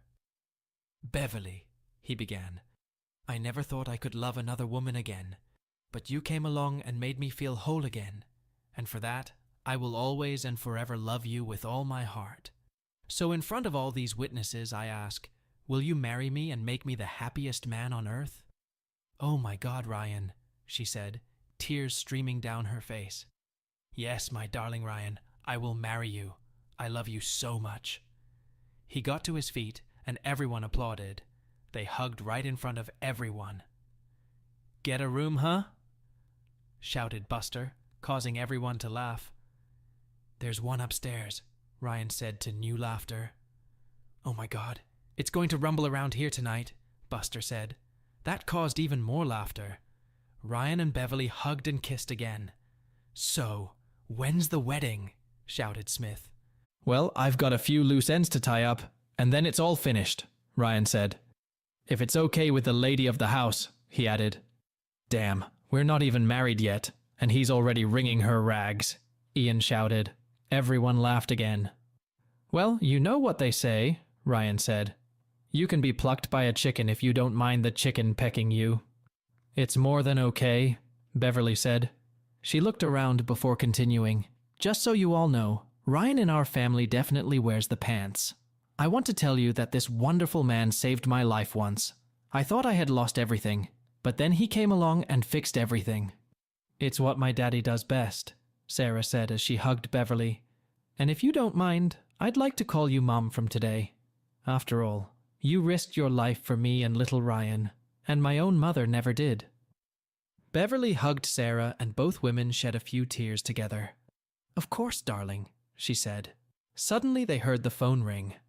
Wait a minute, Smith shouted. This is for me. Everyone be quiet. Everyone fell silent as Smith answered the call. Yes, Smith, he said. They had only heard his part of the conversation. Wow, what's that? In New Mexico? Really? That sounds awful. Okay, call Jones and have him meet me there. I'll be there as soon as I can. Okay, bye. He ended the conversation and looked at the group. What was that? Asked Ryan. Local New Mexico police officers called the FBI field office in El Paso, Ryan said. They want me to investigate an attack on a corporate center. They said the place looks like a war zone. There are no survivors. You wouldn't happen to know anything about that, would you? We? Asked Jim. Oh, hell no, he added under his laughter. That's what I thought, Smith said. Anyway, I'd better get cleaned up and hit the road. You wouldn't mind making some coffee, would you? I'd be glad to, Beverly said. While she was making coffee, Ryan spoke. There are 2 more bedrooms upstairs, guys, and the couch isn't too bad either. We can settle in for the night, he said. Everyone split up and found a place to sleep. Ryan met Smith at the front door as he prepared to leave. Do you have everything? He asked. Yeah, Smith said. Good thing you made me leave my service pistol and badge here. Are you going to be okay? Asked Ryan. You put your career on the line today. Let me worry about my career, Smith said. It's going to be fine. I'll call you tomorrow, okay? You'll be home? I'll be flying east with Sarah, Bob and Ryan, but you can still reach me by phone, Ryan said. Smith nodded his head. Okay, he said. I'll be in touch. Thanks again, Ryan said. For everything." "You're welcome," Smith said, shaking Ryan's hand. Tired, Ryan closed the door and headed upstairs where his wife-to-be was waiting for him. He knew they would only get a few hours of sleep before she would have to get up and tend to her chickens. "I need to rest," he said to himself as he lay down next to Beverly. "Good night, my future husband," Beverly said as she kissed his face.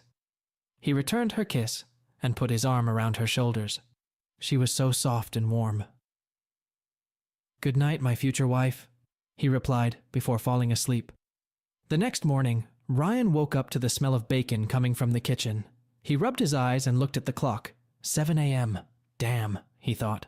Beverly liked to get up early to feed her chickens.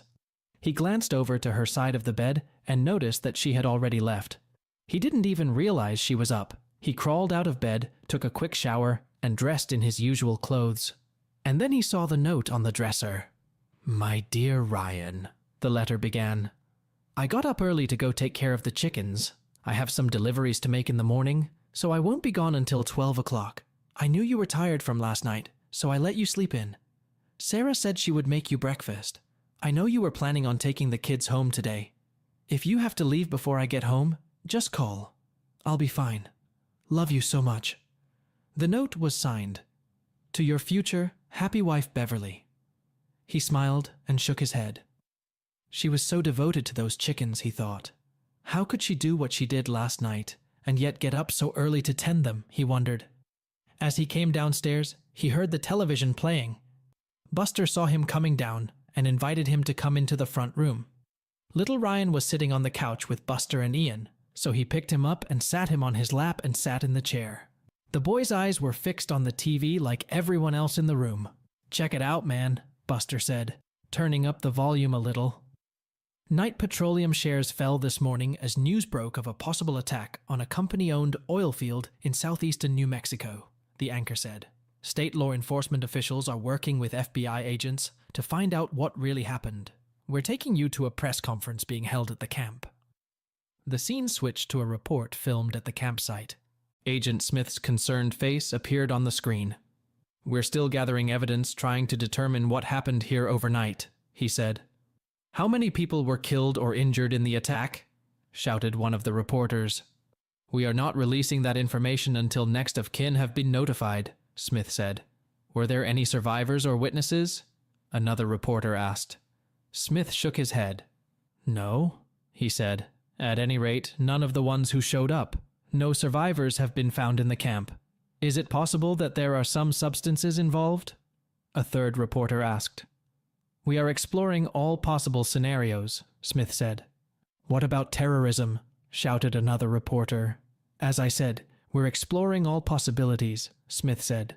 "Could this be related to the ongoing investigation into former CEO Jacob Knight? Or the injury to interim CEO Lisa Knight?" another reporter asked. "We're not ruling out any of those possibilities," Smith said. "If so, how does that affect any of these investigations?" the first reporter asked.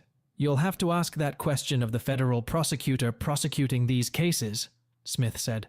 "I'm here to investigate a possible crime, not speculate about the implications of a current case that is being or has been litigated." "Gosh, that Smith is one hell of a pickle," Buster said. Everyone agreed. "Can you tell us about how this came to light?" one of the reporters asked. "This is a fairly remote area, and as far as we can tell, the nearest neighbor is several miles away." Smith turned to a local deputy sheriff, who had stepped to the podium. "The nearest neighbor is actually about 12 miles away," the deputy said.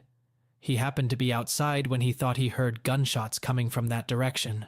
He called 911, and it took officers up to an hour and a half to determine that was the scene." "What took you so long?" one of the reporters asked. "Look around," the deputy said. "There are very few roads here, very few people. There's a lot of territory to cover. It's not a big city, you know." "Agent Smith, have you been in contact with any of the executives at Knight Petroleum?" the reporter asked. "No, I haven't," he said. "We tried to contact them, but we were told they were unavailable." "Don't you find that a little strange?" a second reporter asked. "We find a lot of things about this incident strange," he said in response. "That's all for now. We'll get back to you when we have something new. Thank you. He stepped back, and the scene switched to a reporter speaking into a microphone. And we just heard from FBI Special Agent John Smith, who said they are looking at several possible scenarios and at this time cannot share any real information, the girl said. Interestingly, 2 damaged SUVs with Mexican license plates were previously spotted, as well as the damaged fuselage of a Lear airplane registered to Knight Petroleum. We were able to confirm that this plane is one of a small fleet used to transport executives and VIPs. Back to you, George. Thank you, Sherry, said the man reading the news as the scene switched back to the studio. We're heading to Central City, where reporters are waiting to hear from a Knight Petroleum spokesman. The scene shifted again to the briefing room. There was a podium in front of a curtain with the Knight Petroleum logo on it.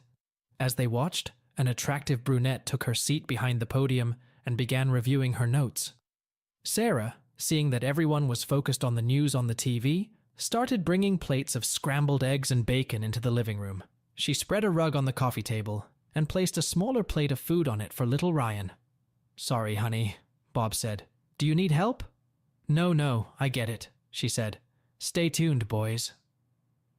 The men started on the food as soon as it was in front of them. Ryan sat the boy down in front of the coffee table so he could eat his breakfast. As they watched, the brunette looked at the reporters gathered in the room and spoke. As you all know, reports have surfaced this morning that a retreat owned and operated by Knight Petroleum has allegedly been attacked by an unknown person or persons, she said, reading from her script. There have been reports of casualties, but we are not releasing names pending notification of next of kin. Of course, we extend our condolences to the families of these individuals, and will do everything we can to minimize the impact on the families of the victims. We're working with federal and New Mexico authorities to get the full circumstances of the case. We will now take some questions from members of the press. The reporters all raised their hands, and the brunette picked one of them in the front row. The report from the scene states that a damaged Lear aircraft registered to Knight Petroleum has been recovered from the scene for analysis. The reporter began. I understand from your own records that this plane is one of several used by your company to transport executives, board members, and VIPs. Were any of your executives or board members on this plane or in the camp at the time? And if so, what was their disposition? I don't have that information, the brunette said. At this point, I don't know who was on the plane. It may have been empty and just made a refueling stop. Our flight crews do that sometimes and often use the facilities for overnight stays. We also keep a small staff on site for maintenance and security. You don't know where your own executives or board members are? Pressed the reporter. I didn't say that, the brunette said. I just said I didn't know if the executives were on the plane or at the facility. It's entirely possible there were no passengers. But the flight plan we found shows that the plane left here the day before yesterday and the destination was New Mexico, another reporter said. Also, according to the manifest we obtained, the plane had 9 passengers on board, the maximum number it could safely carry. Can you explain that? I can't explain it, the brunette said. I'll have to check with management to verify that claim. Why haven't we heard from your board of directors, Mr. Elmer Jenkins? Shouted another reporter. Or from anyone else on the board? I can't answer that question, the brunette said, eliciting groans from the reporters. Another reporter stood up. There have been several reports from the UK over the past day that the body of one of your board members, one Mr. Colin Blackstone, has been found in Manchester, England, the reporter said. How do you respond to that? We just got those messages too, the brunette said. Mr. Blackstone recently returned to England to deal with family matters. We have nothing further to report except that we are working with the authorities in that country to solve the case. That concludes today's conference, ladies and gentlemen. Thank you very much. She turned and left the podium, clearly agitated. Reporters shouted questions as she left, but she paid them no attention. Ryan turned to Jorge and Bill. Blackstone, Ryan said. That's the guy Timmy said was the one who introduced him to Jake, remember? Jorge nodded his head. What? Asked Sarah. Yeah, Ryan said. Timmy was the one who got into Lisa. According to him, this Blackstone offered him a job, took him to meet Jake, and then handed him a gun, instructions, and payment. I asked Elmer about it, and he said Blackstone had to go home for family reasons. Bloody hell, Ian said. I agree, Ryan said, but we have another problem. What's that? Asked Buster. If Sheriff Coltrane has seen this report, he will be looking for answers, Ryan said. Is this the sheriff who came out last night and walked us to the state line? Asked Jorge. Ryan nodded his head. Same thing, Ryan said. Agent Smith and I spoke to him directly. Russell T. Coltrane may seem like a country sheriff, but he's very smart. He'll put 2 and 2 together, and I suspect he'll be out soon. Then we should probably become less conspicuous, Buster said. Agreed, mate, Ian said. If Gunner helps me, I can have the helicopter ready to take off in 15 minutes, Jim said. Bill and I should get going too, Jorge said. He got a good look at me and my van. Ryan thought for a moment and nodded his head. Okay, he finally said. Let's go. Everyone got up and gathered their things. Bob went out with Jim and helped get the helicopter ready to fly. Ryan walked Jorge and Bill to the van. Do me a favor, okay? Ryan asked Jorge. Sure, anything, Jorge said. Could you please let me know when Jake's next court appearance is? Asked Ryan. I think he'll be in court tomorrow, Jorge said. I'll have Bill check the to-do list on the way back, and we'll let you know. Can you do that from your van? Asked Ryan. Jorge smiled. Of course, he said. That's why they call it mobile. These days, we can access the internet from anywhere. Welcome to the 21st century. Okay, Ryan said. Thank you. No problem, Jorge said. We'll be in touch. They said their goodbyes and Ryan watched them drive away. He went back to the house and met Ian, Cap, and Buster. They had already packed their things and were getting ready to leave. Ryan shook their hands. Thanks, guys, Ryan said. I really appreciate your help. No worries, buddy, Ian said. Just don't forget to invite us to the wedding. You got it, Ryan said. They walked over to the helicopter, and Ryan watched it take off, raising a huge cloud of dirt. When the dust settled, he saw Bob heading toward the house. Do you think Elmer might have done away with that Blackstone guy? Asked Sarah, putting the dishes away. Ryan nodded his head. Yes, he said. He was some kind of loose link that needed to be addressed. What a mess, she said. And to think Lisa was part of it all. What a loss. She fooled us all. Ryan noticed she was using her mother's name. For the first time in his memory, she didn't call Lisa Mom. It is, Ryan said. He looked over at little Ryan, who was sitting on the couch watching TV. Glad to see Ryan is up and about. Me too, Sarah said. He worried me so much last night. That Cap guy looked him over last night and said he was fine, but I still want to claw that fool's eyes out for what she did to him. Ryan didn't argue, put his arm around her, and kissed her forehead. I know how you feel, he said. Listen, I need to make some calls. I'll be right out front. Okay, Daddy, she said. FBI Special Agent John Smith looked around at what was left of the camp. It looked very different in the light of day. He remembered the events of the previous evening, looking at the carnage. He shuddered when he saw Elmer in the still smoldering fireplace of the building, where he, Jorge, and Ryan had confronted Jenkins, and was glad Ryan had insisted he leave the building when he did. He knew of the old mercenary's reputation, but he'd never fully realized how evil Ryan could be. He'd seen this kind of thing before while serving in the SEALs, but he'd never seen any of the men he'd served with. As he watched, crime scene investigators were cataloging and packaging thousands of 7.62 mm cartridges, casings he knew were from the minigun Bob had used last night. Part of him sympathized with the poor souls who had come under fire. More than one pile had been found in the compound, and he knew the chances of being able to identify them were slim. There was simply nothing left to piece together. Among the evidence collected were 2 crossbow bolts recovered from the bodies of 2 guards. He remembered firing one of those bolts last night. Are there any fingerprints on these? He asked Jones, looking at the bolts, which were now in separate evidence bags. No, not one, Jones said. Whoever used them knew what they were doing. Smith grunted in response. There's video? They probably had video surveillance installed, Smith said. They had a system installed, but all the cables went through the security booth, and they were cut, Jones said. So no security footage. Smith nodded his head. Ryan was obviously proving to be more clever and meticulous than he'd initially thought. "What about tire tracks or shoe tracks?" asked Smith. "Forget about it," Jones said. "When I got here, the whole road was jammed with cars. They had to bring in a big truck to remove the trees blocking the gate, and there must have been 100 agents and cops stomping all over the place. Any traces that might have been there are long gone." Smith nodded his head, taking in Jones's words. He mentally considered what had been found in the camp. The buildings contained the bodies of many people, some of which had obviously been taken during something bad. He and Agent Jones had discovered a huge cache of illegal substances and weapons. It made him wonder what was really going on here. They also found a treasure trove of DVDs and documents, all of which were bagged and tagged for further examination in El Paso.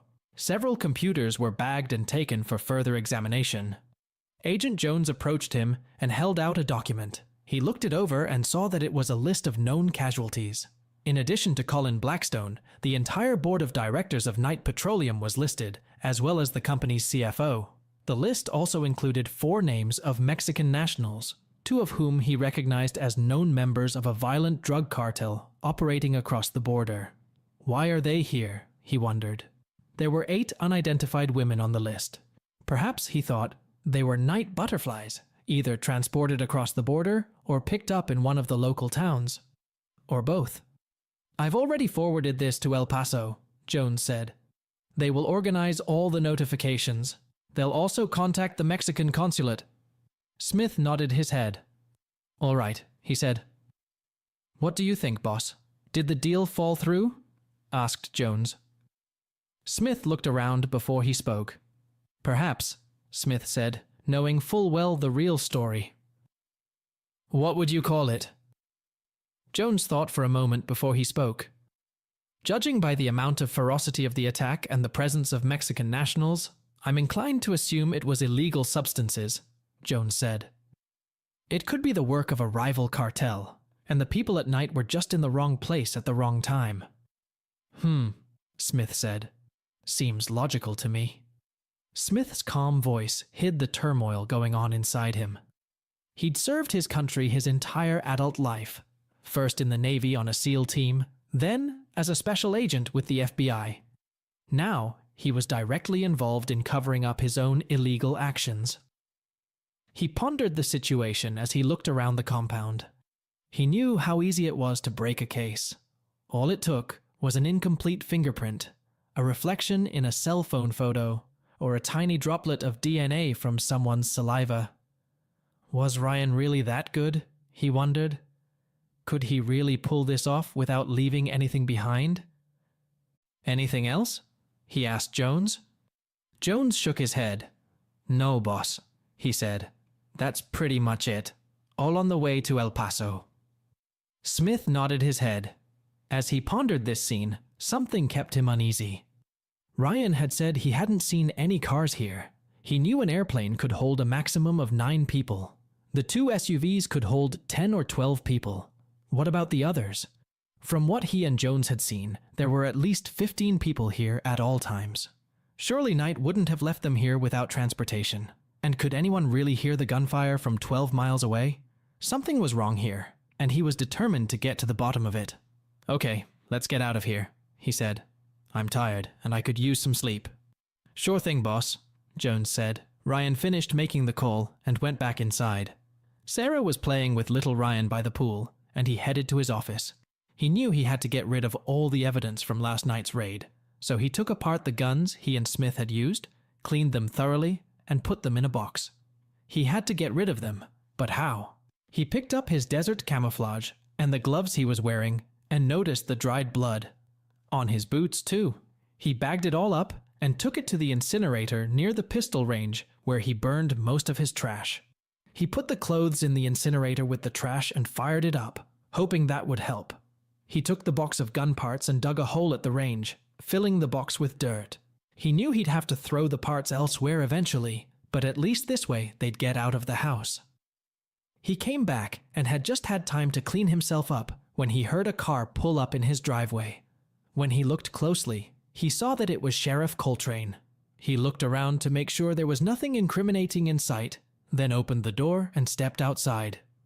"Good morning, Sheriff," Ryan said as he stepped out onto the porch. "What can I do for you this morning?" Sheriff Coltrane walked up to the porch and held out his hand, which Ryan accepted. "Can I get you anything? Coffee? Tea?" "No. But thanks for asking anyway, Mr. Caldwell," he said. "Do you mind if we talk for a few minutes?" "Not at all, Sheriff," Ryan said. "Have a seat. Mind if I light a cigarette?" "Your house?" the sheriff said. "Mind if I join you?" "Help yourself," Ryan said, lighting a cigarette. "How's Beverly doing?" asked Sheriff Coltrane. "Things are going pretty well. Thanks for asking," Ryan said. "She's delivering eggs this morning." "Yes, I saw her at the Jennings house," said the sheriff. "You two get along well?" "Yes. As a matter of fact, I asked her to marry me," Ryan said. "And she said yes." "Good for you," Sheriff Coltrane said. "Congratulations. I knew you two would get along." He took a drag on his cigarette before continuing. "I see you all made it home safely last night. Did everything go well?" "Yeah, thanks," Ryan said. He knew the sheriff was mocking him, and he was waiting for the other shoe to drop about to drop. "Did you see the morning news?" the sheriff asked. This is it, Ryan thought. "You mean the incident in New Mexico last night?" asked Ryan. "Yes, that's right. Interesting that the FBI guy they questioned was the same guy I talked to last night," Sheriff Coltrane said. "I looked at my map and noticed that the campground is not far from where I left you last night at the state line. You wouldn't happen to know anything about that, would you?" Ryan shrugged. He looked at the sheriff and tried to read the expression on his face, but couldn't. He thought for a moment and made a decision. He hoped it was the right one. "They had my daughter and my grandson," Ryan said quietly. "They were going to sell and do God knows what to the boy if the feds didn't give up their pursuit of night petroleum." He looked at the sheriff, but still couldn't read his face. "Tell me, Sheriff, what would you do if it was your daughter, your grandson?" "Well, Ryan," the sheriff said. "May I call you Ryan?" Ryan nodded his head. "I think if it was me, I'd do my best to get them back." The sheriff gave him a hard look before continuing. "You know, Ryan, I may be a country sheriff, but I'm no fool," he added, and his West Texas accent was almost gone. Ryan looked at him in confusion. "I guessed it was something like that. I realize it's secrecy, but I just wanted you to tell me right away." Ryan nodded his head. "So, what are you going to do now?" asked Ryan. Sheriff Coltrane shook his head. "There's nothing I can do or say even if I wanted to, and I don't want to," he said. "That FBI guy swore me to secrecy, remember? Besides, there's no law against riding in a van late at night. At least not in this county. As far as I'm concerned, if you took out that gang, you did us all a big favor." Ryan chuckled, noticing the accent was back. "Who is this guy really?" he asked himself. "Speaking of law," Sheriff Coltrane added. "Have you ever thought about going into law enforcement?" Ryan laughed. The most important thing is hope. Chapter 8. "Really?" he asked. "I'm an old man, and I only have one eye." Sheriff Coltrane laughed. "Old?" he asked. "Son, I'm a lot older than you. Besides, I have to deal with this," he said, lifting one pant leg to reveal the prosthetic. "So why are you asking me?" said Ryan. "I've never worked for the police in my life, and I'm too old to start at the bottom." "Fortunately, it is not a requirement to become sheriff in this county," the sheriff said. "Sheriffs here are appointed by the county board upon the recommendation of local residents." "That's all well and good, but where are you going?" asked Ryan. "I plan to retire in a couple months," the sheriff said. "I've been thinking about who could take my place." "You probably have assistants who are much more qualified than I am," Ryan said. "Yeah, they're good guys," Sheriff Coltrane said. "Hell, one of them even served on the LAPD before coming here, but none of them want the job. I already asked." "Why me exactly?" asked Ryan. "The people around here like you," said the sheriff. "They all say you're a good man, and I agree with them. Besides, you command respect. Believe me, it's a lot safer here than what you were doing before you moved here." Ryan stared at him, shocked. "Oh yes," said the sheriff. "I know all about you. You're not the only one with friends, you know. Does Beverly know?" "Yes, it is," Ryan said. "And she's okay with that?" Ryan nodded his head. "Well, that's it," said the sheriff. "If I do, Will you at least help me latch on? Asked Ryan. Of course, Sheriff Coltrane said. I wouldn't throw you to the wolves. I have a few things to take care of, and I have to talk to Beverly about it first, Ryan said. I wouldn't expect anything less, the sheriff said. When do you need to know? Asked Ryan. Any time in the next few days will do.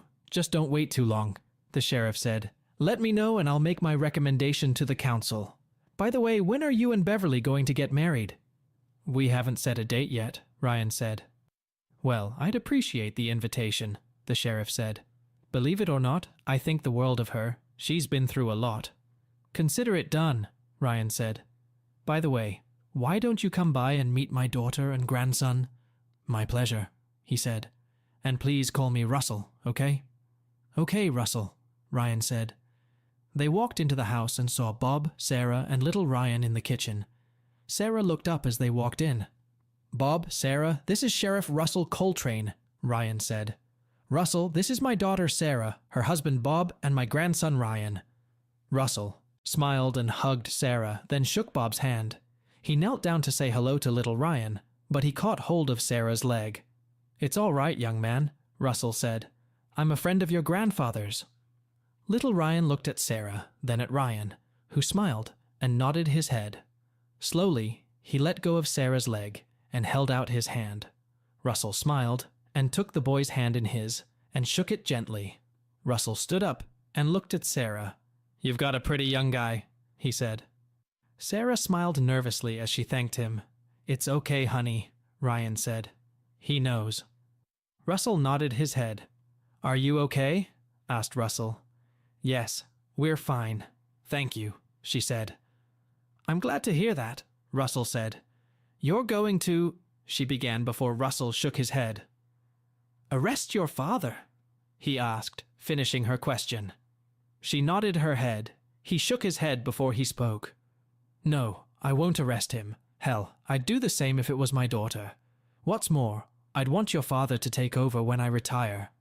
Really? She asked, shocked.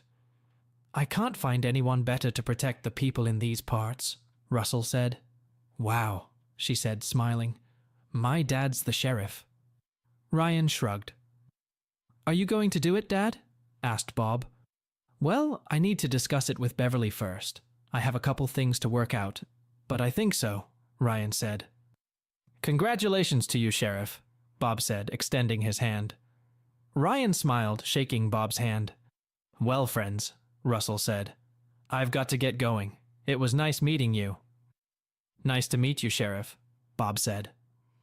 Ryan walked Russell to the door, just as Beverly pulled up. They met in the driveway. Hi, Beverly, Russell said. Hello, Sheriff, she said. Everything all right? It's okay, honey, Ryan said. He knows. She looked at Russell, wondering if he was taking her husband away. It's all right, dear, Russell said. So you're not going to arrest Ryan? She asked. Arrest him? Asked Russell. Hell no, I plan to make him sheriff. She looked at him shocked. Really? She asked. The final decision, of course, is up to the county board. But if I have an opinion, yes, Russell said. I haven't said yes yet, Ryan said. I told him I needed to talk to you first. Thank you for that, she said. Personally, I think it's a great idea. It will help you get out of the house anyway, she added with a smile. Russell laughed and continued. By the way, I hear congratulations are in order, he said. Dad would be proud of you. Thank you, she said. Suddenly, her face changed. Oh my God, that reminds me. What? Asked Ryan. Who will walk me down the aisle? She asked. Ryan looked at her for a moment. Then they both turned to Russell. Beverly spoke first. Sheriff, I hate to ask, but could you... What, walk you down the aisle? With pride, Beverly, Russell said. If Ryan doesn't mind, not at all, Ryan said. In fact, I can't think of anyone better. Well then, Russell said, it's settled. Beverly wrapped her arms around him and kissed his cheek. Thank you very much, she said. You're welcome, he said. But only if you start calling me Russell. I will share, Russell, she said. Well, I guess I'll be going, Russell said as he opened his car door. Have a good day, you hear? I will, Russell. Ryan said. "And I'll call you when I get back. I want to talk to you a little bit about it before I make a final decision." "Sounds good, Ryan," Russell said. "See you then." They waved to each other as Russell drove away. Ryan helped her get her things into the house and poured her a glass of tea. "What's wrong?" she asked as he handed her the tea. "Did you hear the morning news?" asked Ryan. "I heard something about it on the radio," she said. "They assumed it was a drug cartel or something." "As I suspected, Russell saw the report and put it together," Ryan said. "He came out to talk to me about it. For a moment I thought he was going to arrest me, but he didn't. Said Smith swore him to secrecy. He also said he knew about my past. He had every right to handcuff me and take me away, but he didn't. Instead, he said he wanted me to take his place when he retired." "Looks like someone's watching you," Beverly said. "I think so," he said. "So, how did it go today?" "It went very well," she said. "I got a few more clients today." "Good," Ryan said. "By the way, I booked my return flight with the kids for tonight. I didn't want to leave until you got back." "I appreciate that," she said. "I'm sorry I didn't wake you up this morning, but I thought you were already tired. I know you were." "Thanks, I appreciate that, but you should have woken me up anyway," he said. "I would have loved to help you." "I know, but I wanted you to get some sleep," she said.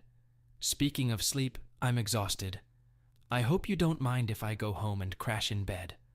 "I don't mind one bit," he said. "You deserve a good night's sleep." "Thank you," she said, standing up. He enveloped her in a hug and kissed her. "I love you so much," he said.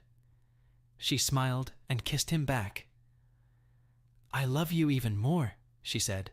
"Call me tonight, okay? I want to make sure you got here okay." "I will," he said. "Now run home. I'll call you tonight. Maybe when I get back, you can model those little shorts for me again. Maybe I'll make a new pair, just for you," she said with a sly glint in her eyes. They held each other for a moment, looking into each other's eyes. "Okay, guys," Sarah called out from the kitchen. "There are some young peeps in here." Ryan and Beverly smiled and turned to Sarah, who was holding little Ryan in her arms. The boy was looking at Beverly with some consternation. Beverly walked over to the boy and ran her hand through his hair. "I'm sorry, but we've never met," Beverly said. "Are you a friend of Grandpa's?" little Ryan asked. "Yes, that's her," Sarah told him. "In fact, she's going to be your new grandmother." The boy looked at Beverly confusedly for a moment. "Are you really going to be my new grandmother?" he asked. Beverly smiled and nodded her head. "Yes, it is," she said. "Do you mind?" The boy thought for a moment before answering. "Will you help Grandpa find his eye?" he asked. "If he wants to, yes," Beverly replied. Ryan looked like he was deep in thought. Then he looked up at her. "All right then," he said. "You can be my new grandmother."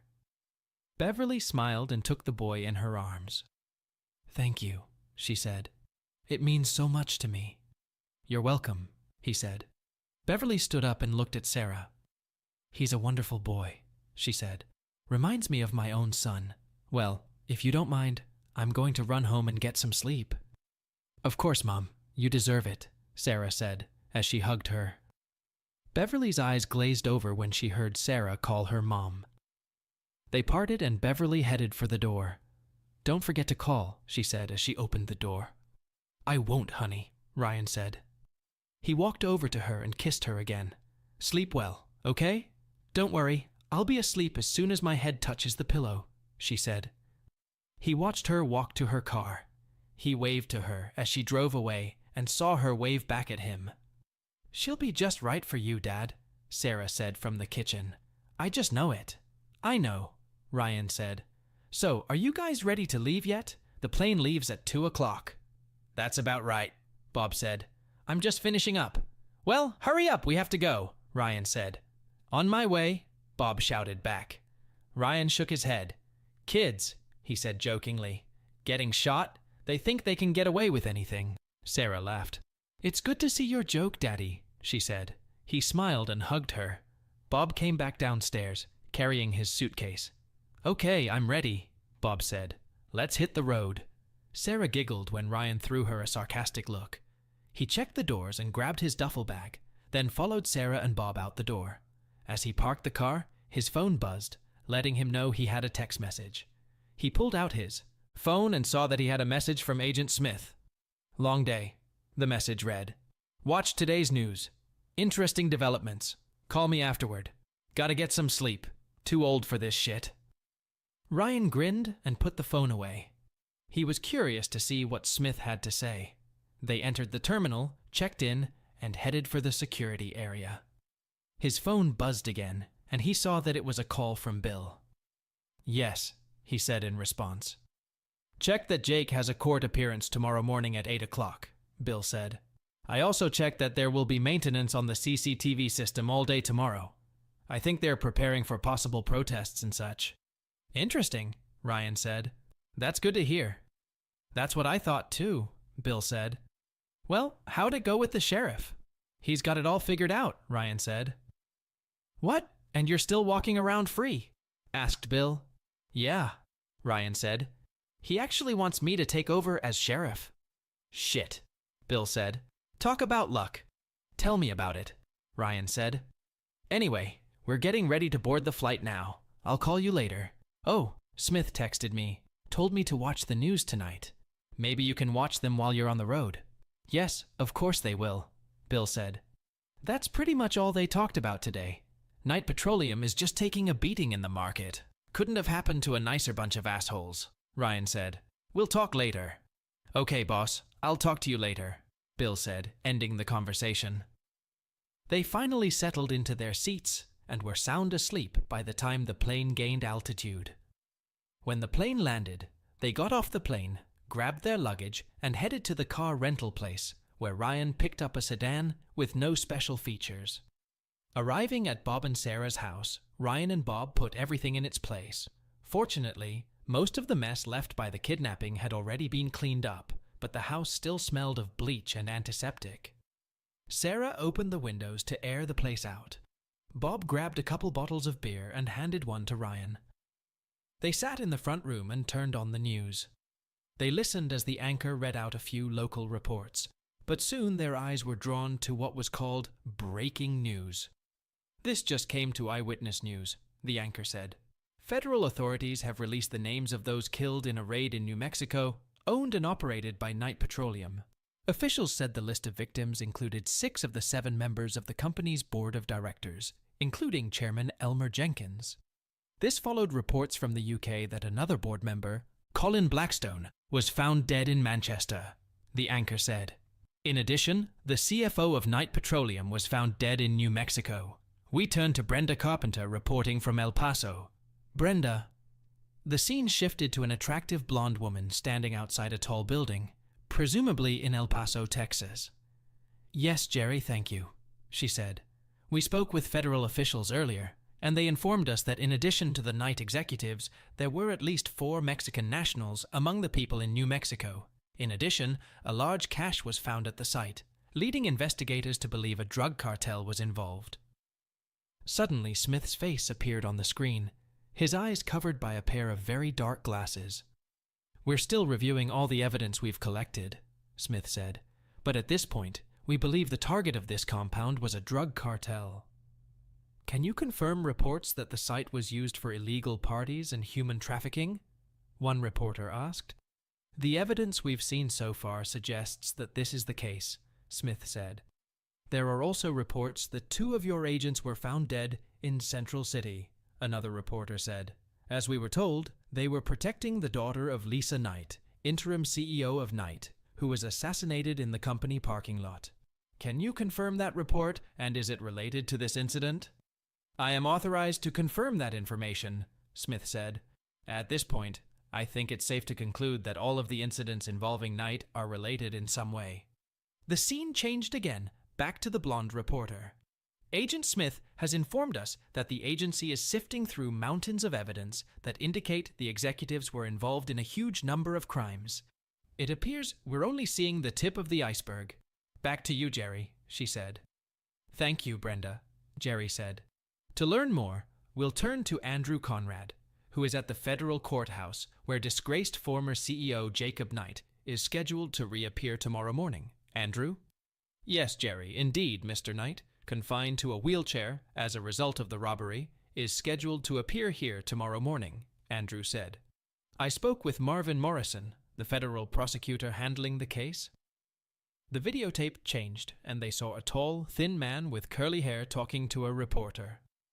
The evidence we've seen so far suggests that Knight Petroleum executives spent more time committing crimes and covering them up than they did producing oil and gas, Marvin said. And something tells me this is just the beginning. Will new charges be filed? Asked Andrew. Marvin looked tense as he answered. Absolutely, he said. And I expect more to be added to that. Will you be talking to the surviving executives? Asked Andrew. Yes, Marvin said. We've already started that discussion and expanded the investigation to include lower-level managers. So far, the defense has been pretty effective at blocking your moves, Andrew said. What's your strategy on that? Well, Andrew, Marvin said, you're right in that the defense has been effective putting up screens, but I think that's going to change tomorrow. What kind of charges can we expect? Asked Andrew. Shocking allegations, Marvin said. That's all I can say about it right now. You'll get a fuller picture tomorrow morning. So, Jerry, Andrew said as Marvin left, it looks like we're going to see fireworks tomorrow morning. Thanks, Andrew, Jerry said. We'll keep watch. He turned to face the other camera. The allegations against Knight Petroleum have also had a major impact on the market, with the company's stock plummeting, causing investor concern. We turn now to Eyewitness News financial analyst Tyler Morgan. Tyler, what do you think is going on? Well, Jerry, Tyler said, suddenly appearing on camera. I think Knight Petroleum is on its last gasp, so to speak. If nothing is done soon, the company will cease to exist, and that could have global repercussions. Do you know of anything cooking? Asked Jerry. I've heard rumors, but I can't report anything definitive, Tyler said. I know that if anything happens, you'll be the first to let us know, Tyler, Jerry said. Thanks. He turned back to the camera again. Next up, man's best friend is going on a little trip. Stay tuned to Eyewitness News. Bob turned off the TV as the channel switched to commercials. You're an analyst, Bob, Ryan said. What do you think? I think Knight Petroleum has failed, blued and tattooed, Bob said. I'd be surprised if they're still in business a month from now. Ryan nodded his head in agreement. I think you're right, he said. He pulled out his cell phone and called Smith, who answered on the first ring. Yes, Smith, he said. Just watched the news, Ryan said. Is it all true? You wouldn't believe the crap we found in that camp, Smith says. I have a feeling that if we hadn't taken action, someone else would have. What did you find? Asked Ryan. Unbelievable shit, Ryan, Smith said. More banned substances than you can shake a stick at. DVDs with recordings, evidence of human trafficking, not much else. I think I also know why the agency turned a blind eye to Gillespie. Shit, Ryan said. Don't tell me they have a mole in the agency. Yeah, he said. Someone pretty high up the food chain. He's already been brought in for questioning. Any evidence linking Lisa to all this shit? Asked Ryan. Nothing yet, Smith said. Maybe they managed to keep it from her, but I don't see how she couldn't have known something was going on. Maybe she was blinded by Jake's money and too caught up in her work to notice it. I don't know. So what's on your mind? Well, Sheriff Coltrane put it all together after the morning report, Ryan said. Came out to me after the boys left. Oh? Asked Smith. And he didn't take you in? No, Ryan said. In fact, he wants me to take over as sheriff when he retires. Smith laughed. Damn it, son, you got all the breaks, he said. Are you going to do it? I'm thinking about it, Ryan said. But I've got a couple things to take care of first. Well, I'll probably be knocking on your door looking for a job when this is over, Smith said. Are you planning on retiring or something? Asked Ryan. I'm thinking about it, Smith said. The agency just isn't what it used to be. Maybe they need a good person like you to be principal and fix things, Ryan said. Maybe. I don't know. It's all political these days. How are Beverly and your kids doing? Asked Smith. They're doing fine, Ryan said. By the way, are you coming to the wedding? Wouldn't miss it for the world, Smith said. Anyway, I'll be in touch. Watch your six, you hear me? I will, Ryan said. Bye. They finished talking, and Ryan left the room to call Beverly. He returned a short time later with a smile on his face. Sarah noticed this and sat next to him on the couch while he fiddled with little Ryan. Talk to your mom yet? Asked Sarah. Ryan knew she meant Beverly. He nodded his head. Yes, he said, tickling the boy in his lap. How did you know? Well, you left the room to make a phone call, and then came back with a smirk on your face, she said. It's nice to see you're in love again. I remember you being like that with Lisa. Ryan looked at her and saw a tear appear in her eye. He stopped tickling Ryan to hug his daughter. She was crying. I'm so sorry, Daddy, she cried. I treated you like crap when I was a kid, and you still saved my life, twice. I don't deserve a father like you. It's all right, Princess, he whispered in her ear. You were young and stupid and impressionable when it happened. They took advantage of it. But you smelled the coffee and woke up. You got your way. I'm proud of what you've done with your life. You have a wonderful family, and I will always be there for you. Thanks, Daddy, she said, snorting. I love you. I love you too, he said. I better go make dinner, she said. As she left for the kitchen, Ryan turned his attention back to his grandson, who squealed with delight as the older man tickled him some more. That night, Ryan dreamed of pretty blonde farm girls in shorts and white Daisy Duke t-shirts. The next morning, the courtroom quickly filled with reporters, potential witnesses, and observers. No one paid attention to the tall man sitting in the last row. Wearing a dark baseball cap, dark glasses, and a bandana that covered the lower half of his face, he looked the same as the others in the room. According to the rules of social distance, everyone sat at least 6 feet apart. As the man watched, Jake was wheeled into the hall with a chain around his waist. The lawyers entered and took their seats, and the bailiff ordered everyone to stand as the judge entered the hall. Everyone sat down as the judge nodded his head, having already taken his seat behind the high bench. He watched the lawyers make arguments, counter-arguments, and motions, followed by counter-arguments. The judge took it all in and said almost nothing. To the man in the back row, it sounded like something out of an old Charlie Brown cartoon, gibberish with very few real words in it, at least to him. He did, however, understand the judge's last order. Motion to continue granted, the judge said.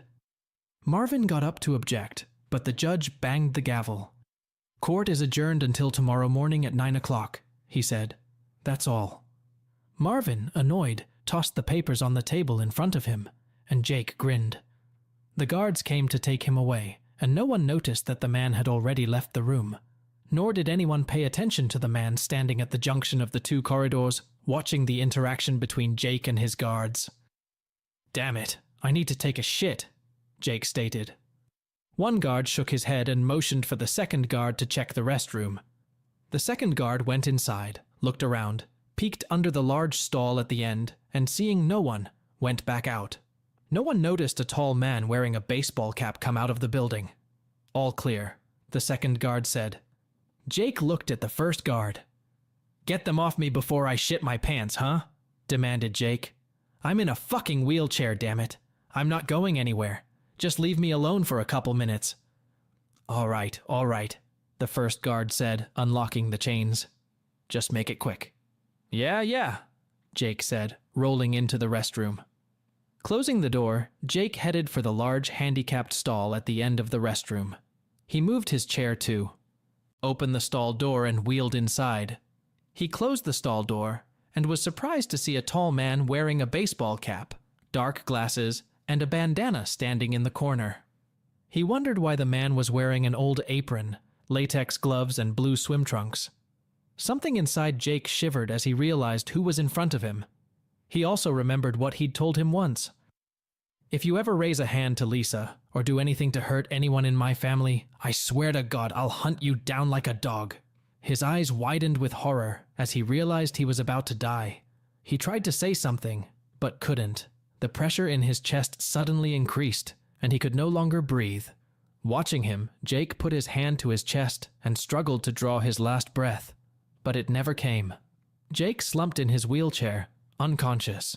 The man lifted his glasses and examined Jake with his one good eye without touching him. The man had seen enough to know that Jake was headed for his eternal reward. Or punishment, as the case may be. He looked at his face in the mirror. The glass eye in his scarred left eye socket reminded him of something out of an old science fiction movie. He put his dark glasses back on and turned around. Ducking low, he jumped to the ledge of a tall window and climbed up onto it. He opened the window slightly to look out over the littered alley. Seeing nothing, he climbed outside, quietly closed the window, and jumped to the ground without difficulty.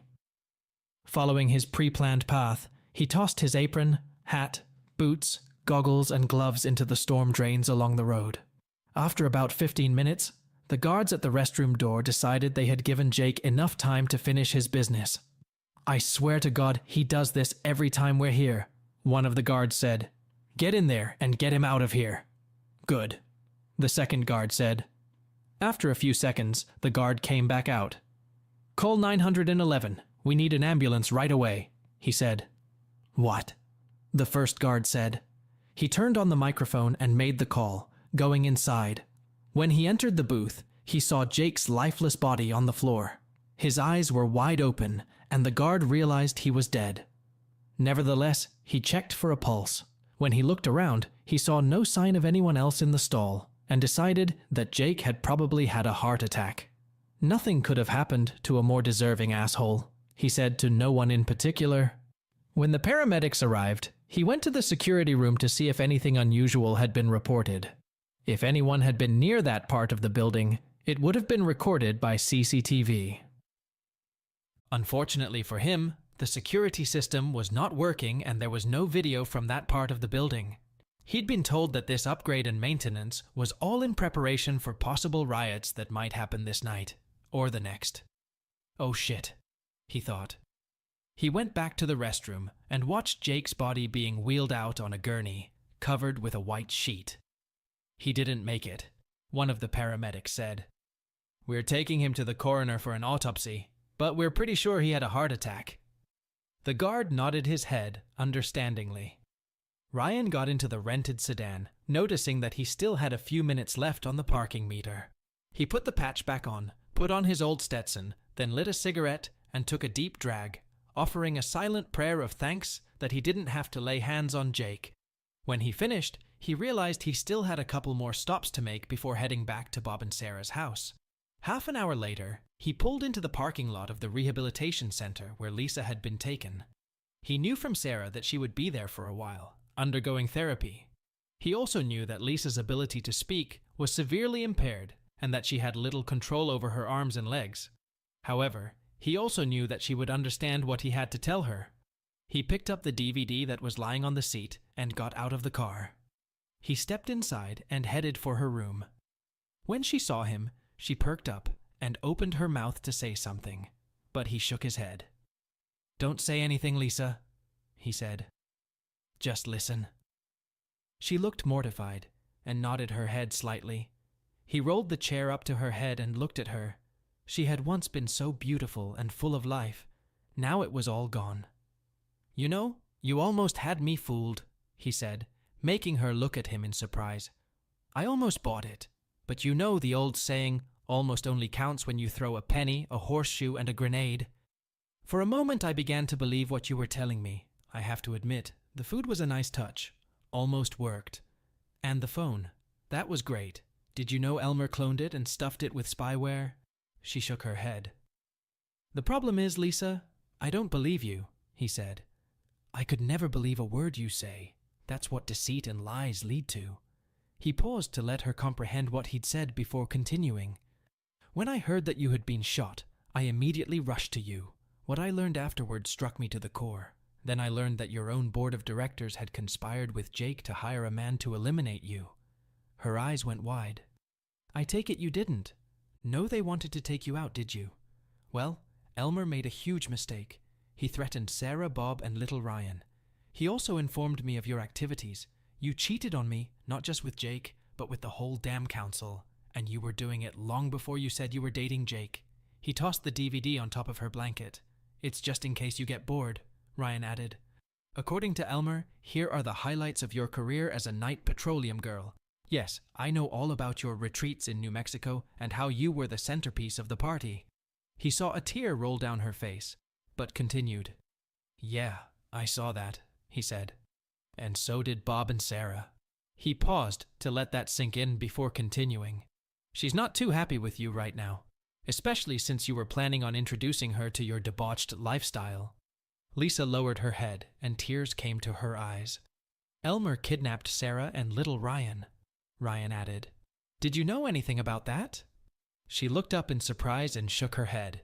They're safe now, he said. No thanks to you. But it seems that Knight Petroleum no longer has a board of directors, and the FBI tells me they've uncovered mountains of evidence of crimes committed by your company. I don't know if you were involved in any of it. She shook her head and muttered, No, but Ryan continued. So far they haven't found any direct evidence linking you to those crimes, but that doesn't mean they won't, Ryan said. Even if they don't charge you with the crimes committed by Elmer, Jake, and the Commission, you could be charged as an accessory. If I were you, I'd hire a lawyer to cut you a deal. Maybe they'll give you immunity if you turn over the state's evidence. At any rate, Knight Petroleum has been history for quite some time. You should also know that a class action lawsuit has been filed against Jake and/or his estate. I guess I'm just one of 100 people whose lives and marriages he has ruined. I'm not a lawyer, so don't ask me to explain it all, but my attorney back home is also a member of that state's bar association. And he found a loophole in the law that makes the lawsuit possible, Ryan added. If I were you, I wouldn't be planning a trip to the French Riviera anytime soon. I don't think Jake will be worth a dime by the time they're done. Even if his lawyers win the case, he'll be broke paying the bills. She looked up at him, tears streaming down her face. I'm so sorry, she whispered. Ryan nodded his head. Yeah, but you can have a cup of coffee for that and a couple bucks, he said, and a tear rolled down her cheek. But it doesn't mean a damn thing to me right now. You once asked me if we could be friends. The answer to that question is no. I could never be friends with a treacherous, lying, hypocritical cheater. Besides, I've met a wonderful woman, and we're getting married soon. He pulled out his phone and showed her a picture of him and Beverly embracing. She sobbed even harder. Beautiful, isn't she? Asked Ryan. Her name is Beverly, and she makes me feel better and more alive than I ever have in my life. I thought I'd never love another woman again until she came along. You know, she helped save Sarah and little Ryan. Sarah even started calling her mommy, and little Ryan seems to love her too. I think she'll make a great grandmother, don't you? Lisa's body twitched as she sobbed. He pushed back his chair and stood up. You probably won't see me again, he said. And I suspect Sarah and Bob will cut you out of their lives too, he added as she burst into tears. It's not nice to lose everything, is it? But you know what they say, karma's a fool, and then you'll get the bill. Enjoy what's left of your miserable existence. Goodbye. He put his hat back on and left the room. As he walked down the hall, he heard her wailing and saw the nurses rushing into her room. But he didn't care and went to his rented car. He made one more stop and then headed back toward Bob and Sarah's house. He spotted Jorge's car at the entrance and wondered what was going on. Taking a small box, he went inside, where he was greeted by Jorge, Bob, and Sarah. Did you hear the news? Asked Sarah. No. What? Asked Ryan. They just announced that Jake Knight died of a heart attack, Bob said. Heart attack? Asked Ryan. When did it happen? If the news is to be believed, right after this morning's hearing, Bob said. Well, imagine that, Ryan said. Did you have anything to do with this? Asked Jorge. Ryan shook his head. Never touched that man, Ryan said. Jorge looked at him incredulously. I'm serious, Ryan said. I've never touched him, not once. So, what have you been doing? Asked Sarah. Ryan pulled a box out of his pocket and opened it, revealing a very expensive wedding and engagement set. I picked this up for Beverly and went to Lisa's, Ryan said, intentionally not mentioning his courtroom visit. It's beautiful, Sarah said. I hope she likes it, he said. Trust me, you will, Dad, Sarah said. So you went to see Lisa? I did, Ryan said. I gave her the DVD Elmer gave me and told her about all the lies, cheating, and betrayal. I also told her about what was going on with Knight and about Beverly. I don't think she took it too well. That's just too damn bad, Sarah said wryly. Ryan smiled and nodded his head. Don't argue with me, princess, he said. Later, Sarah put dinner on the table and they all sat down to eat. They invited Jorge to stay and he joined them. After a pleasant dinner, everyone moved to the front room. There's a special on Jake tonight, Bob said. Thought it would be interesting to see how they spin his life and career. Why not? Asked Ryan. Sarah brought over a few glasses of sweet tea and they started watching the program that had just started. It's one of my favorite shows, Bob said. I like his perspective on business. Ryan hummed and nodded his head. How anyone could like something like that he didn't understand. But, he decided, to each his own. They turned their attention back to the program. Good evening, welcome to a special edition of the program, said a relatively young man with curly dark hair. Tonight we will be taking a look at the life of Jacob Knight, the disgraced former CEO of Knight Petroleum, who was charged with conspiring to end the lives of his separated wife and her ex-husband. As you may know, Mr. Knight passed away today from a heart attack. Joining us today is author and investigative journalist Trevor Whitaker, who is about to release a book about Knight called From Wealth to Oil Rags, The Rise and Fall of Jacob Knight. Welcome to the program, Mr. Whitaker. Thank you for inviting me, Neil, said an older, well-dressed man in a gray suit. I am not one to speak ill of the dead, so first of all I would like to extend my condolences to the family and friends of Jacob Knight. Our thoughts and prayers are with you. Tell us, Trevor, what do you think about all of this? Asked Neil. Like you, Neil, I don't want to speak ill of the dead either, Trevor said. But honestly, in this case, I'm not sure you'd find anyone who would mind. That doesn't sound very nice, Neil said. Why would you say something like that? To be honest, Mr. Knight wasn't the kind of man to evoke kind thoughts, Trevor said in response. Of course he was loved, wasn't he? Asked Neil. On the contrary, Neil. In fact, from my research over the last few years, no one liked him at all. No one at all. In fact, he was universally despised and hated, even by members of his own little family, Trevor said. One source even told me, I'm quoting from my book, look up the word a-hole in the dictionary and you'll find a picture of Jacob Knight. This was said by someone who worked closely with Knight for several years. Ouch, Neil said. So why did your source stay with him for so long? Simply put, Knight was paying him well, Trevor said, and he was frankly afraid of what Knight would do if he left. You see, Knight believed you were either for him or against him. Turning against him was not considered a wise career choice. I see, Neil said. To cut to the chase, Knight has been accused of, among other things, conspiring to end the life of his now ex-wife's ex-husband. As we have learned, the divorce between her and her first husband took place over 12 years ago, and it appears to have been as amicable as a divorce can ever be, at least on paper. There were no alimony claims, even though she had a teenage daughter. There were no spousal support claims, and she essentially left him all of the assets acquired during the marriage. So why would Knight suddenly want to go after this man? It doesn't make sense. He had a wife and a daughter. Why pay to have him put away after 9 years? To answer that question, you have to understand the person, Trevor said. A few years ago, I was sitting in Knight's office, interviewing for a big article about the rapid expansion and growth of the company. On his desk was a sign that said, "Take them all out, let God deal with them." This characterizes Jacob Knight in the best possible way. That's how he ran his business, and that's how he ran his personal life. If he saw something he wanted, he would do anything to get it. That went for business, property, and even women. Women? Asked Neil. Yeah, Trevor said. Jacob Knight is like a Boy Scout in that respect. If he saw a woman he wanted, he'd do anything to get her. I've talked to many men whose lives and marriages he is rumored to have ruined. To him, it was a sport, like hunting big game. I see, Neil said. Then explain why he went after this man. Well, Neil, it turns out that the ex-husband worked as a private security guard for a foreign oil company that Knight wanted to take over, Trevor said. You have to understand that Knight's idea of a business negotiation was something like, "You've got a good business here. It would be a shame if something happened to it." He often used a carrot-and-stick approach, offering a favorable price while at the same time demonstrating strength to intimidate the target. About 4 years ago, Knight became involved with this foreign competitor. That's when Knight found out that the ex-husband, whose name had never been mentioned publicly thanks to an injunction, was working for this company, says Trevor.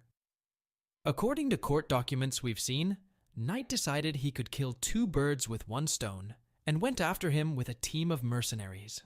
Keep in mind that all of this was coming from the man Knight originally targeted, so that explains the judge's ruling.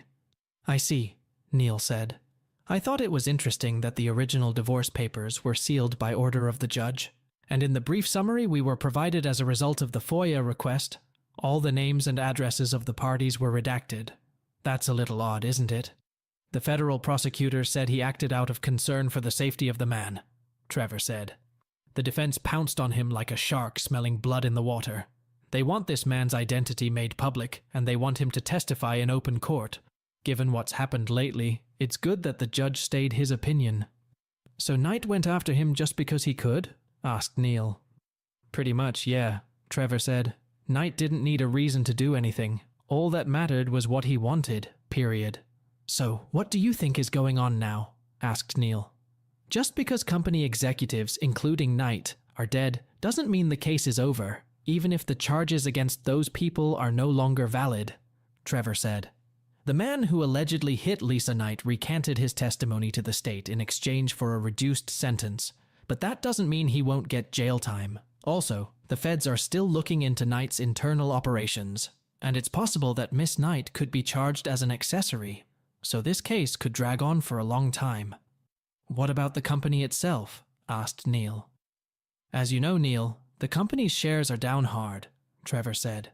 The shareholders are dumping them as fast as they can to minimize their losses.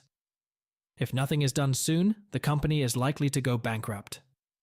I've heard rumors that something is being prepared, but they haven't been confirmed to me yet. I see, Neil said. That's very interesting.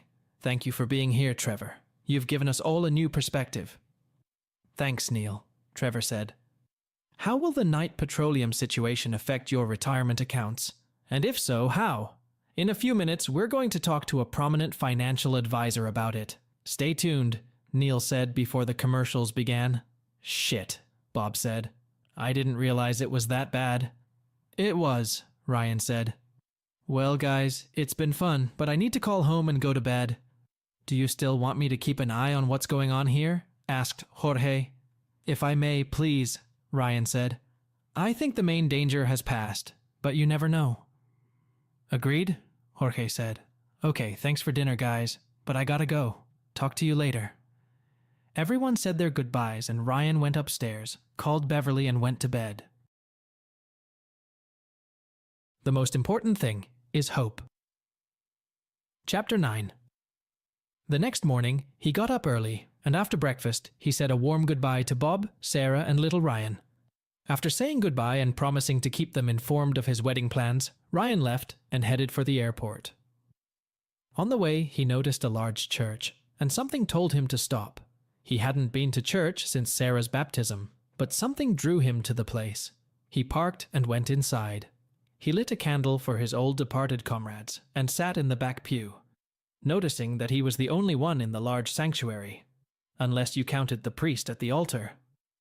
He felt like kneeling, and thought of Dawson and all the others who had never returned. Kneeling, his head resting on his clasped hands, he mentally confessed to himself everything he'd done since the day Lisa and Sarah had left.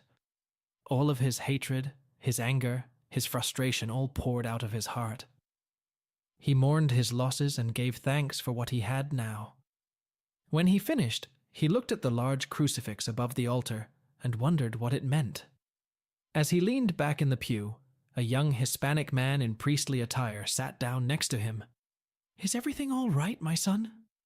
he asked softly. Ryan smiled to himself. He was old enough to be this man's father. He held his tongue, which was unusual for him, and looked at the young priest. The man smiled, nodding his head.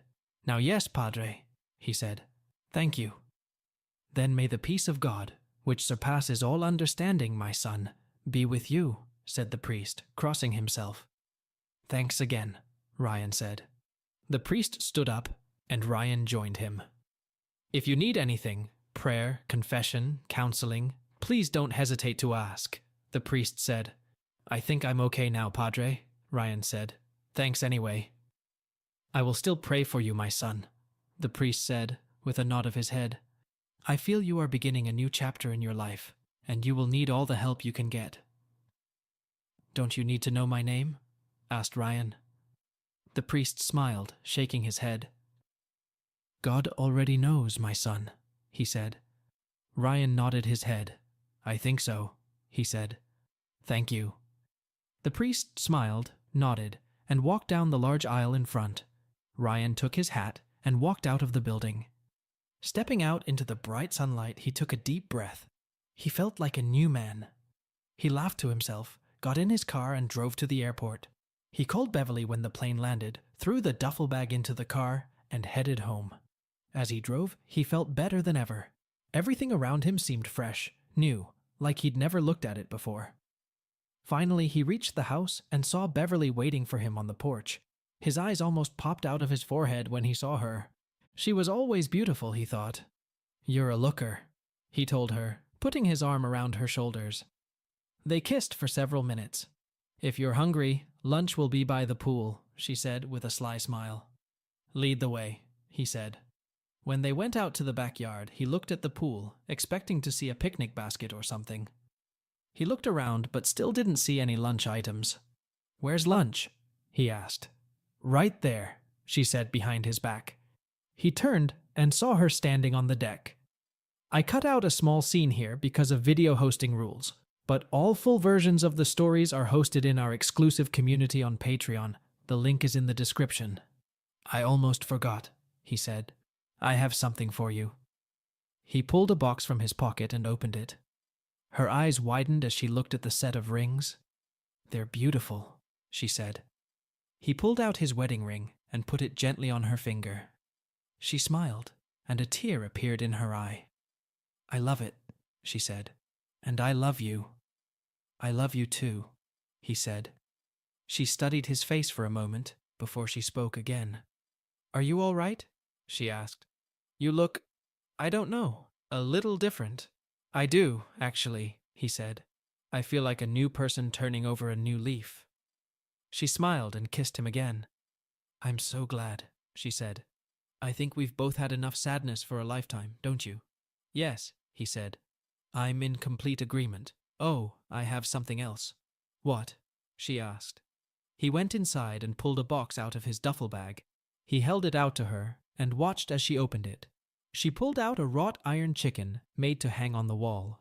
I like it, she said. Why did you decide to purchase it? I don't know, he said. I saw it and thought of you. I thought it was time to hang things on the walls to make this place feel like home again. I think it's a good idea, she said, and I know exactly where to put it. He smiled when she said that. Yes, he thought. Home, sweet home. For real this time. After they dressed and hung the chicken on the wall in the kitchen, he called Russell. Hey, Ryan, Russell said. Did you get everything sorted out? Yes, that's right, and I'd like to talk to you about a job offer, Ryan said. Great, Russell said. Come on over and we'll talk. Be right there, Ryan said. After letting Beverly know, he cleaned himself up and drove into town, stopping in front of the sheriff's office. Once inside, he noticed the sheriff's deputies scrutinizing him. Sheriff Coltrane is expecting you, Mr. Caldwell, the uniformed deputy said. This way. He followed her into Russell's office. She opened the door and ushered him inside, then stepped out and closed the door. Russell stood up and shook his hand. Have a seat, he said. Ryan sat down and turned to face Russell. So, do you have any questions? Yeah, Ryan said. I have one. What about my bio? I guess you already know what I've been doing for 9 years. Russell smiled. You mean you're a private security consultant and all that? Asked Russell, making air quotes at the word private security consultant. Yeah, that, Ryan said. Well, 9 years of training security officers to deal with dangerous situations is a lot of experience, if you want my opinion, Russell said. Plus, your service in the military was absolutely exceptional. The county council agrees with that. What? Asked Ryan. Yes, Russell said. They seem to think you can teach our deputies a thing or two. I never thought about it, Ryan said. Don't worry, son, Russell said. I've already done your background check. Standard procedure. They just want to make sure you're not an axe murderer hiding from the law. You've never been behind bars, and it checks out. Hell, you're cleaner on paper than some of my deputies. Now, if you're in, you'll have to interview with the commission. It's pretty much a formality. I'd suggest you maybe buy some nicer clothes and a new hat. What about the beard? Asked Ryan. Trust me, it hides a multitude of sins. Russell smiled. If you keep it neat and trimmed, it's not a problem, he said. Besides, it gives you character. Ryan smiled. You've thought this through, haven't you? He asked. Russell smiled. It's within the rules, my boy, he said. As soon as they give the okay, we'll get you a uniform, and you'll spend some time watching me. So, what do you say? What the hell, Ryan said. The worst thing they can do is say no. Let's set it up. That's my boy, Russell said. How about tomorrow morning? Say 8:30? Yeah, sounds good, Ryan said. I'll go downstairs and get some new clothes. That's it, Russell said. See ya. After that, Ryan spent most of the day shopping for new clothes, shoes, and a new hat. Beverly was shocked when he walked into the house loaded with new clothes. Never complain about me buying new clothes, she joked. So, when are you going to the council? Tomorrow morning, he said. I'm glad you took this case, she said. It will be good for you to get involved in the community. I'm so proud of you. He smiled and kissed her. That evening, they watched the news and learned that the federal case against Knight had expanded to include several middle managers. There seemed to be more people involved than originally thought, but none of them obviously knew the whole situation. Jake's disclosure also caused the company's stock price to plummet even further, as confidence in the company plummeted to near zero. The next day, Ryan appeared before the county board along with Russell. As Russell pointed out, the meeting was cordial and mostly informal. There were only a few questions that Ryan had to think hard before answering. Doesn't this blindfold create a problem with depth perception? One of the board members asked. It was like that at first, Ryan said, but I learned to deal with it. So you can drive a car and shoot a gun with no problem? None so far, Ryan said. Personally, I'd rather see someone with direct law enforcement experience, another council member said. You don't even have a law enforcement degree. If we do, would you be willing to enroll in online courses and get a 2-year degree? Absolutely, Ryan said. How much do you expect to get, Mr. Caldwell? One of the female board members asked. I hadn't thought of that, ma'am, Ryan said. To tell you the truth, I don't need the money. Yes, we checked your financials with the bank, she said. By the way, that was a wonderful thing you did for Miss Simons. Thank you, he said. She needed help, so I decided to help. So, as far as compensation goes, how much do you think you'd like to receive? She asked. Honestly, I hadn't given it much thought, he said. Whatever you're paying Sheriff Coltrane, I guess. Maybe you could donate it to a homeless shelter downtown or a women's and children's center? She smiled and nodded her head. I think we can arrange that, she said. Do you? She added, looking at the other board members. They looked at each other and nodded their heads. Yes, we can do that, one of them said. Gentlemen, I think we've found our candidate, don't you? Said the female board member. They conferred among themselves before answering. I agree, one of the council members said. I move that we vote in favor of it. Seconded, another council member added. Well then, let's take a vote, the councilwoman said. All those in favor of appointing Mr. Ryan Caldwell as sheriff, raise your hands. Everyone raised their hands. All those opposed? No one raised their hands. Very good, she said. Mr. Caldwell, welcome aboard and congratulations. Thank you, Ryan said, accepting her hand. Sheriff, why don't you take Mr. Caldwell downstairs and give him a uniform? She asked. We'll have the swearing-in ceremony around 1 o'clock this afternoon. Will do, he said, standing up. They returned to the sheriff's office, and Russell led Ryan into the back room, where he found several shirts and pairs of pants that looked like they might fit. Ryan was relieved to see that they had all been washed and ironed and were still hanging in their protective plastic pouches. Ryan tried them on and found that they fit perfectly. Russell also picked up a new hat, a gray Stetson, and handed it to him. "It looks like it fits well," he said. Ryan tried it on and was surprised to see that it fit better than his old beat-up hat. Russell looked at him and nodded his head approvingly. "Looking good, son," he said. He pulled a black name tag from his desk drawer and pinned it to Ryan's shirt. Obviously, Ryan thought, he had it made especially for this occasion. After attaching the tag, Russell glanced at his watch. "Just in time to take the oath of office," he said. "Let me make a quick call." While Ryan watched, Russell pulled out his cell phone and dialed a number. He was surprised to hear Beverly's voice in response. Russell winked at Ryan and put it on speaker. "Beverly, I really need you to come to my office immediately," Russell said in a serious tone. "Is everything okay?" she asked. "I don't know," he said, "but this is serious, and I need you to get here as soon as possible." "Okay, Sheriff," she said in a frightened voice. "I'll be there in a few minutes." Russell ended the call and put the phone away. He looked at Ryan again and smiled. "It was mean," Ryan said. "Yeah, she was," Russell said. "But I had to make sure she was coming, you know? It wouldn't have been right for you to take the oath without her presence, would it?" A few minutes later, Beverly walked through the front door and was escorted into Russell's office. "Is everything okay? What's going on?" she asked, exasperated. Russell smiled and sat her down. "Everything is just fine, dear," he said. "I just thought you might want to be here when they swear in your man." He turned to the door leading to the hallway and called out to Ryan. Beverly flinched when she saw her future husband enter in uniform. "Wow," she said. "I've always liked men in uniform," she told him. "So when is the swearing in?" she asked Russell. He glanced at his watch. "Anytime," he said. A few minutes later, they heard the front door open and a group of well-dressed men entered the station. A sergeant entered Russell's office to let him know they had visitors.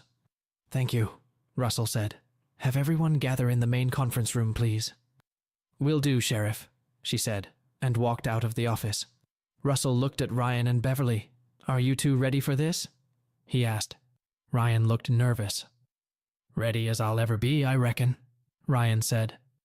They walked down the hallway and into a large room that was full of people, including several uniformed sheriff's deputies. Ryan noticed an ice chest on the floor next to a table and a store-bought cake decorated for the ceremony. The deputies looked Ryan over as he entered, and he got the impression that they approved of Russell's choice. He didn't sense any hostility or jealousy in any of them, and that was good. The ceremony itself was short and sweet. The senior member of the county council took the oath of office, and Russell pinned a new badge on Ryan's chest. He handed something to Beverly and asked her to follow suit. She watched Russell pin 3 stars to the collar of Ryan's shirt, the insignia worn by the sheriff. She pinned the 2nd star on the remaining collar and stepped aside to admire it. "Congratulations, Sheriff," said the commissioner, shaking his hand. "And may God have mercy on your soul," he added, eliciting laughter from all present. "Thank you, Commissioner," Ryan said. "There's tea and Coca-Cola in the ice chest, and Ryan, sorry, Sheriff Caldwell, has the honor of serving the cake," Russell said to laughter. "Sorry, no beer, we're still on duty, you know." Ryan sliced a large cake and served first to Beverly, then to the sheriff's deputies. He gave a slice to Russell, then served the commissioners. After cutting off a small piece for himself, he noticed that there was still about 1/3 of the cake left. "Why don't we leave that for the guys on patrol?" he asked. Russell agreed. "Good idea," he said. The female sergeant smiled and put the cake in the refrigerator for safekeeping. Ryan ate his cake and then made his rounds, getting to know the sheriff's deputies he would soon have to answer for. They all seemed nice and seemed to accept him as their new sheriff. After the ceremony, Beverly walked over to Ryan and took him in her arms. He looked so good in his uniform, she thought. It was like it was tailored just for him. "You look so good, honey," she said. "I'm so proud of you." He smiled and kissed her. "Thank you, little lady," he said, doing a terrible John Wayne impersonation that made her laugh. "I'd better get back, dear," she said. I need to stop by to pick up some chicken feed and make dinner. I'll see you at home, okay? I'll be there, he said, giving her another kiss. He watched her walk out the door. The sheriff's deputies congratulated her and seemed to welcome her into their little family. Ryan turned to Russell. Now what? He asked. I will now issue you your weapons and equipment, Russell said. They walked to the weapons room, and Russell had him sign for his belt and Smith & Wesson M&P 9mm pistol, a full-size polymer-cased, striker-fired pistol similar to a Glock 17. Ryan knew it was one of the best 9mm pistols on the market and was surprised that such a small sheriff's department was issuing such pistols. He almost expected them to carry 6-shot revolvers. One last thing, Russell said, pulling a small box out of his desk drawer. He handed the box to Ryan, who opened it and saw a small bar with a blue field with white stars on one side and 3 stripes, one white and red, above and below it. The white stripe said, U.S. Army Veteran. What's that? Asked Ryan. It's a small thing to show appreciation for your service, Russell said. All the veterans get one of these. Ryan has seen some sheriff's deputies wear something similar and noticed that Russell also has one that says, U.S. LMPD Veteran. Thank you, Ryan said. You're welcome, Russell said. What now? Asked Ryan. Well, we'll start bringing you up to speed tomorrow morning, Russell said. Be here at 8 a.m. sharp. See you later, Ryan said as he gathered his civilian clothes. The deputies said their goodbyes as he walked out the door. Back at home, he kissed Beverly and headed upstairs. He looked at himself in the mirror. There's a new sheriff in town, he said quietly to his reflection in the mirror. The boys will never believe that, he thought to himself. He smiled as he imagined asking himself, feeling lucky, punk? They had a quiet dinner and spent the evening in lovemaking. I'm glad I was able to be a part of this ceremony today, Beverly said, snuggling up to him. Me too, Ryan said. Promise you'll be careful out there? She asked. He put his arm around her shoulders and kissed her. I'll be careful, little lady, he said. I promise. The next 2 weeks flew by as Russell brought him up to speed on law enforcement. Ryan watched as Russell brought the deputies up to speed and took in all the nuances. This is a good group, he thought to himself. Dedicated, motivated, and dedicated. They knew what they were doing. Russell finished his briefing, turning to Ryan and asked, Anything you want to add, Sheriff? Ryan knew that this was Russell's way of making sure they knew that he would eventually take charge. Be careful out there, Ryan said, causing the deputies to nod approvingly. Russell took Ryan to a live-fire range and was surprised when Ryan went through it with ease, hitting all the bad guys and avoiding the good ones. They were really just cardboard dummies, but it was a useful exercise that helped the officers learn how to distinguish one from the other in a real situation. After that, the defensive driving course began, and Ryan handled it with ease. When he was done, Russell sat in the passenger seat and shook his head. Where did you learn to drive like that? He asked. Oh, you'd be surprised, Ryan said. No, I wouldn't, Russell said. In the time he had spent with Russell, Ryan had absorbed everything he could from the man like a sponge.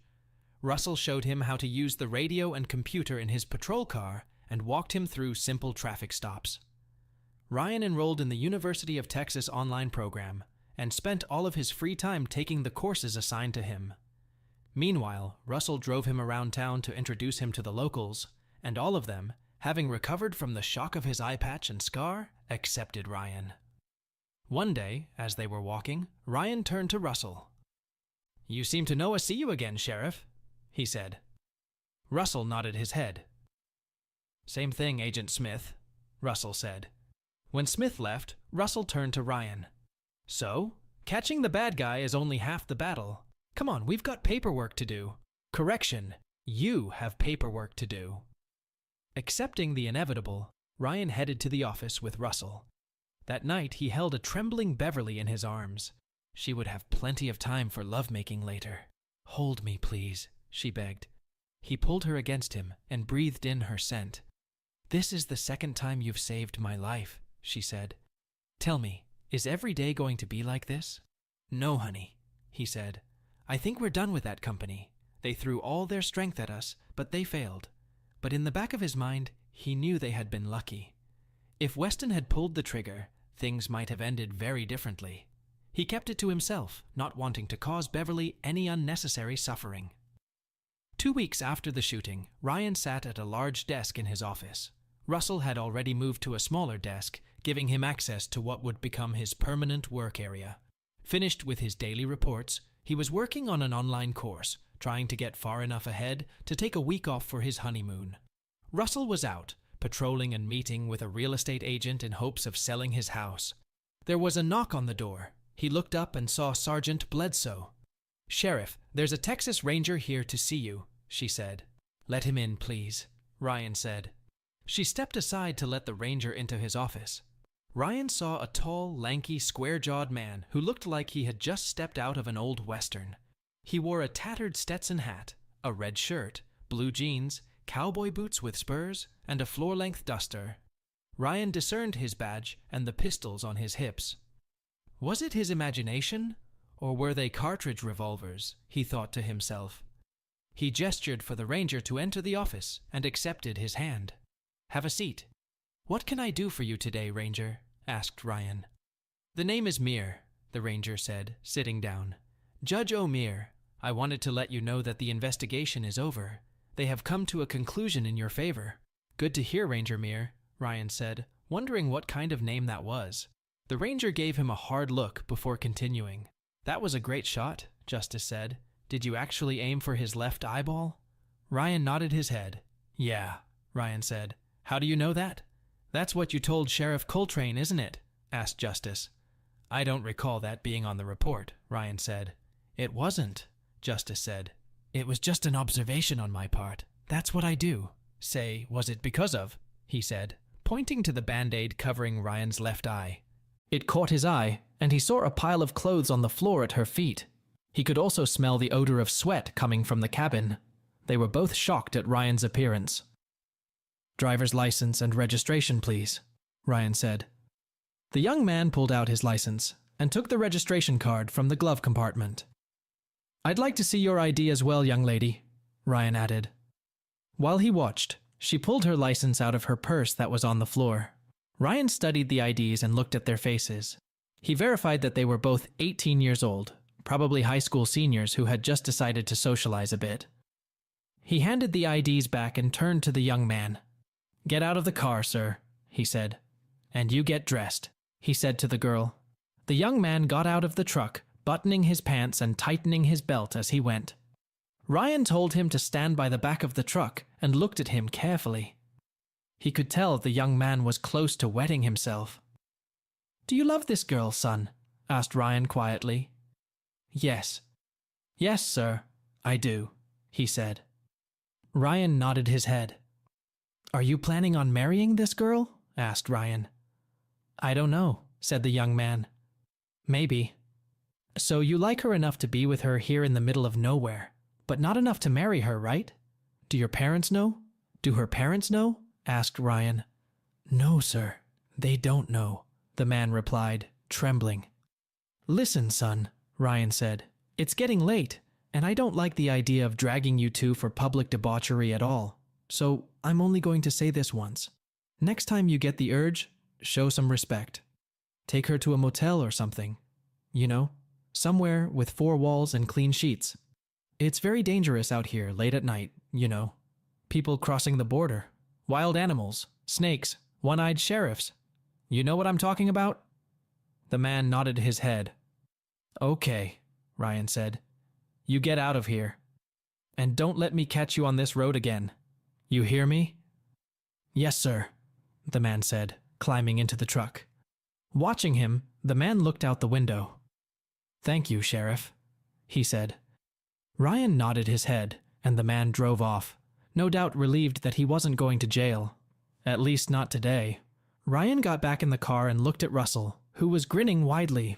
"Well?" he asked. "Yeah, they were doing the dirty deeds," Ryan said. "And you let them go?" asked Russell. "What the hell?" Ryan said. "There were no drugs or alcohol in there, just a couple guys. I kicked his ass, told him not to come around here again, took her to a motel or something, I don't think he's going to give us any more trouble. Russell laughed. Welcome to law enforcement, Ryan, he said as he turned on the program. Ryan knew he would have something to tell Beverly this night. During this time, Ryan and Beverly were also planning their wedding. They finally decided to have the ceremony in the backyard of his house. While Ryan was working, Beverly prepared almost everything for the ceremony. Ryan offered his help, but Beverly didn't want to hear about it. She approached the pastor of the country church she had attended when her first husband was alive, and he agreed to perform the ceremony, but only after he met Ryan. The meeting went well, and Ryan showed up at the church in his uniform. They talked about this and that for a while longer, and by the end of the meeting, the pastor felt calm about Beverly's connection to the tall man with the scar. Ryan had been following the news, but it seemed that other cases had managed to push Knight Petroleum off the front page. Everything, including Jake's will and the class action lawsuit, was now in the hands of the court system and lawyers, who were more skilled at slowing things down than anything else. Ryan wondered if it would ever be resolved. He kept in touch with Sarah, Bob, Bill, and Jorge. They were all glad he was now sheriff and loved the pictures Beverly sent them of him in his uniform. Guys will never believe this shit, Bob wrote in response to the photos, which caused Ryan to laugh. One day, while Ryan and Russell were working in the office, Agent Smith walked in the door. He smiled when he saw Ryan in his uniform. "Damn," he said. "You look good in that uniform. It looks good on you." "Thank you," Ryan said. "Yeah, I'll make a lawman out of him yet," Russell said, shaking Smith's hand. "So, what can we do for you, Agent Smith? Do you have a couple minutes?" Smith asked Ryan. "Yeah, sure," Ryan said. "Is there somewhere we can talk?" asked Smith. Ryan looked at Russell before answering. "Yeah," Ryan said. "Right here. Sheriff Coltrane knows everything. There are no secrets in this office." Smith looked at Russell, who nodded his head. "Okay," Smith said, sitting down. "I'm concerned about a few things about that place in New Mexico. First, there were only 2 cars there from Mexico and a Lear airplane. I knew from the number of bodies found that there was no way they could have gotten there on that plane and those 2 cars. I also doubted that anyone could have heard the gunfire from 12 miles away, so I pulled out the 911 call and had our experts analyze it. They detected the noise of a running car in the background." "So someone called while they were on the road?" asked Ryan. Smith nodded his head. "Yeah, they should have," he said. "I did some digging and found a car registered to Knight Petroleum in New Mexico. The address matched the one used for the campground. We put out a nationwide search for it and found it in a long-term parking lot at Albuquerque International Airport." "Sunport?" asked Ryan. "Yes, it's an international airport," Smith said. "It's been called that since the 1990s because they have about 280 days of sunshine a year." Smith pulled out a picture and showed it to Ryan. Security cameras captured this man getting out of his car. Ryan looked at it, and Smith saw recognition on the scarred man's face. "Have you seen this man before?" asked Smith. "Only about 100 times in my nightmares," Ryan said. "He's the one who fired the RPG that did this," he added, pointing to his eye. "Do you know who he is?" "His name is James Weston," Smith said. "He's a former FBI employee. He left the bureau about 5 years ago and went to work for Knight Petroleum. He's one of Jacob Knight's main enforcers." "Do you know where he is now?" asked Ryan. "We've also put out a wanted notice for him, but we haven't found anything yet," Smith said. "I'm sure he knows we're looking for him and knows how to avoid us." "You think he had something to do with the deaths of your agents?" asked Ryan. "I don't know," Smith said, "but I wouldn't be surprised if he does." "Do you think he'll come here?" asked Ryan. "I can almost guarantee it," Smith said. "You're the one who gave us all this information, so I'm pretty sure he's coming after you." He pulled out some additional photos of Weston from his time at the FBI. "You might want to warn your deputies." Ryan nodded his head, and Russell agreed. "Are you going to be here for a while?" asked Ryan. "I thought about it for maybe a day or 2, Smith said. "Why don't you come and crash at my place then?" Ryan said.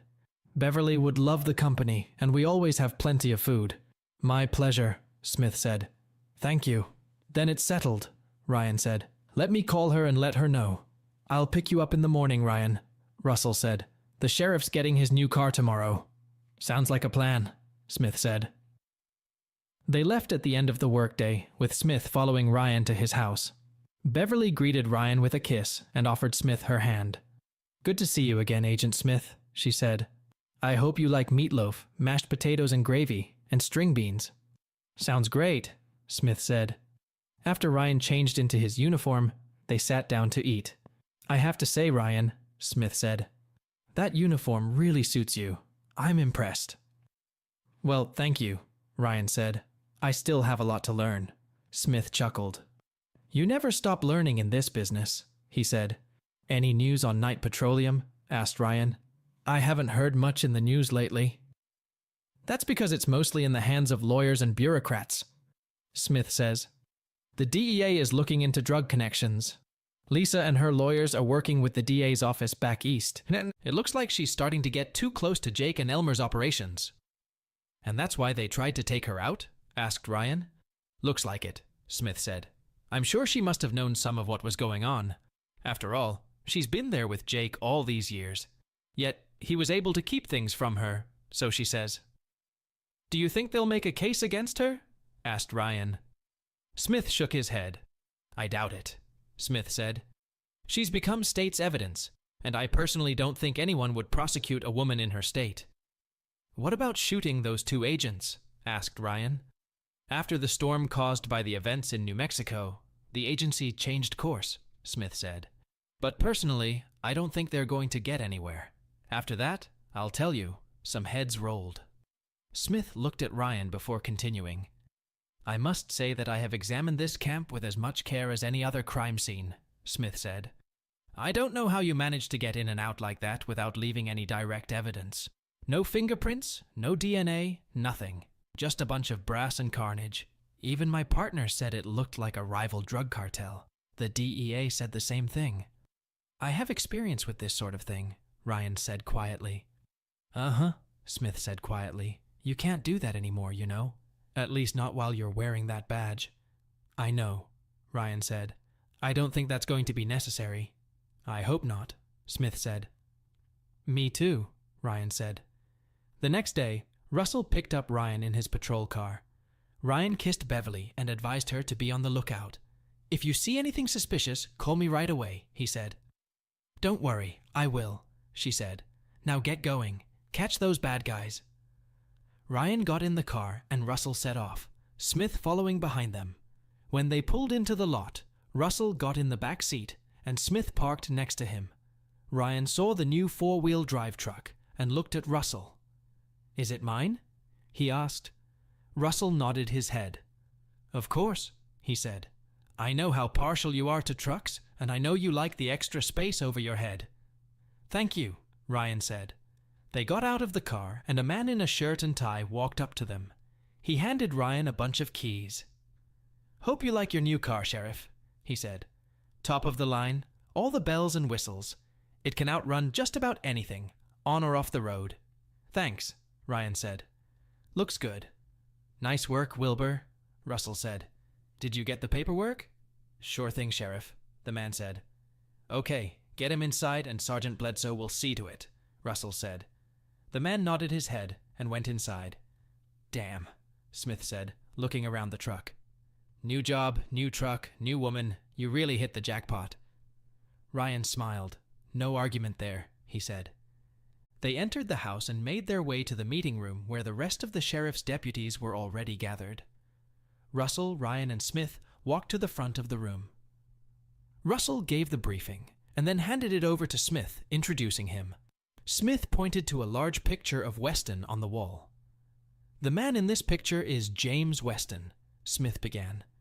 "He's wanted by the FBI for questioning regarding crimes related to the Night Petroleum camp in New Mexico that was attacked. He's a former FBI agent, and we believe he's on his way here." "Excuse me, Agent Smith," the deputy said, raising his hand. "Why would he come here?" Smith looked at Ryan. Everyone else did too. "He'll be looking for me," Ryan said. "Whatever you do, don't try to tackle him alone. If you see him, let me know immediately. Call for backup. This man should be considered armed and extremely dangerous. Everyone nodded their heads and studied the pictures handed out by Sergeant Bledsoe. "Any questions?" asked Ryan. There weren't any, so Ryan brushed them off with a warning. "Be careful on the street." Everyone left the briefing room and headed to their places. Some, like Sergeant Bledsoe, to their desks, others to their patrol cars. One went to the street where his car was parked. A few minutes later, Sergeant Bledsoe returned to Russell's office, where he, Ryan, and Smith were discussing the situation with Weston. "Sheriff," she said, "there's a man standing out front. He looks like that guy from Weston. He's got a hostage and a gun." The three men jumped up and ran into the office. Ryan looked out the window. Across the street stood Weston. He had one arm around the neck of a short blonde woman, Beverly. In his other hand, he held a small revolver. "Caldwell!" shouted Weston. "I know you're there. Come out here and face me like a man." Ryan looked at Russell. "That's my problem, Sheriff," he said. "Let me deal with it. Besides, it's about time I started making myself useful." Russell thought for a moment, then nodded his head. "Okay, Ryan," he said quietly. "How do you want to play this out?" Ryan looked at the remaining assistants in the office. "Clear the streets," he told them. "Get the civilians out of there. And close off both ends of this street. Let's go." They moved quickly out the doors and began to move the civilians out of harm's way. Sergeant Bledsoe spoke into her radio, and 4 sheriff's patrol cars blocked off each end of the street. Ryan looked at the 2 men who were with him. "Okay, Russell, you have to go 10 yards to my right," he said. "Smith, go 10 yards to the left. Follow me." "Yes, sir," Russell said. For a moment he looked at Ryan. The tall man with the scar was not just a superior, he was in command, and Russell knew that was a big difference. They walked out the door, and Russell walked 10 yards down the sidewalk as commanded, drawing his gun. Smith went in the opposite direction, pulling out his weapon. Ryan stood and faced Weston. He looked at Beverly, who was struggling as Weston held her tightly. He realized she was scared and looked at her face. She calmed down, and he nodded slightly. He drew his gun and put a round in the chamber. Standing in the open, he took aim at Weston. "Boy, if you don't put the gun down right now and let this woman go, you're going to be in a lot of trouble," he said. "You hear me, boy? I'm giving you a countdown to 3. The sheriff's deputies nearby looked at Ryan, shocked. Some of them had never seen anyone do anything like that. Ryan didn't even try to take cover. Worse, he mocked the man, using expressions that would piss anyone off in these parts. As Ryan stood with his gun pointed at him, Weston looked around nervously at Smith, Ryan, and Russell. "This is between you and me, Caldwell," Weston said. "I missed you last time, but I won't this time. But maybe I'll hang around with that pretty girl of yours first." "1," Ryan called out. Weston shook his head. Ryan looked at Beverly and nodded slightly, hoping she would understand what he was talking about. He had trained her in self-defense and had recently taught her how to throw a man who had grabbed her from behind. 2, Ryan called out. He looked at Weston's feet again. "What's the matter, Weston? Are you hiding behind a woman?" He scoffed. Weston's face began to redden. Then Ryan saw Beverly's arms reach up to wrap around her neck. "Good girl," he thought to himself. 3, Ryan called out. Beverly ducked as far as she could, throwing Weston off balance. Unable to complete the throw, she turned and hit him in the groin with her knee, before running away under the arms of the deputy. Enraged, off balance, and in pain, Weston got to his feet and took aim at Ryan. Ryan, wasting no time, put a round bullet into Weston. The 3 men approached Weston's body, their guns still aimed at him. As they approached him, Ryan tossed Weston's gun aside, noticing that it was an old single-action revolver. The trigger hadn't been pulled yet. He looked at Russell before he spoke. "Is this where I'm supposed to read him his rights?" he asked, eliciting a laugh from Russell. "I don't think that will be a problem," Russell said. Before he spoke again, he looked at Weston's face. "Were you aiming for his left eyeball?" he asked Ryan. "Of course," Ryan said.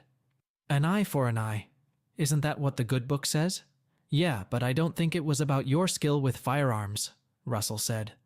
Ryan turned and saw Sergeant Bledsoe crossing the street. "I called an ambulance, Sheriff," she said.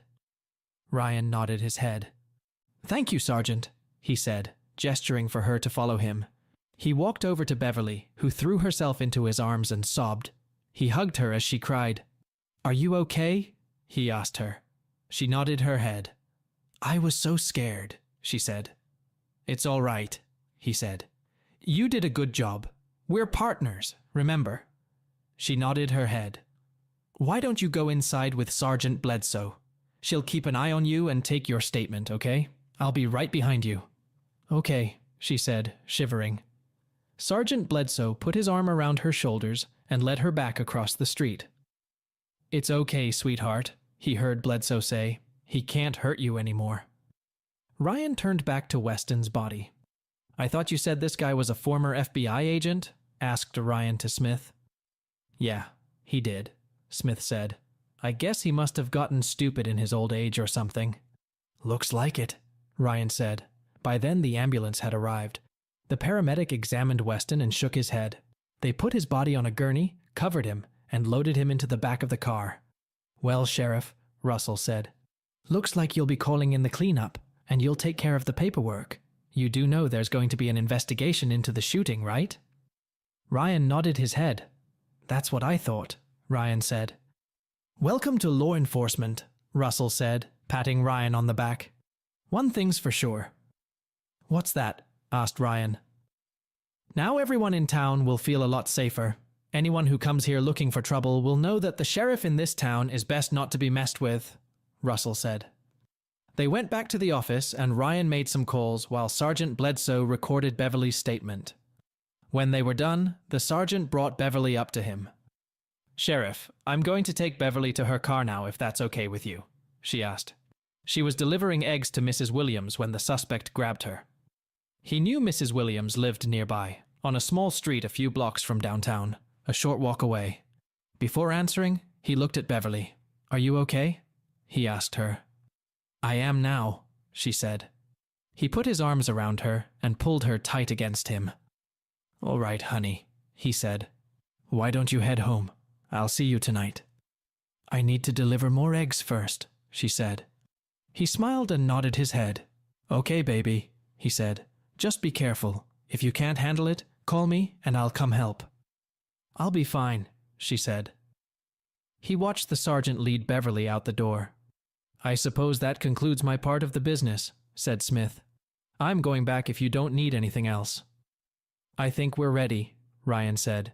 "Thanks again for everything. You'll be here for the wedding, right?" "Wild horses couldn't keep me at bay," Smith said. He also shook hands with Russell. "Good to see you again, Sheriff," he said. Russell nodded his head. "Same thing, Agent Smith," Russell said. When Smith left, Russell turned to Ryan. "So, catching the bad guy is only half the battle. Come on, we've got paperwork to do. Correction, you have paperwork to do." Accepting the inevitable, Ryan headed to the office with Russell. That night, he held a trembling Beverly in his arms. She would have plenty of time for lovemaking later. "Hold me, please," she begged. He pulled her against him and breathed in her scent. "This is the second time you've saved my life," she said. "Tell me, is every day going to be like this?" "No, honey," he said. "I think we're done with that company. They threw all their strength at us, but they failed." But in the back of his mind, he knew they had been lucky. If Weston had pulled the trigger, things might have ended very differently. He kept it to himself, not wanting to cause Beverly any unnecessary suffering.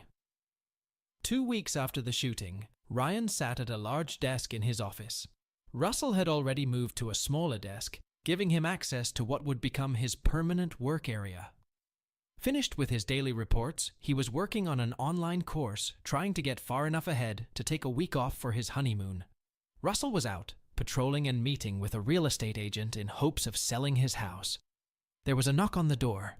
He looked up and saw Sergeant Bledsoe. "Sheriff, there's a Texas Ranger here to see you," she said. "Let him in, please," Ryan said.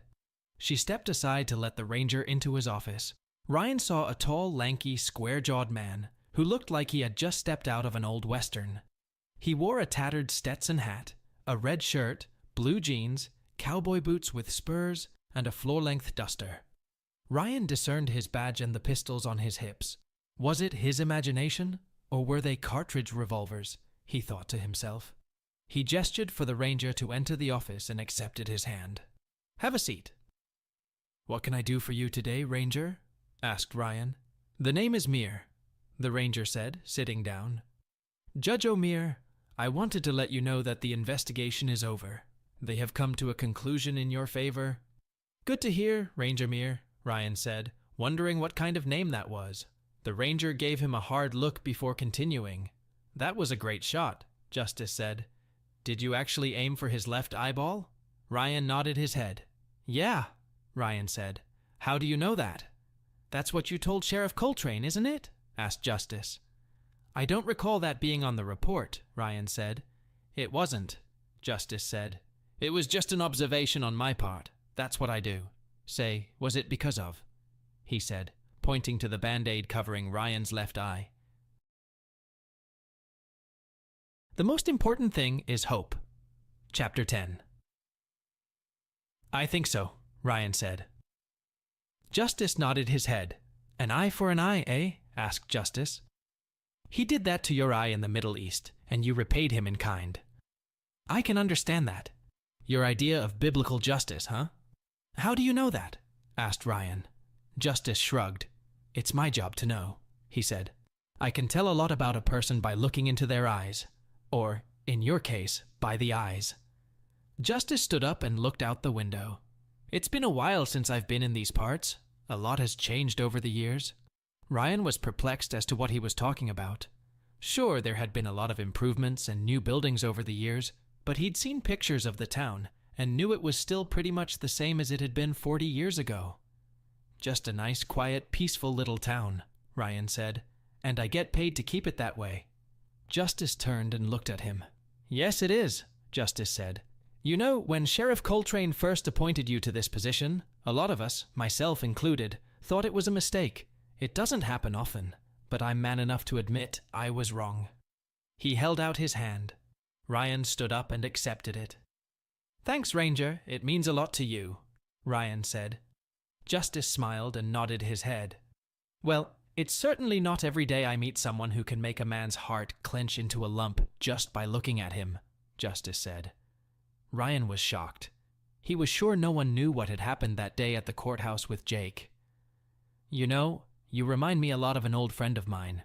They once said about him that he could overcome the gates of hell with a bucket of water," Justice said. "I just wanted to look you in the face and see if you were that kind of person, and I believe you are." "Well, I'm honored, Ranger," Ryan said. "If there's anything I or my department can do to help the Rangers, feel free to ask." Justice smiled grimly at Ryan as they shook hands. "I'll remember that, Sheriff Caldwell," Justice said. "Take care of your woman, you hear?" "I will, Ranger," Ryan said. Justice nodded his head. "We'll see you around," he said, turning toward the door. "Have a good day, you hear?" "Will do, Ranger," Ryan said. "And so will you." A chill ran down Ryan's back as he watched the ranger walk through the office, tipping his hat as he passed Sergeant Bledsoe. He sat down at his computer again and looked up when he heard what he thought was the pounding of hooves on the pavement. Looking outside, however, he saw nothing. "Maybe I'm going crazy," he thought to himself, and went back to work. A few minutes later, there was a knock on the door. He looked up and saw Sergeant Bledsoe. "Yes, Sergeant, what can I do for you?" he asked. "Sheriff, if you don't mind me asking, what did that ranger want?" she asked. "Says the investigation is over, and it was a good shooting," Ryan said.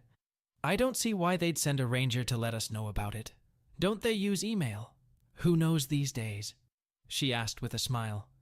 "May I speak plainly, Sheriff?" "Always, Sergeant," Ryan said. "What's on your mind?" "The other deputies and I have talked," she began. "We were a little concerned at first when Sheriff Coltrane appointed you to the position. I mean, you have no law enforcement experience and all." "I can understand that," Ryan said. "I was concerned too." "I think I can say on behalf of everyone here that we're all glad to have you with us," she said with a smile. "Thank you, Elaine," he said, addressing her by name. It means a lot to me. To tell you the truth, I'm glad to be here with all of you, too." She smiled when he said that. "That's all I had, Sheriff," she said. "I better get back to work." Ryan nodded his head. "Yeah, me too," he said. 2 weeks later, he and Beverly received notice from the county. The council had nominated them for praise, and the governor and the state attorney general would be coming to present the awards. Personally, Ryan didn't think he deserved the award. In his opinion, he was just doing his job. However, he was glad that they had decided to reward Beverly. Nevertheless, he put on his best uniform and accompanied Beverly to the courthouse where the award was to take place. As he listened to the governor's speech, he thought about the one-eyed sheriff receiving a commendation from a governor confined to a wheelchair. He watched proudly and smiled as the attorney general placed the award around Beverly's slender neck. Then it was his turn. After the governor presented him with a certificate of commendation, he addressed the audience with a few brief remarks, which he concluded by saying, "And let this be a fair warning to those who come here to make trouble. Don't mess with Texas." Everyone applauded loudly, including Ryan and Beverly. After the congratulations were over, Beverly whispered in his ear. 2 weeks later, Ryan sat in his upstairs bedroom and put on his tuxedo. Today was the day he and Beverly had been waiting for, the day they would become husband and wife. Beverly, being the strong woman she was, had weathered the incident with Weston beautifully, despite the initial shock. As he was getting dressed, he looked out the window and saw a gleaming white helicopter land on his pistol range. He saw the familiar logo on the side and wondered what was going on. It was an emblem he hadn't seen in about 4 years. He knew Jim was planning to fly them to Las Vegas for their honeymoon, but he hadn't expected this. He was shocked when he saw Jim climb out of the helicopter in a fresh uniform. "What the hell?" he asked himself. He ran down the stairs and reached the kitchen just as Jim walked in there. "Jim," he said. "What the hell?" Jim smiled and shook his hand. "Like it," said Jim, showing off his uniform with gold wings and gold stripes on the sleeve. "Looks good," Ryan said. Looks like my boss just showed up," Jim said. "Boss?" asked Ryan. Jim pointed out the front window. Ryan looked out and saw a large white limousine pull up in front of the house. Ryan ran outside just as the door opened. 2 fairly young men of Middle Eastern descent stepped out of it. One of them held the door open, and a very familiar figure in a gleaming white robe stepped out. He held out his hand, which included the hand of a very attractive Middle Eastern woman. Ryan walked out the door and met them at the gate. "Sheikh Abdullah," Ryan said. "Assalamu alaikum," he added, and shook the man's outstretched hand. The man smiled and replied, "Wa alaikum assalam, Ryan. It's good to see you too, my old friend." "I'm surprised," Ryan said. "I wasn't expecting you." The old man smiled and nodded his head. "I just finished some business and thought I'd pay you a visit," he said. "This is, how shall I put it, the icing on the cake. If I may, let me introduce you to my wife Aliyah," he said, turning slightly to the short woman beside him. Ryan knew the sheik wasn't as traditionalist as other Middle Eastern men, but he didn't want to offend him or his wife, so he put his right hand to the left side of his chest and bowed slightly, greeting her. She smiled and did the same. "And my oldest sons, Muhammad and Ibrahim," the sheikh said. Ryan shook their hands and greeted them as well. "I understand you have spent some time in our country," Muhammad said. "Yes," Ryan said. "I worked for your father at one time, but I never got to know his family." "My sons were in college at the time," Sheikh says. "Harvard Business School. Now they can prove that I didn't waste money on their education." Ryan grinned. "Please come inside," Ryan said. He opened the gate for them and led them inside. The house was already full of guests, but Ryan found Bob and waved him in. "Sheikh, this is my son-in-law, Robert Green," Ryan said. Bob shook the sheikh's hand, then Muhammad's and Ibrahim's. He nodded to Aliyah, noticing that Ryan didn't shake her hand. "So you're the machine gunner, right?" the sheikh asked. Bob smiled mischievously and nodded his head. "Yeah, that's what they used to call me," he said. "It suits you," said the sheikh. "Jim told me about you. I've been following your career at the Department of Commerce. That report you wrote on how to make Amtrak profitable was quite interesting." "Did you read it?" asked Bob in surprise. "Oh yes," said the Sheik. "It's a pity your government will never accept it. It makes too much sense." They all laughed. "Personally, I think your talents are wasted in the Ministry of Commerce. Perhaps it's time for you to spread your wings and take on new challenges." "I don't know what else I'd do," Bob said. "You might want to work for me," the Sheik said. "Work for you?" asked Bob. "Do what?" "Well, it's going to be in the news soon anyway, so I might as well tell you," said the Sheik. "As you know, there's a shake-up going on at Knight Petroleum right now. Shares are down, confidence is down, the whole infrastructure is crumbling." "Yeah, I've been following it," Bob said. "Well, I just made a deal to acquire her," the Sheik said. Bob looked shocked. "Yes, we now control almost 75% of the company's shares and we've made a deal. It has to be approved by your government, but right now it is a mere formality. We are now in the process of recruiting new management, who will begin work as soon as the transition is approved. All members of the old management team are leaving, and the new management will be in place within days. I just need a new CFO, and I felt it was time to get some new blood in. Would you be interested in the position?" "Wow," Bob said, excited. "Yes, sir, I'd like that. Very much." "Excellent," the Sheik said. "Let's meet after the festivities and discuss the details of the acquisition and your compensation package." "That sounds amazing, Sheik. Thank you," Bob said. The Sheik turned to Ryan again and took the envelope from Mohammed. He held it out to Ryan. "I hope you don't mind," the Sheikh said. "A little wedding present. I have put my helicopter and pilot at your disposal for a week, and have taken the liberty of upgrading your reservation. At my insistence, you and your beautiful bride will now live in a penthouse suite, and I have given you some money for your travel expenses." "Thank you, Sheik. You didn't have to do that," Ryan said. "I know, but I wanted to," the older man said. "Enjoy yourself, please. After all, how often do you get to visit Las Vegas?" "Very true," Ryan said. "Please accept my sincere thanks." "By the way, where is your beautiful bride?" the Sheik asked. "She's upstairs with my daughter getting ready," Ryan said. "Traditionally, the bride is not supposed to show her face until the wedding starts." "Ah, I see," said the Sheik. "Then, Mr. Green, would you mind escorting us to our seats?"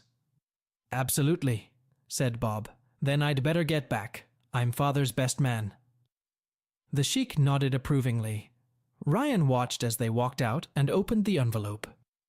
His eyes widened when he saw a prepaid Visa card. The card attached to it said it contained $100,000. A small gift indeed. However, he knew it was chump change to the Sheik. He looked around the house and thought about what he had gone through to get to this point in his life. The place was full of friends, both old and new. His old crew, Bill, Buster, Ian, Jim, and Cap, were all here, along with Jorge, Jay Goldsmith, all the off-duty sheriff's deputies, and of course Russell. Several members of the Board of County Commissioners were present as well. He hoped there was enough food and drink for everyone. He was glad there was enough room in the backyard for everyone to park. There were quite a few of Beverly's friends among them, as well as a few neighbors. One person was missing, however. He looked outside and saw a dark SUV pull into the driveway. As it stopped, he saw Agent Smith get out of the car and open the passenger door for his wife. Ryan smiled as he greeted his friend. "I didn't think you guys could do it," Ryan said.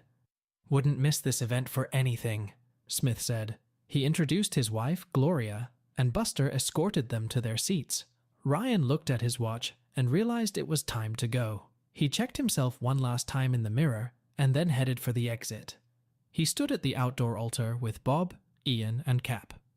Everyone turned as the wedding march sounded in the outdoor area. Everyone smiled as little Ryan walked down the aisle, scattering flower petals in front of the procession. Bob stood by Ryan as he watched his bride-to-be walk down the aisle with Russell at her side, preceded by Sarah, Elaine Bledsoe, and Trish Calloway, one of Beverly's longtime friends. Beverly seemed so beautiful he had to remind himself to breathe. As they approached the altar, the pastor asked, "Who gives this woman in marriage?"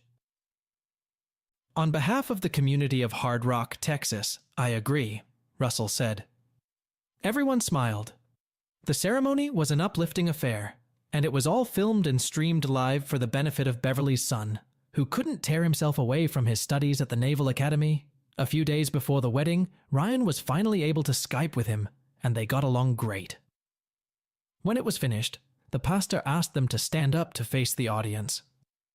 "It is now my great pleasure to introduce Mr. and Mrs. Ryan Caldwell to you for the first time," the pastor said, prompting a round of applause from everyone. The reception went well, with a local band playing an eclectic mix of country, bluegrass, and rock music. There was plenty of food and drinks, and everyone had a good time reminiscing and dancing. Everyone came over to wish the newlyweds all the best, and Ryan was glad that no one had ruined the day by mentioning Lisa. They didn't need to. Ryan already knew her situation thanks to Jorge, Sarah, and the others. Having lost most of her fortune, she had been forced to sell her mansion and was now in a nursing home, undergoing treatment that could last for years. On top of that, she was still considered complicit in much of what Jake, Elmer, and the board of directors were doing. The only thing that kept her out of jail was her cooperation and physical condition. Timmy, who shot Lisa, was facing about 10 years in prison thanks to a deal his lawyers made with federal prosecutors. A number of Knight's middle and lower level managers also went to prison for various crimes. Police in England have yet to solve the Blackstone case, but have been working through all leads with the help of the FBI. The class action lawsuit was still moving slowly through the system, and Ryan figured he'd never get a dime from it. Still, he was pleased to know that Knight's legacy would always be remembered with shame. Authorities attributed the attack on Knight's compound to a drug cartel operating south of the border, and Smith traveled to Washington, D.C., where he was to serve as deputy director in charge of bringing order to the agency. All in all, Ryan thought, things had worked out well. He and Beverly still hadn't settled all the details regarding their two homes, but he knew they would eventually. Beverly's egg business was doing well, and she had mentioned expanding it and possibly hiring a couple people, turning her old house into office space. "I just want to say thank you for staying to watch my chickens," Beverly said to Sarah and Bob. "I hope I'm not asking for too much." "Nonsense, Mom," Sarah said. "I'm a veterinarian, remember. This is a very nice thing to do. Besides, you two deserve to be together." "Are you sure you can handle all this?" Ryan asked Bob, handing him the keys to the house. "Don't worry, Dad," Bob told him. "Sarah and I will take care of it." "And we'll help him, won't we, boys?" asked Buster. Cap, Ian, Bill, and Jorge nodded their heads. "Okay," Ryan said. "Thanks for everything." "No problem, Dad," Bob said. "You guys go have fun." Ryan turned to Russell. "Do you have everything under control?" he asked. Russell laughed. "Oh, I think we can survive a week without you," he said, laughing. "Go on, your helicopter is waiting." Ryan and Beverly said their goodbyes and ran through the crowd of well-wishers throwing rice. They made it to the helicopter, and Jim closed the door as they climbed in. Jim had already loaded their luggage into the helicopter, and they were ready to depart. After the door closed, a sign on one of the rear windows read, "Just married. I'm sorry," Cap whispered to Sheikh Abdullah. "I couldn't help myself." "No problem," the Sheikh said. "It'll keep Jim busy." They all laughed. Ryan and Beverly waved to them from the helicopter. They watched the plane slowly rise, then turn and head north. "Think they'll join the Mile High Club on this thing?" Buster asked. The Sheikh smiled. "It wouldn't be the first time. It's a lot more comfortable than that rickety old thing Jim likes to mess around with." "Do you think Ryan finally found what he was looking for?" asked Ian. Sheikh nodded his head. "I think so," he said. Sarah looked at him in confusion. "What was he looking for?" she asked. Sheikh looked at the helicopter, which was almost out of sight. "Peace," he said, "and the justice of the Father." The 10th part of this story perfectly concludes a multi-layered and gripping plot that reveals not only the characters' actions, but also their inner experiences and motivations. Just like you, my dear viewer, should have grabbed your mouse and clicked that damn subscribe button a long time ago. Important themes such as justice, redemption, and the search for inner peace find their resolution in the climactic events. On a psychological level, the ending of the story reveals deep internal transformations of the characters. Ryan, who throughout the narrative has been fighting not only external enemies but also his own demons, finally finds what he has been searching for so long: peace and inner satisfaction.